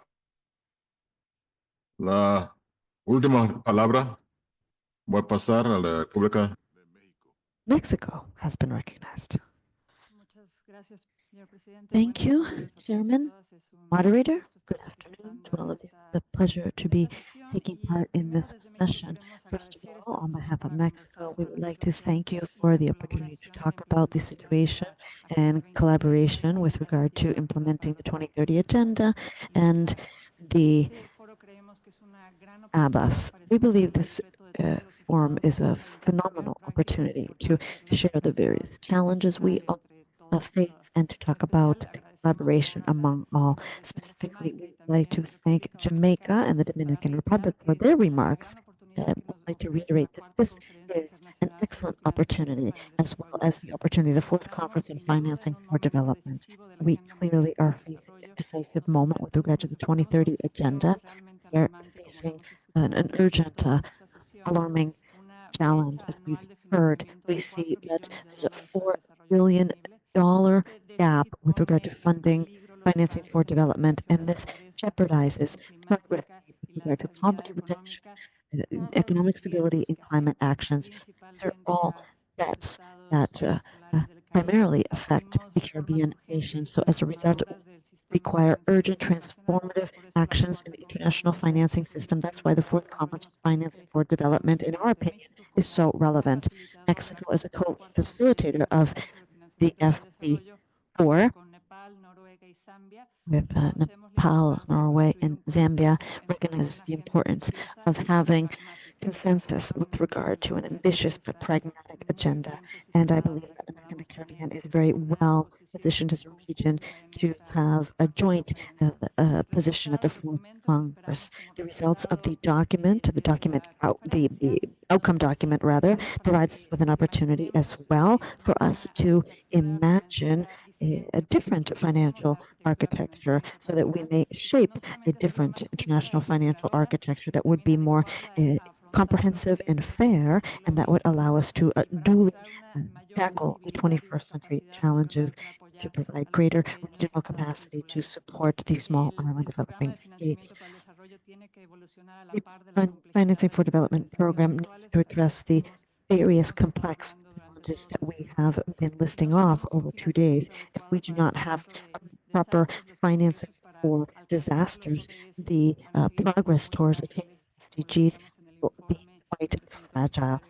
Mentioned report submitted by the Executive Secretary this morning, Mexico is committed to working constructively with all of the various stakeholders so that the final document of the Conference on Financing for Development establish the foundations of a new financing architecture that would be fair and would allow us to tackle the 21st century challenges while also we know that disaster risk reduction is not all about quantifying losses, also to ensure that sustainable development measures persist over time. Let us all join efforts and have a single voice on this matter. Thank you. Thank you, Mexico. Before giving the floor to our Honorable Secretary, Mr. Jose Manuel Salazar, allow me to thank all of the panelists for your insights, and thank you to the other colleagues who took the floor during this session. And now, let me give the floor to the Executive Secretary of ECLAC. Thank you very much. Distinguished ministers, panelists, Ms. Antoine Prosper, Mrs. Douglas, Mr. Arenas, and Mr. Whitley. Mr. Green, thank you very much for your moderation of this important panel, dear participants. Thank you very much for very rich and very insightful presentations. Let me start by recognizing the commitment of Caribbean countries with the Agenda 2030 and its implementation, as was quite clear from all the different interventions. I also want to thank you for your words of appreciation for our work at ECLAC, including, of course, and principally our office in Port of Spain, in support of all the member states and associate states in the Caribbean. One idea that I think came quite clear from your interventions is that greater synergy in the implementation of the 2030 Agenda and the Antigua and Barbuda Agenda for the small island developing states is critical for realizing the sustainable development aspirations of Caribbean countries. Our office in Port of Spain has continued to place emphasis on the synergistic implementation of the SDGs and the ABAS agenda, most recently through the establishment of national mechanisms for ABAS and the integration of ABAS review in the voluntary national reviews. Several of you, Ms. Douglas in particular, mentioned the importance you give to the VNR.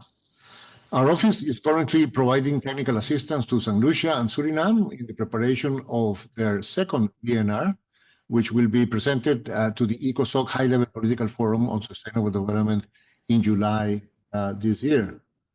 The office has also provided technical assistance to Grenada for the conduct of an SDG data gap assessment to facilitate that country's decision-making on how best to accelerate the implementation of the SDGs and launch of the ABAS. This work is being supported by an ongoing development project entitled Strengthen Capacity to Design and Implement Policies to Enhance Resilience in Caribbean Seas. This project will fund technical assistance to designated beneficiary countries, Antigua and Barbuda, Belize, Grenada, St. Kitts and Nevis, St. Lucia, Suriname, in the design and implementation of policies and strategies that have the greatest potential for advancing sustainable development and enhancing national resilience. And our statistical division has provided numerous technical assistance missions all the way from here, from Santiago, to different countries on data and statistical issues, including not just of statistical offices, but also central banks. The ECLAC Port of Spain office has also been promoting economic restructuring and resilience building as essential prerequisites for achieving sustainable development in the Caribbean. Our Trinidad and Tobago office team is currently developing a comprehensive policy framework to guide the sustainable growth and diversification of the tourism industry in the Eastern Caribbean states. A key objective is to overcome the sub-region's over-reliance on tourism while introducing strategies to enhance their competitiveness with effective investment programs and a robust financial model. Following a request from the government of Belize, our office in Port of Spain applied a computable general equilibrium model to assess the trade and welfare effects that a potential Mexico-Belize free trade agreement would have on the Belizean economy and its individual sectors, both of goods and services. The model also sought to inform policy considerations and strategies for mitigating potential economic shocks. Following this, with a view to building capacity in the Caribbean to assess trade policy effects, the Port of Spain office team conducted training across the sub-region on the use of computer general equilibrium models. Participants were introduced to international trade modeling techniques, including gravity models and CGE models, and were provided with user-friendly tools for applying these models. ECLAC Port of Spain office is also implementing a development account project on innovation, digital government transformation, and changing mindsets in the Caribbean SIDS. That's the title, which seeks to enhance the knowledge and skills of public servants while strengthening institutional structures in the Bahamas, Barbados, Guyana, and St. Lucia in the areas of innovation and digital transformation. This project is rooted in the sustainable development and SIDS agendas, in line with the emphasis that the SIDS have placed on the application of science, technology, and innovation towards achieving the objectives of the ABAS. Last year, the Port of Spain office team supported St. Vincent and the Grenadines in the developing of a draft national science, technology, and innovation policy for sustainable development. ECLAC has also responded to the ABAS call to strengthen human capital in SIDS through the provision of quality education, lifelong learning, and the building of functional skill set that are in demand in the labor market. Our Port of Spain office team is undertaking research on human capital formation in the Caribbean, implications for labor productivity and sustainable development. This study, currently being finalized, acknowledges that human capital development will not enhance productivity in the absence of an enabling policy environment. It thus identifies an important role for productive development policies to drive transformation by creating an enabling environment for key drivers of human capital formation in the Caribbean, population dynamics, education, employment, to shape the workforce. Considering that these are acknowledged a special case in the context of sustainable development, as reaffirmed by ABAS, the Port of Spain office team last year prepared a study on Caribbean artificial intelligence readiness to assess the potential impact of AI on the sustainable development of Caribbean SIDS. It considered a largely hidden environmental impact of the ICT sectors, the material, energy, and water requirements of AI, and the need for more resilient digital infrastructure due to climate change. The annual recurrence of sargassum blooms across the Caribbean is a critical example of the sustainable development challenges that Caribbean SIDS face. The Port of Spain study, entitled Responding to Sargassum Influxes Through Integrative and Adaptive Natural Resources Management Approaches in the Caribbean SIDS region, currently being finalized, proposes a framework based on integrative and adaptive natural resources management principles applied to the management of sargassum and delivered from a public sector-driven governance platform.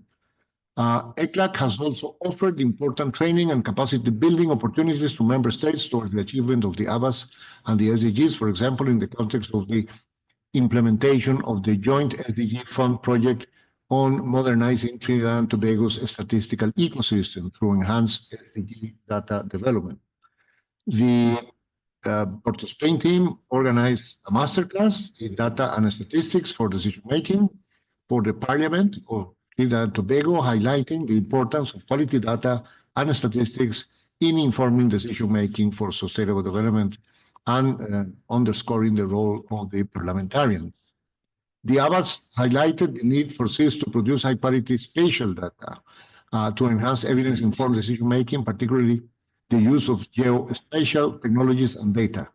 The Port of Spain office therefore organized the first national integrated geospatial information framework workshop for the Caribbean in Trinidad and Tobago last year. And since then, Trinidad and Tobago has requested our support in the development of a national spatial data infrastructure and information training workshops that will be organized shortly. In addition, we responded positively last year to the request by the government of Barbados for a damage and loss assessment, a DALA, and of Grenada and St. Vincent and the Grenadines for a post-disaster needs assessment due to the damages of Hurricane Beryl. Last but not least, I'd like to say that a great deal of what we do in our engagement in international meetings and regional meetings, like the ones we talked about yesterday, Financing for Development, Second World Summit on Social Development, COP30, the Regional Conference on Women, the Regional Digital Transformation Agenda, and many others are also tasks that benefit the Caribbean in a number of ways and in which all of you participate. These are just a few examples of the activities being undertaken by the ECLAC in general and by our sub-regional headquarters in Porto, Spain, in support of AVAS and SDG implementation. So with this overview, I just wanted to give you a sense about how ECLAC is working tirelessly to support the specific needs of the Caribbean related to your national development priorities and your efforts to advance the 2030 agenda.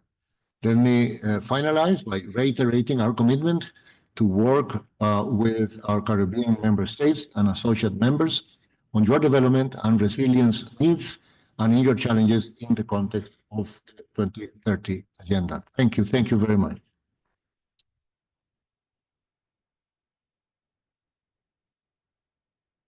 Agradecemos al ministro Paul Green por su presentación y moderar este segmento, así como a los panelistas que nos acompañaron en esta section, as well as the panelists that were with us today.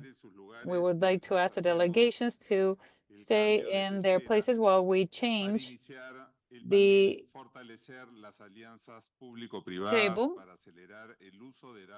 in order to continue with the next session on strengthening public-private partnerships to accelerate the use of privileged and disaggregated data.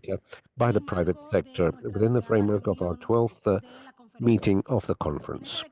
In this declaration, we emphasize the need to strengthen the capability of statistical systems in order to generate disaggregated figures, ensuring the supply of official statistics via innovating methodologies and always in agreement with the fundamental principles of official statistics. And the objective of this session today is to promote a dialogue with relevant stakeholders related to the production and use of data obtained from the private sector for the generation of official statistics in support of the mechanisms implemented in order to monitor the 2030 agenda in Latin America and the Caribbean, in order to promote a roadmap that enhances cooperation and the collaboration between public and private entities, and something that is of interest of our next 2025, 2026, 2020, 2035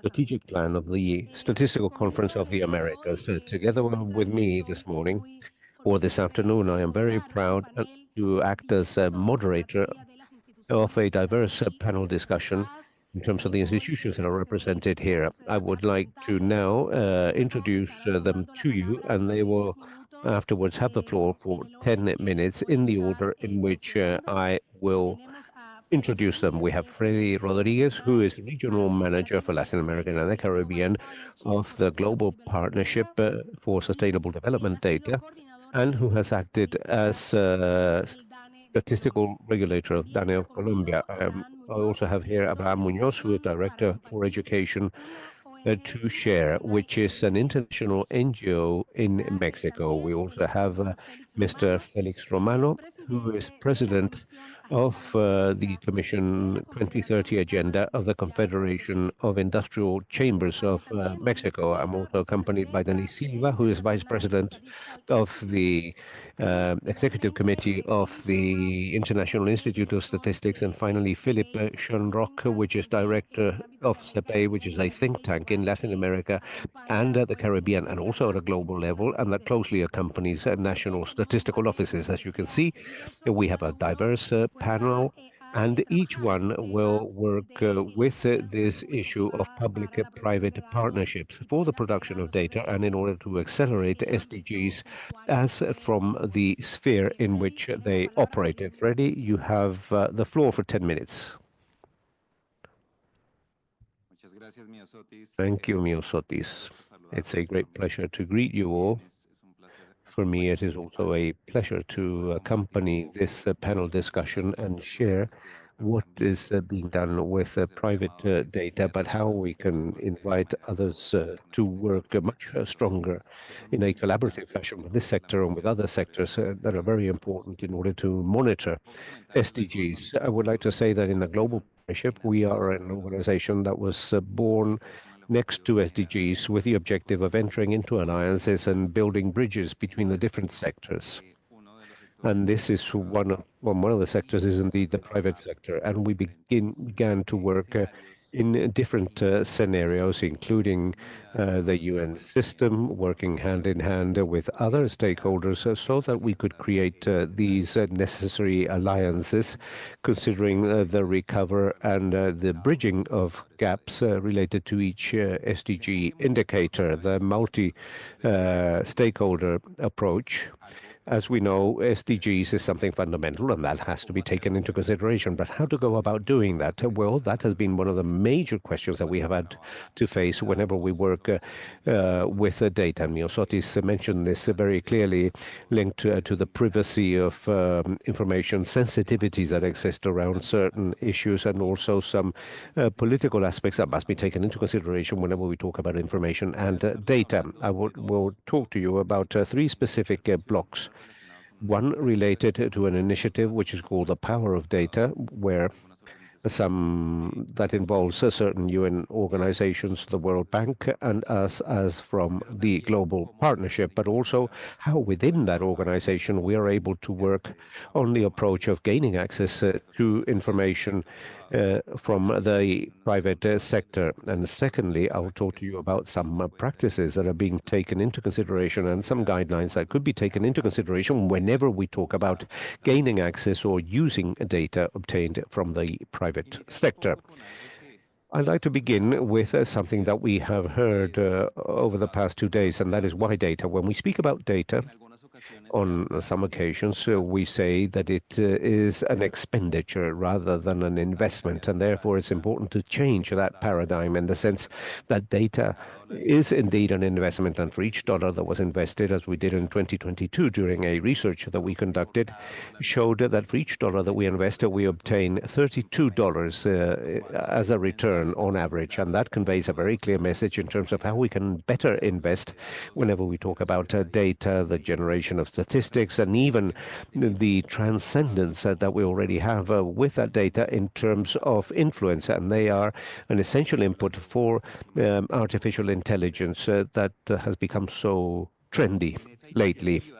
Now, in that initiative, in terms of the power of data, what you can see on the screen is a group of stakeholders that we worked since 2023 when this was launched in the UN General Assembly among the 12 initiatives to accelerate SDGs. And one of them was the one related to data, the power of data, and obtaining the full dividend from data. And how to begin to conduct that exercise? Well, we began to work with DESA, the UNDESA, the Statistical Office, UNICEF, the World Bank, UNFPA, and the Statistical Committee, together with us in the global partnership to determine how we could bridge those information gaps.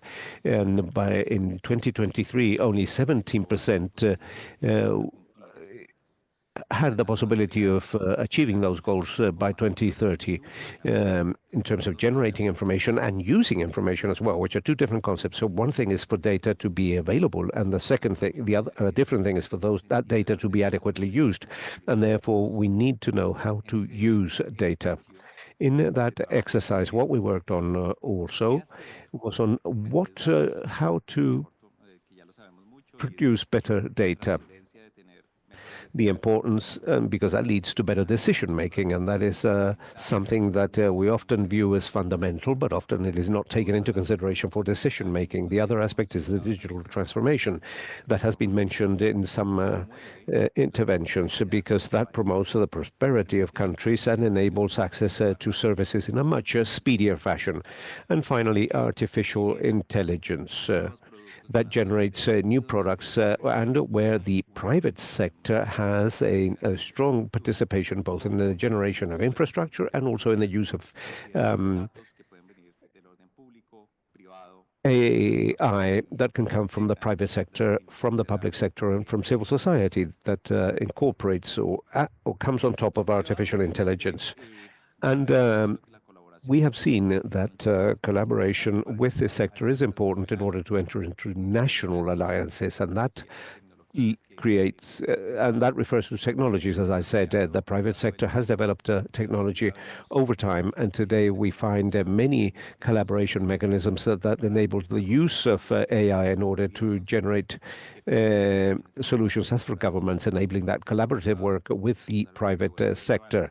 That is something that has become very relevant, and how to begin to understand that one of the main users of data and of statistics is the private sector, how they see that input that is generated by both them and the government. But now talking about specific things that have been done in terms of the use of private data, some examples that I would like to mention from the region and examples that we have been involved in. We have the case of Uruguay that is gaining access to mobile operators for tourism operations.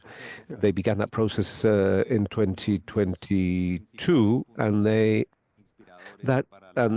inspired to a large extent the creation of the declaration mentioned by Miosotis at the beginning, the declaration, the regional declaration of CEA ECLAC in terms of the use of private data for the generation of official statistics and how we can begin to work in a much more collaborative manner. We also have Costa Rica that has established mechanisms to measure contributions, including the private sector, among other sectors that also include civil society and other sectors. But the private sector is reflected in those contributions that make a contribution to SDGs, and also in the Dominican Republic that has also worked on bringing closer supplementary data and data from mobile operators, something similar to what was done in Uruguay. But when we talk about private data, What we also find, the problem is how to go about doing this, as I mentioned at the beginning.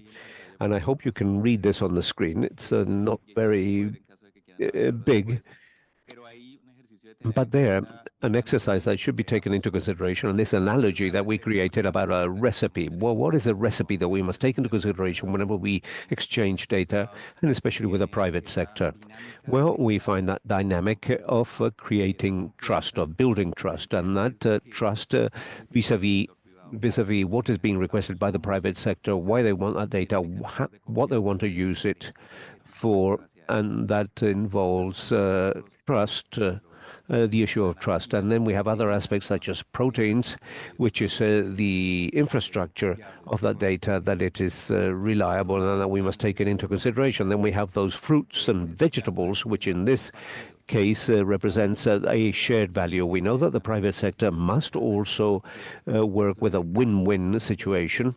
And so we must bear in mind what it is that they are going to obtain in exchange, and that is indeed where the main bottleneck lies. What is it that they can gain from an exchange of information, how they can benefit from that? When we talk about SDGs, there is a lot of information that is already being shared, that is obtained from surveys or other information sources that governments or statistical offices request. But here we find this work specifically with supplementary data, which is sometimes more complex, and therefore the case studies must be much more detailed, understanding what it is that they will obtain in exchange. And this is one of the main bottlenecks, as I said.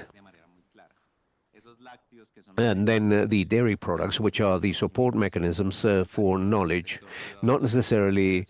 It is not only the private sector that knows about the generation of statistics, and that sharing of knowledge and becomes necessary, and understanding that everyone is learning in this process. And finally, we have those healthy, fatty products where we find flexibility and adaptability. In other words, we must be very flexible vis-a-vis processes. There is no single roadmap that must be taken into consideration.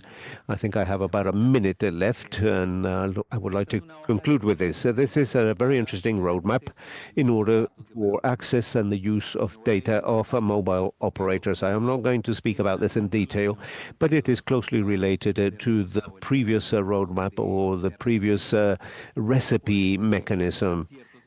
Considering certain aspects whenever we use simple data, such as the data obtained from mobile operators. Many consultations, the regulator that has to be involved, taking certain conversation spaces into consideration. And what is most important is the generation of trust among the different actors or stakeholders, so that we can finally enter into agreements that will enable the exchange of information. This is where I conclude. I run out of time, but of course I'm open to questions at the end. Thank you. Thank you, Freddie. I'd like to mention a phrase that impacted me: changing the paradigm of the statistical data from an expenditure to an investment. And I would add, in order to guarantee rights via evidence-based decision-making and the management of knowledge. Abraham, you have 10 minutes. Thank you, Myosotis. Thank you. Good afternoon, everyone. Those that accompany us face-to-face, and also those that are connected online. I would like to greet the authorities and the distinguished participants that accompany us today. It's an honor for me to represent Educación para Compartir and our team that is distributed in different parts of our continent. This is a multidisciplinary team committed to the construction of a more inclusive and sustainable development. And I would like to certainly greet everyone as from here. Now, for all those present, it is clear that the various global challenges that we face,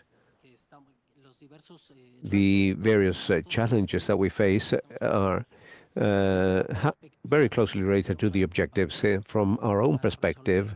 And in order to resolve these major challenges, what we need is to educate a better global citizenship. We are looking for citizens that are aware of these major challenges, and not only that, but that they at the same time suggest solutions with the tools that they have at a local level, and that they become fully involved with their resolution. We try to train people that in addition to being critical thinkers, also put forward solutions and are working for the benefit of millions of people in the world.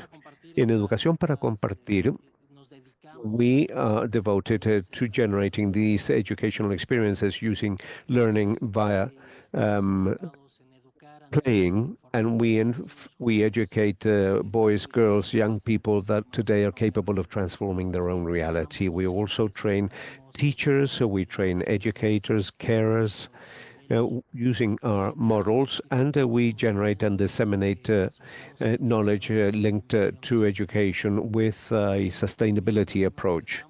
Now, even if we have only just begun to work with small children, we try to have an impact upon public education policies. Educación para Compartir focuses on the design of these educational programs and experiences, and also in the co-design of strategies of social corporate responsibility and ESG strategies in collaboration with companies from our continent and other parts of the world. The methodology is relatively simple but very profound. It has 4 aspects: learning via playing, civic values, socio-emotional skills, and a profound vision or link with the Sustainable Development Goals. The idea is indeed to have people who, first of all, become aware that there are these major global challenges exist, and that they subsequently suggest solutions and work to resolve them in connection with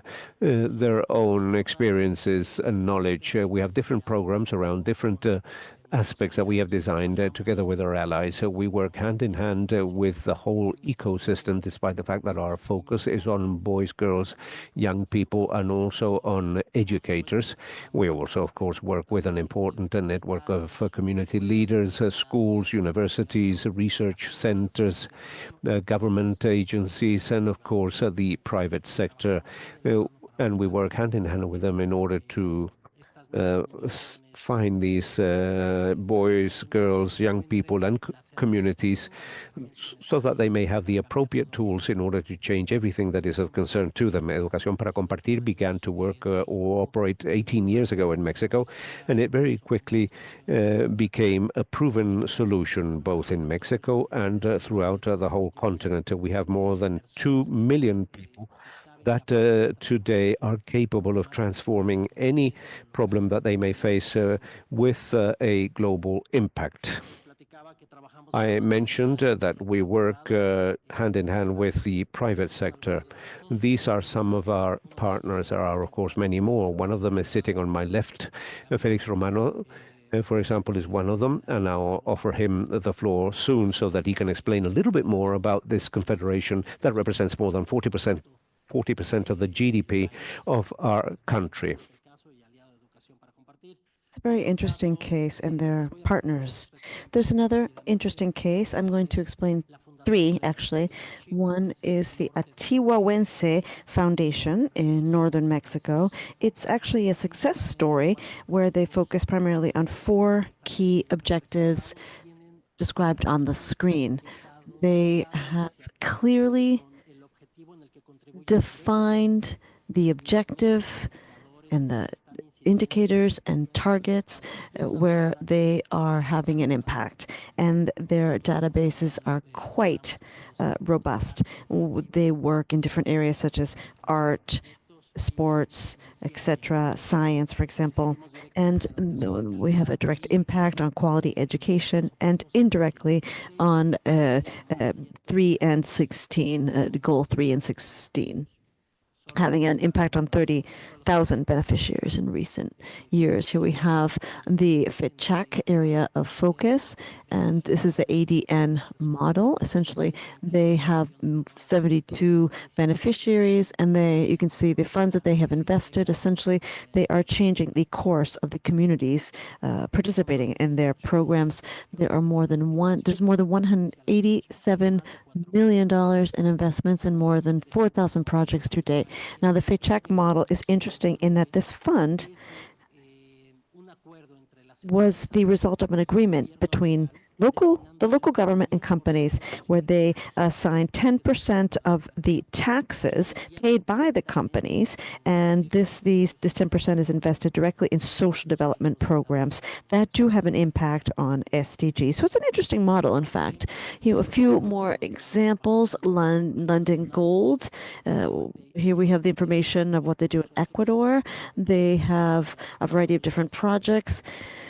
They have invested more than $44 million since 2015, focusing on physical health, active health, and several SDGs. There's another foundation called FEMSA. Now, my message here is that there's a great deal of experience in the private sector. There are thousands of projects. There are investments totaling multi-million dollars. Then they have proven results. They have proven results on the SDGs. The issue is that often the individual organizations do not know what to do with this information.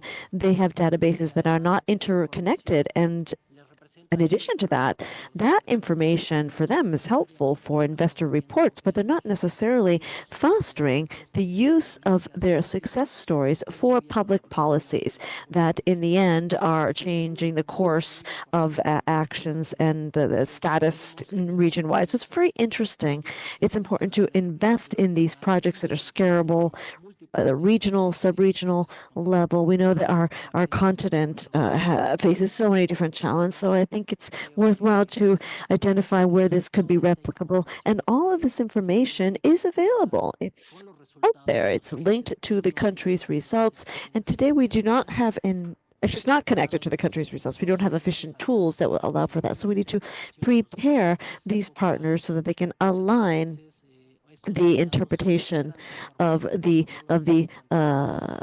SDGs and the targets or the indicators. So we need to train the private sector more, as well as civil society organizations to this end. It would also be interesting to design simple, easily accessible systems, taking advantage of AI and other technologies already available. We also need to offer the companies incentives so that they can report and systematize and boost their investment, keeping with their capacity. We know that there are different types of low-cost funding options, long-term, green, blue bonds, co-investment with public and private resources.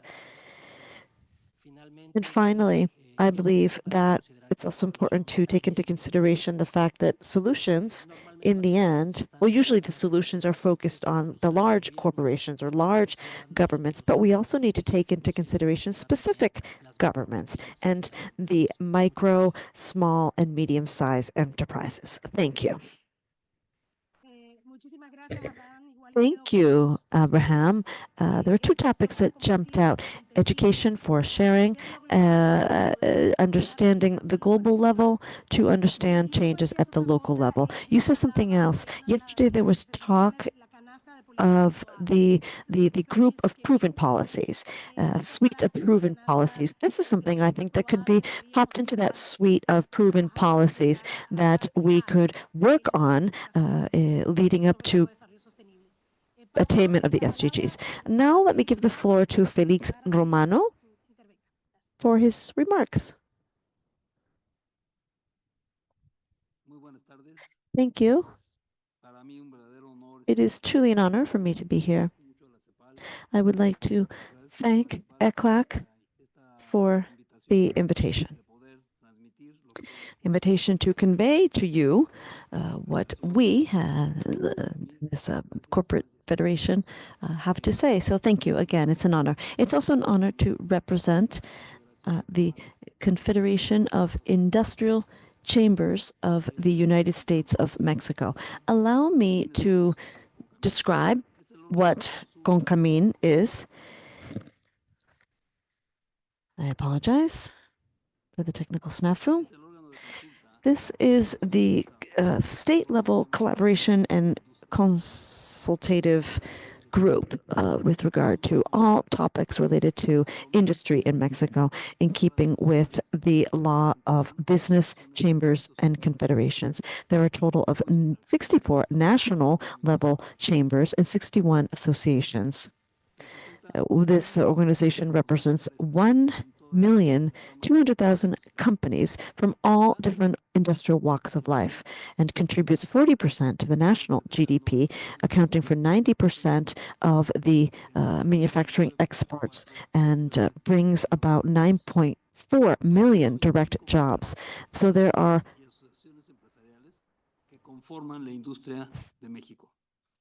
64 national chambers, as I mentioned, and this is 40%, accounting for 40% of the GDP. 90%, accounting for 90% of exports. Here you have the logos of the different chambers, associations, and companies making up CONCAMIN. Thanks to them, CONCAMIN exists. Let me talk about challenges and opportunities. Now, why is the 2030 Agenda important? Takes into consideration three key pillars that are aligned with the Sustainable Development Goals. The environmental pillar with these SDGs 12, 13, 14, 15, the social pillar, SDG 1, 2, 3, 4, 5, 6, 10, 11, and 16. Now, I know it might sound redundant, but I still think it's crucial to repeat these. They are all essential because in the end, there's a great deal of interrelatedness between them all. And the economic pillar, SDG 7, 8, 9, and 17. Now, 17 is a grand SDG. Let's not underestimate it, because if we are able to forge partnerships at all levels between civil society, private, public, corporate sector, we are sure that we will have a better world. Now, each of these pillars really should work jointly together with the government. So government, companies, and society, we should all work together to maximize the benefits. Let's talk about responsible economic innovation. This involves fostering economic growth without compromising natural resources nor bringing about social inequalities, fostering green industries, renewable energy, and the circular economy, promoting decent work, education for sustainability. Now, when I talk about decent work, I think the world has an urgent need to solve this problem because, as we all know, in keeping with the data that we have seen, 60% of the economy is actually informal, and that is not defined as decent work. Approximately 27 million individuals work or have forced labor, work as forced labor. That's not decent work either. We believe at the Confederation that we must eradicate that as soon as possible and seek out formality of these informal jobs. Protection, environmental protection and regeneration, reducing greenhouse gas emissions and mitigating climate change, promoting the efficient use of resources, biodiversity conservation, and ecosystem restoration, implementing clean technologies and innovative solutions applicable to waste management, social equity and inclusion, guaranteeing access to basic services such as health, education, and housing for all, fostering community participation in decision-making, reducing economic and social inequalities, thereby fostering social justice and human rights. Social y los derechos humanos.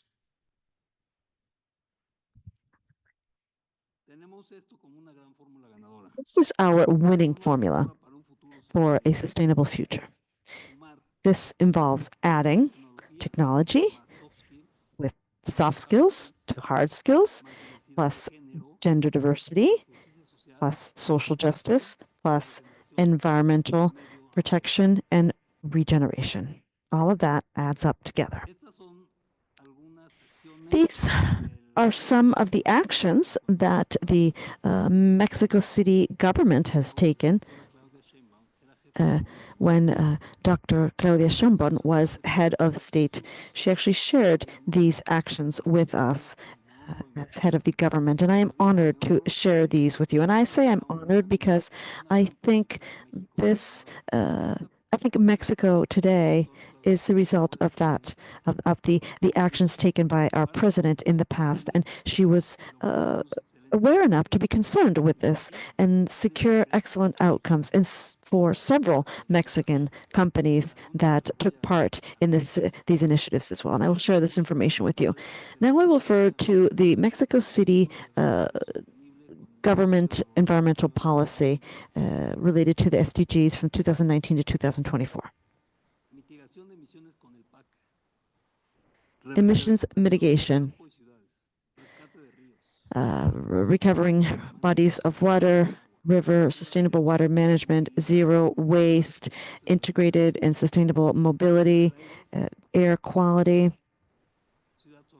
the solar city, and revegetating the countryside and the city. Now, through these various activities, these 17 SDGs, all of them, I know that's impressive, they're all addressed herein. And this was carried out quite well, and they have maintained these efforts today as we speak. Diltex Brands. This is a textile company. Again, I am honored to be part of this organization. We are aligned with all the SDGs that you can see here. I am going to refer to SDG 5 because we only have 3 minutes left. Now, gender equality for us is crucial. There's nothing more important to us than that. We believe, thank you, we believe that if we are able to guarantee gender equality with regard to opportunities, pay, without labor quotas, the world would be a better place. Because when you have a woman's brain and a man's brain, the world will be better, because this is an excellent balance, harmony, and the results are always better. Cemex is another company that shared its SDG information with us. I don't have time, unfortunately, to talk about that in greater detail. You're all familiar with what they do. And here we have an indicator, and with an expert in assessing companies' actions, has come up with this. These are the results. We have all kinds of companies, Peñoles, Modelo, Volkswagen. This is the outcome. And this, as a result of this, SDG 5 constitutes a major opportunity in terms of improving our world. Thank you. And I apologize for using up more time than my allotment. Thank you, Felix. Don't worry about the time. You did just fine.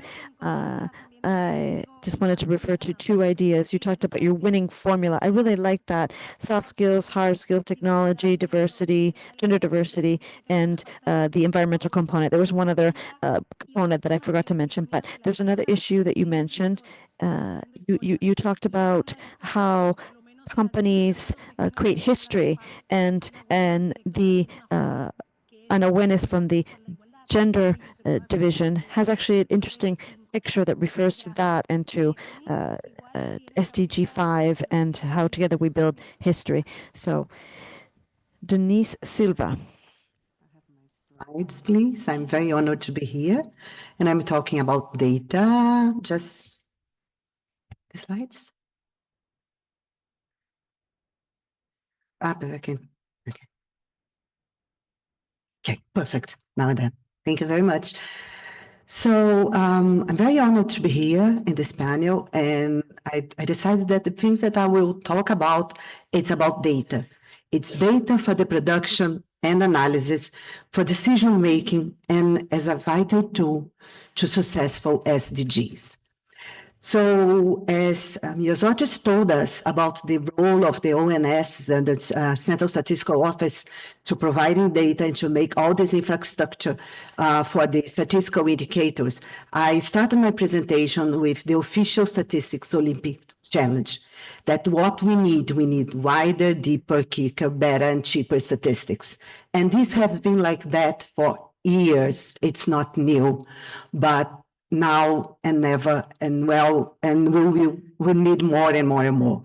So the case about data and how do we get data, how do we produce data, and how do we come together to have good quality data, it's one of the issues that are being discussed here. So which are the contours? Well, we have the agenda and 5 years to go. We have the data revolution in a race that has already been talked. Demand for timely and disaggregated statistics, so granularity is a case because we do have local governments in need of data, and we need to optimize resources for statistical production. And now we have been talking here about our data ecosystem. So we have a National Statistical Office, we have the public sector, we have the private sector, and you have citizen-generated data. So when we have to put all of this together and make it happen. So there is this emerging data sharing ecosystem that we are still trying to know how it really works towards the SDGs. And of course, we have unusual partners if you think about the national statistical offices. And the other thing is that we do need relevance of integrated statistical and geospatial information.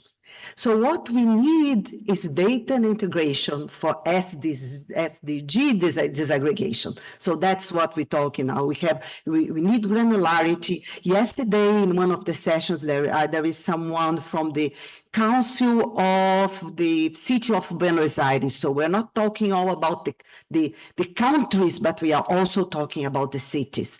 So we do need data integration as a process to combine data from disparate sources into a meaningful and valuable information. So we are talking here about data quality. And the other thing is, well, we do have several data sources. We have statistical surveys and the censuses, where that comes from the National Statistical Offices. We have administrative registers that come from the public sector, most of them, but also from the private sector. We have non-probability surveys, we have geospatial information, and big data and citizen-generated data.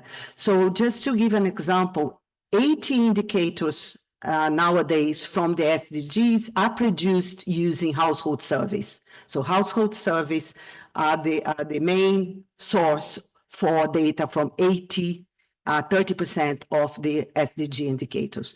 The thing is, we do want source statistics, but there are challenges. So we have been talking here more than one person about data integration protocols and quality frameworks, and the United Nations Statistics Division and the divisions of United Nations here in ECLAC and other UN system, together with the NSOs from all over the world, are working in quality frameworks for big data and citizen-generated data. There is the case of data acquisition and proprietary data. That's what we are talking about, mobile data and other data. We do need capacity building and people-aware. Once I've been in a conference about statistics and someone talked about software, and then one of the main person who was dealing with all the software said, but we still need people-aware. And that's what we can come together and invest in capacity building. Privacy and confidentiality issues are problems for using private sector data. And the other things is reproducibility and stability. So we do have things that change.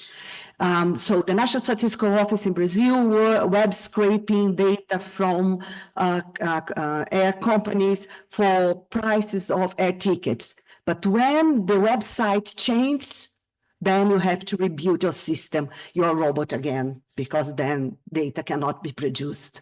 So we have to think about this.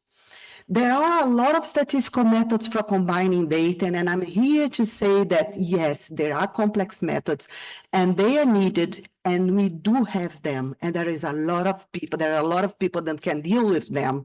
And because of this, that's where the academic sector comes in, because we can join forces to help with data. To give an example, today in Brazil, if you are holding a master or PhD program, you are asked to inform the Research Council to which SDG, if it's the case, your thesis or master dissertation is linked to. So it's making awareness in the academic agenda and community that we have to do research to fulfill and to help with the SDG goals. So all these methods are about modeling and putting data together. And I just highlighted here the small error estimation because I'll show you an example that in ECLAC here, CEPAL is doing about it. The thing that we have to know is complex methods are needed even to produce simple statistics if you are doing a combination of data. Data integration efforts are everywhere, and I highlighted here the UN Hub for Regional Hub for Big Data that most of your countries are aware and collaborating. And there is also the Copenhagen Framework on Citizen Data has just been released. And there is also books and people doing research in academic communities like the analysis of integrated data. So we do have different partners that can make it happen. So, and now I just have 3 and 4 slides, just to show the example that is here. So these are the good news. Here, I take the liberty to show what ECLAC is doing because it's a very good example of data integration using a statistical method for small error estimation that we call small error estimation to allow us to produce and analyze data in lower level and more granularity than state or national level. So in the website of the CEPAL Start, you will find resources. So we have you have reports and also indication where to find literature on a wiki page of the United Nations Statistics Division or even short courses. And in this example, you will be able to find disaggregate poverty estimates that are being produced with integrated data and statistical models. And there is also a mosaic for spatially disaggregate group comparisons.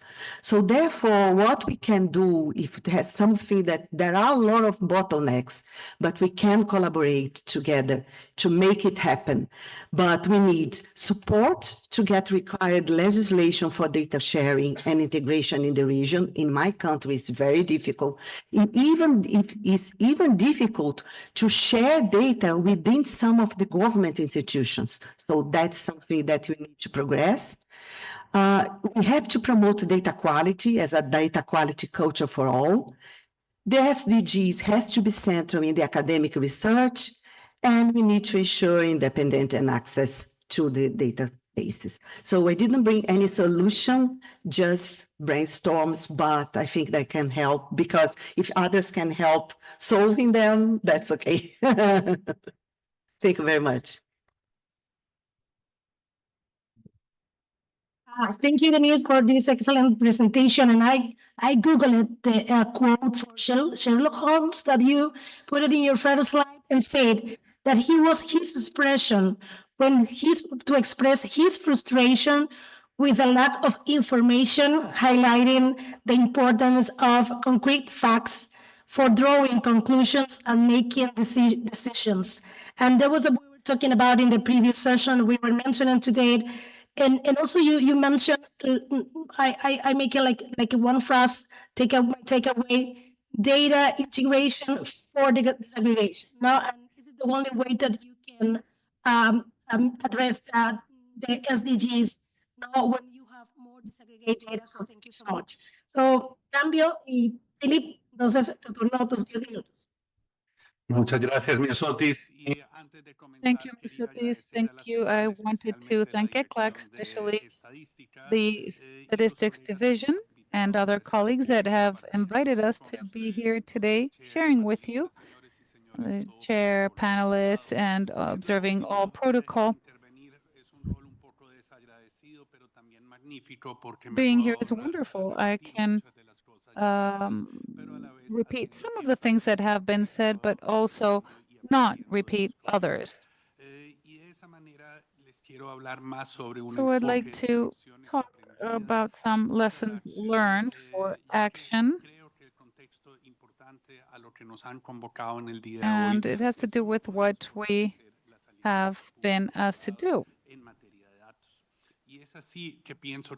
And this is where I think we should strengthen the value of these initiatives and this data in local contexts by means of public-private partnerships. CIPE is a think tank that has been studying these processes for over a decade, studying initiatives and evidence for the different version, supported by international cooperants. And we have realized that in this research, we have seen some trends when we talk about public-private partnerships. Estas iniciativas son lideradas por las grandes empresas. Of course, led by large companies in our region, be they multinationals, multi-regional efforts, and these are sharing information for sustainable development. It has not worked without economic and social incentives to motivate this participation, and it has been necessary to include intermediaries with a significant role for sustainability, academia, think tanks, civil society, and global partnerships, which have helped strengthen these public-private partnerships for information, because without them, we haven't truly seen any major movement from the private sector to achieve these connections between the different sectors. I feel it's important to mention that we've identified linguistic barriers, and we've been talking to private companies believing that they understand the three dimensions of sustainable development and believing that we were speaking the same language when perhaps we weren't. And of course, it wasn't necessarily about earnings for the shareholders, but to create local benefits. We've seen that these public-private partnerships have facilitated the decision-making when based on data. So what do we think is a priority when we come together at this panel? Well, we need to have evidence-based information, empirical evidence, and also transferring it to the actual players or stakeholders. The amount of data that we are managing is tremendous, but we're not really using it properly for decision-making every day. Sometimes the reasons are semantics, sometimes more impulsive. But it is all based on evidence. I also think we need to generate platforms for co-creation, transfer, and collaboration. ECLAC has a community practice for the statistics sector, and I can only invite ECLAC to open this community practice community to others and work together when transferring knowledge. And most important part we've seen in our work is that we need to strengthen this enabling environment, the collaboration between private sector and other stakeholders. And a good example for this perhaps was the pandemic in 2019, when many companies wanted to share data with the statistical offices, but they didn't have the enabling factors or mechanisms to transfer this information.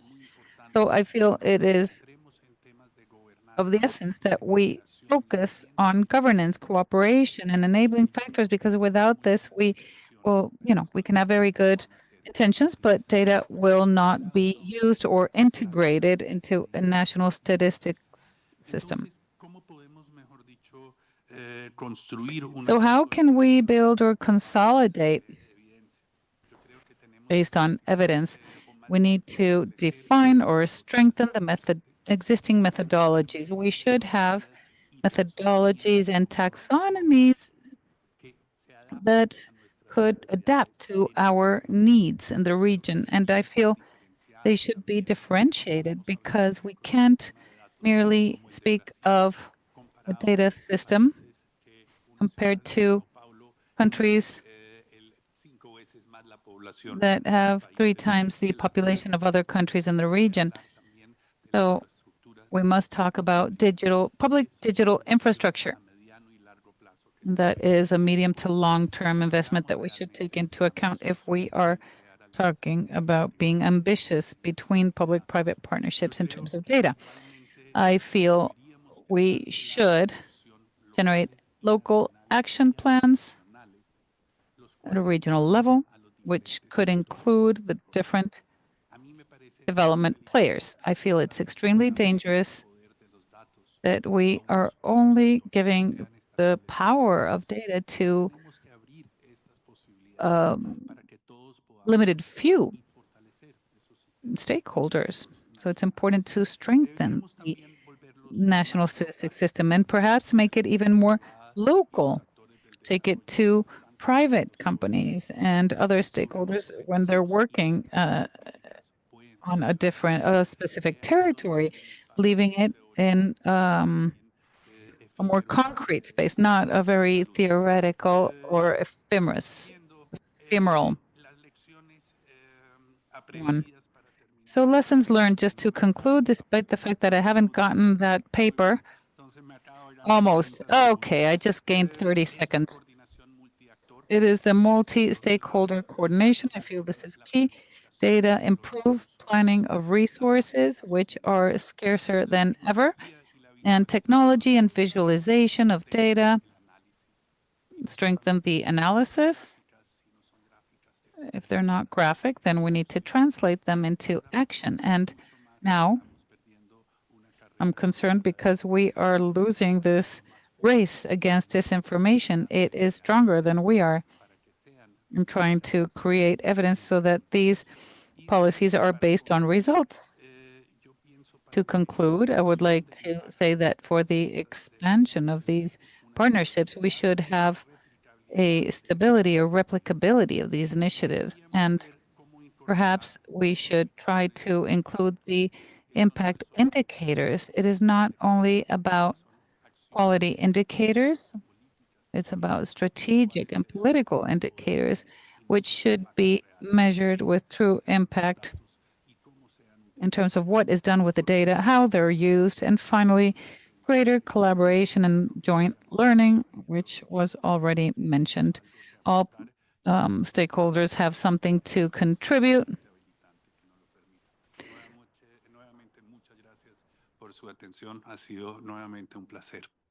Thank you very much for your attention.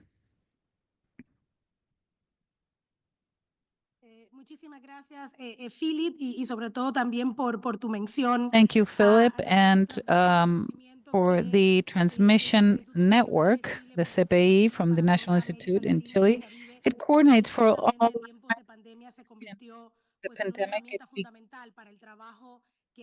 a fundamental tool for all the work that the statistics offices made. We've tried from the statistics division here at ECLEC that organized the panel. We were trying to offer you some information. We now have time for the delegations to intervene if they would like to, and we would like to ask that you show your card if you would like to make any comments.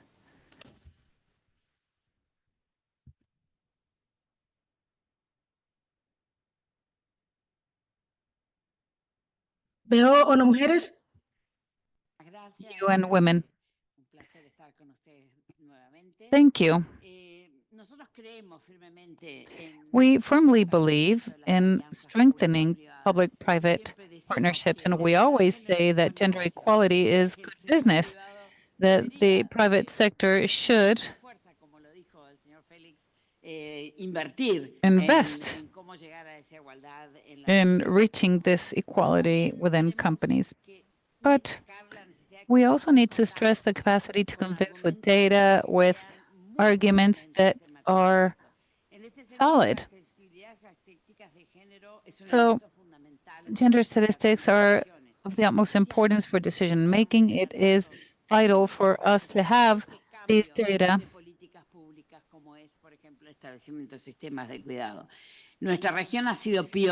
Our region has pioneered these new conceptual frameworks and elaborating instruments such as, for example, the classification of time use activities, and almost 25% of the GDP can be accounted for the work that women do for free. Of course, the gender perspective guide for the production of statistics. When the president of the Statistics Conference of the Americas, a huge ally of ours, UN Women has also been working with INEGI in Mexico, in Aguascalientes, and they have the Gender Statistics Center for Excellence.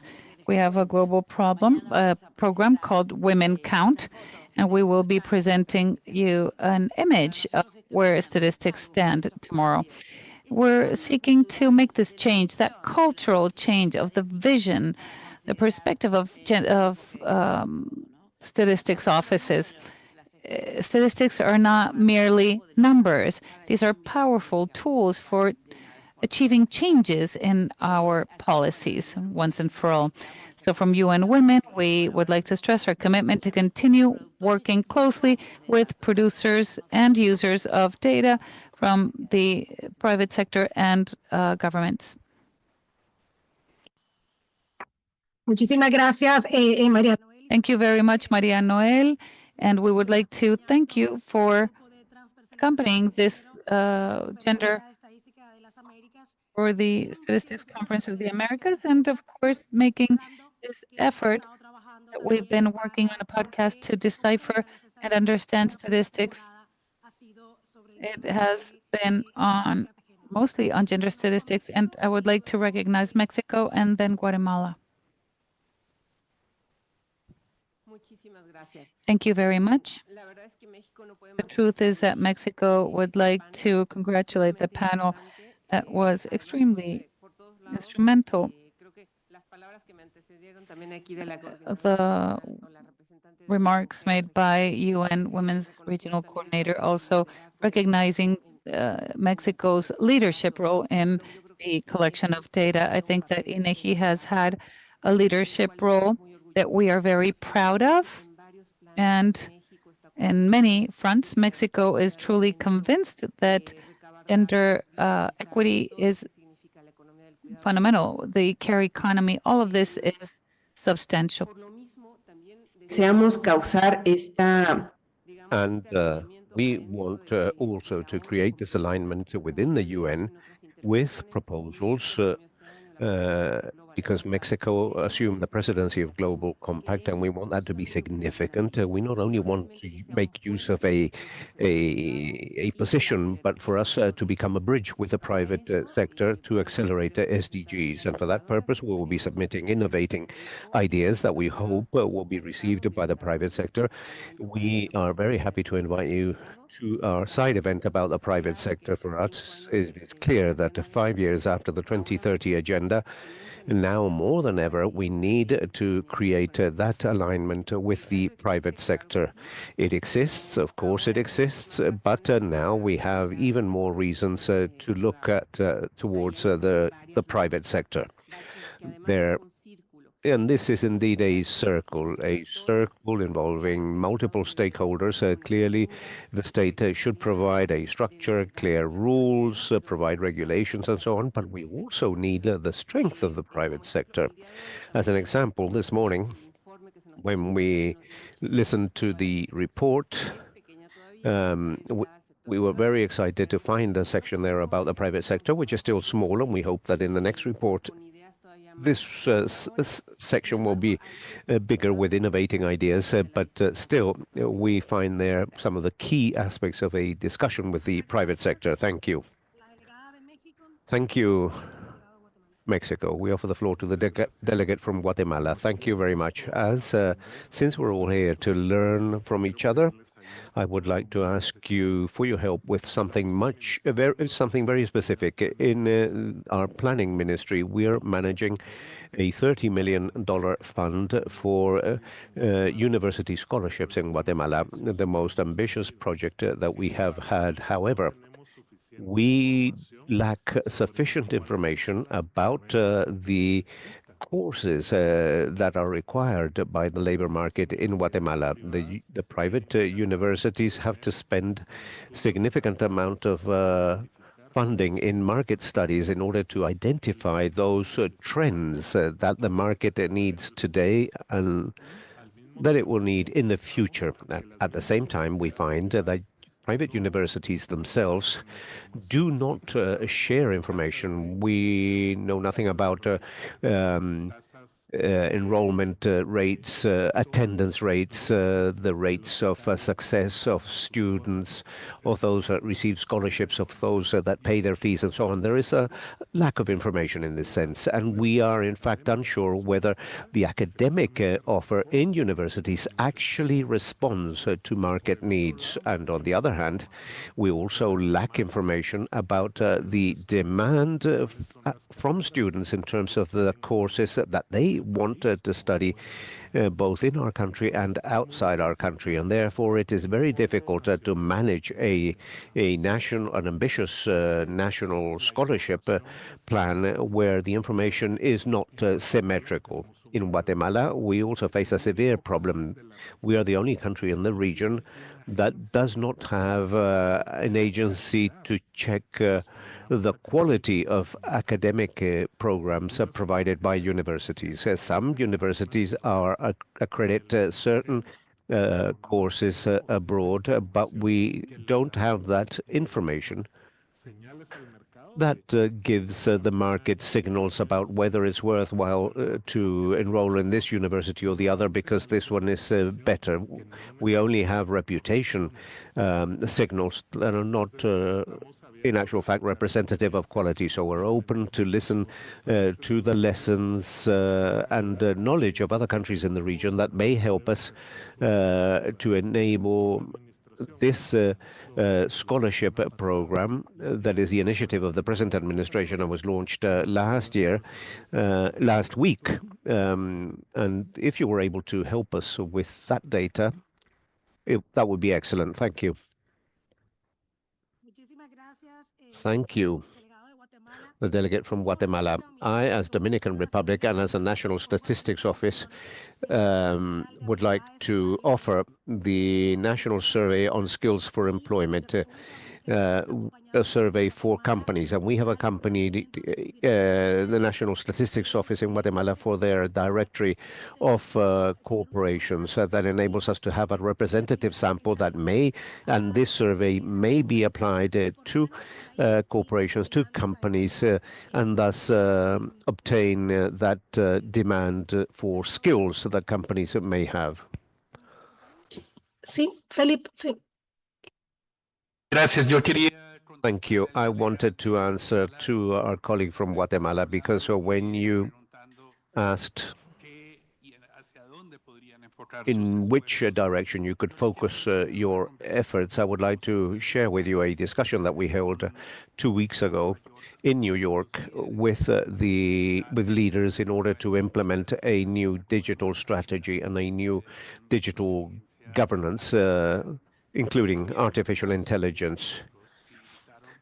scientists asked all countries to present candidates. Most, even 90% came from 90% of candidates came from countries in the north, which were experts with category A, and countries from the global south were categories B and C, because supposedly their capacities were less. And of course, we exploded at that time, and we said, how can this be possible, considering the capabilities that we have in our region? And therefore, the first thing that I would like to say is that we have to create scientists, and these are long-winded processes. Secondly, we have to create scientific capabilities and link them to global processes, because we cannot demand a governance that considers our needs if we do not form part of the construction of that.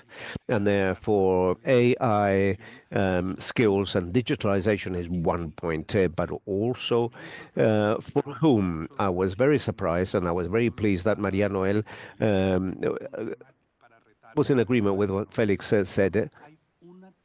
But there is one issue that I would like to mention, and it is an issue that where we did not mention gender equality, and that is when we look at programmers and codes, the disproportion between men and women when we talk about programmers and code makers is disproportional. In other words, men are creating AI codes for the rest of the world, and we have seen how what results this has led to in the past, and therefore we must also focus on women scientists that may contribute to programming, and the creation of codes needs to be an investment for the future in fields that can help you to achieve sustainable development in the mid and long term.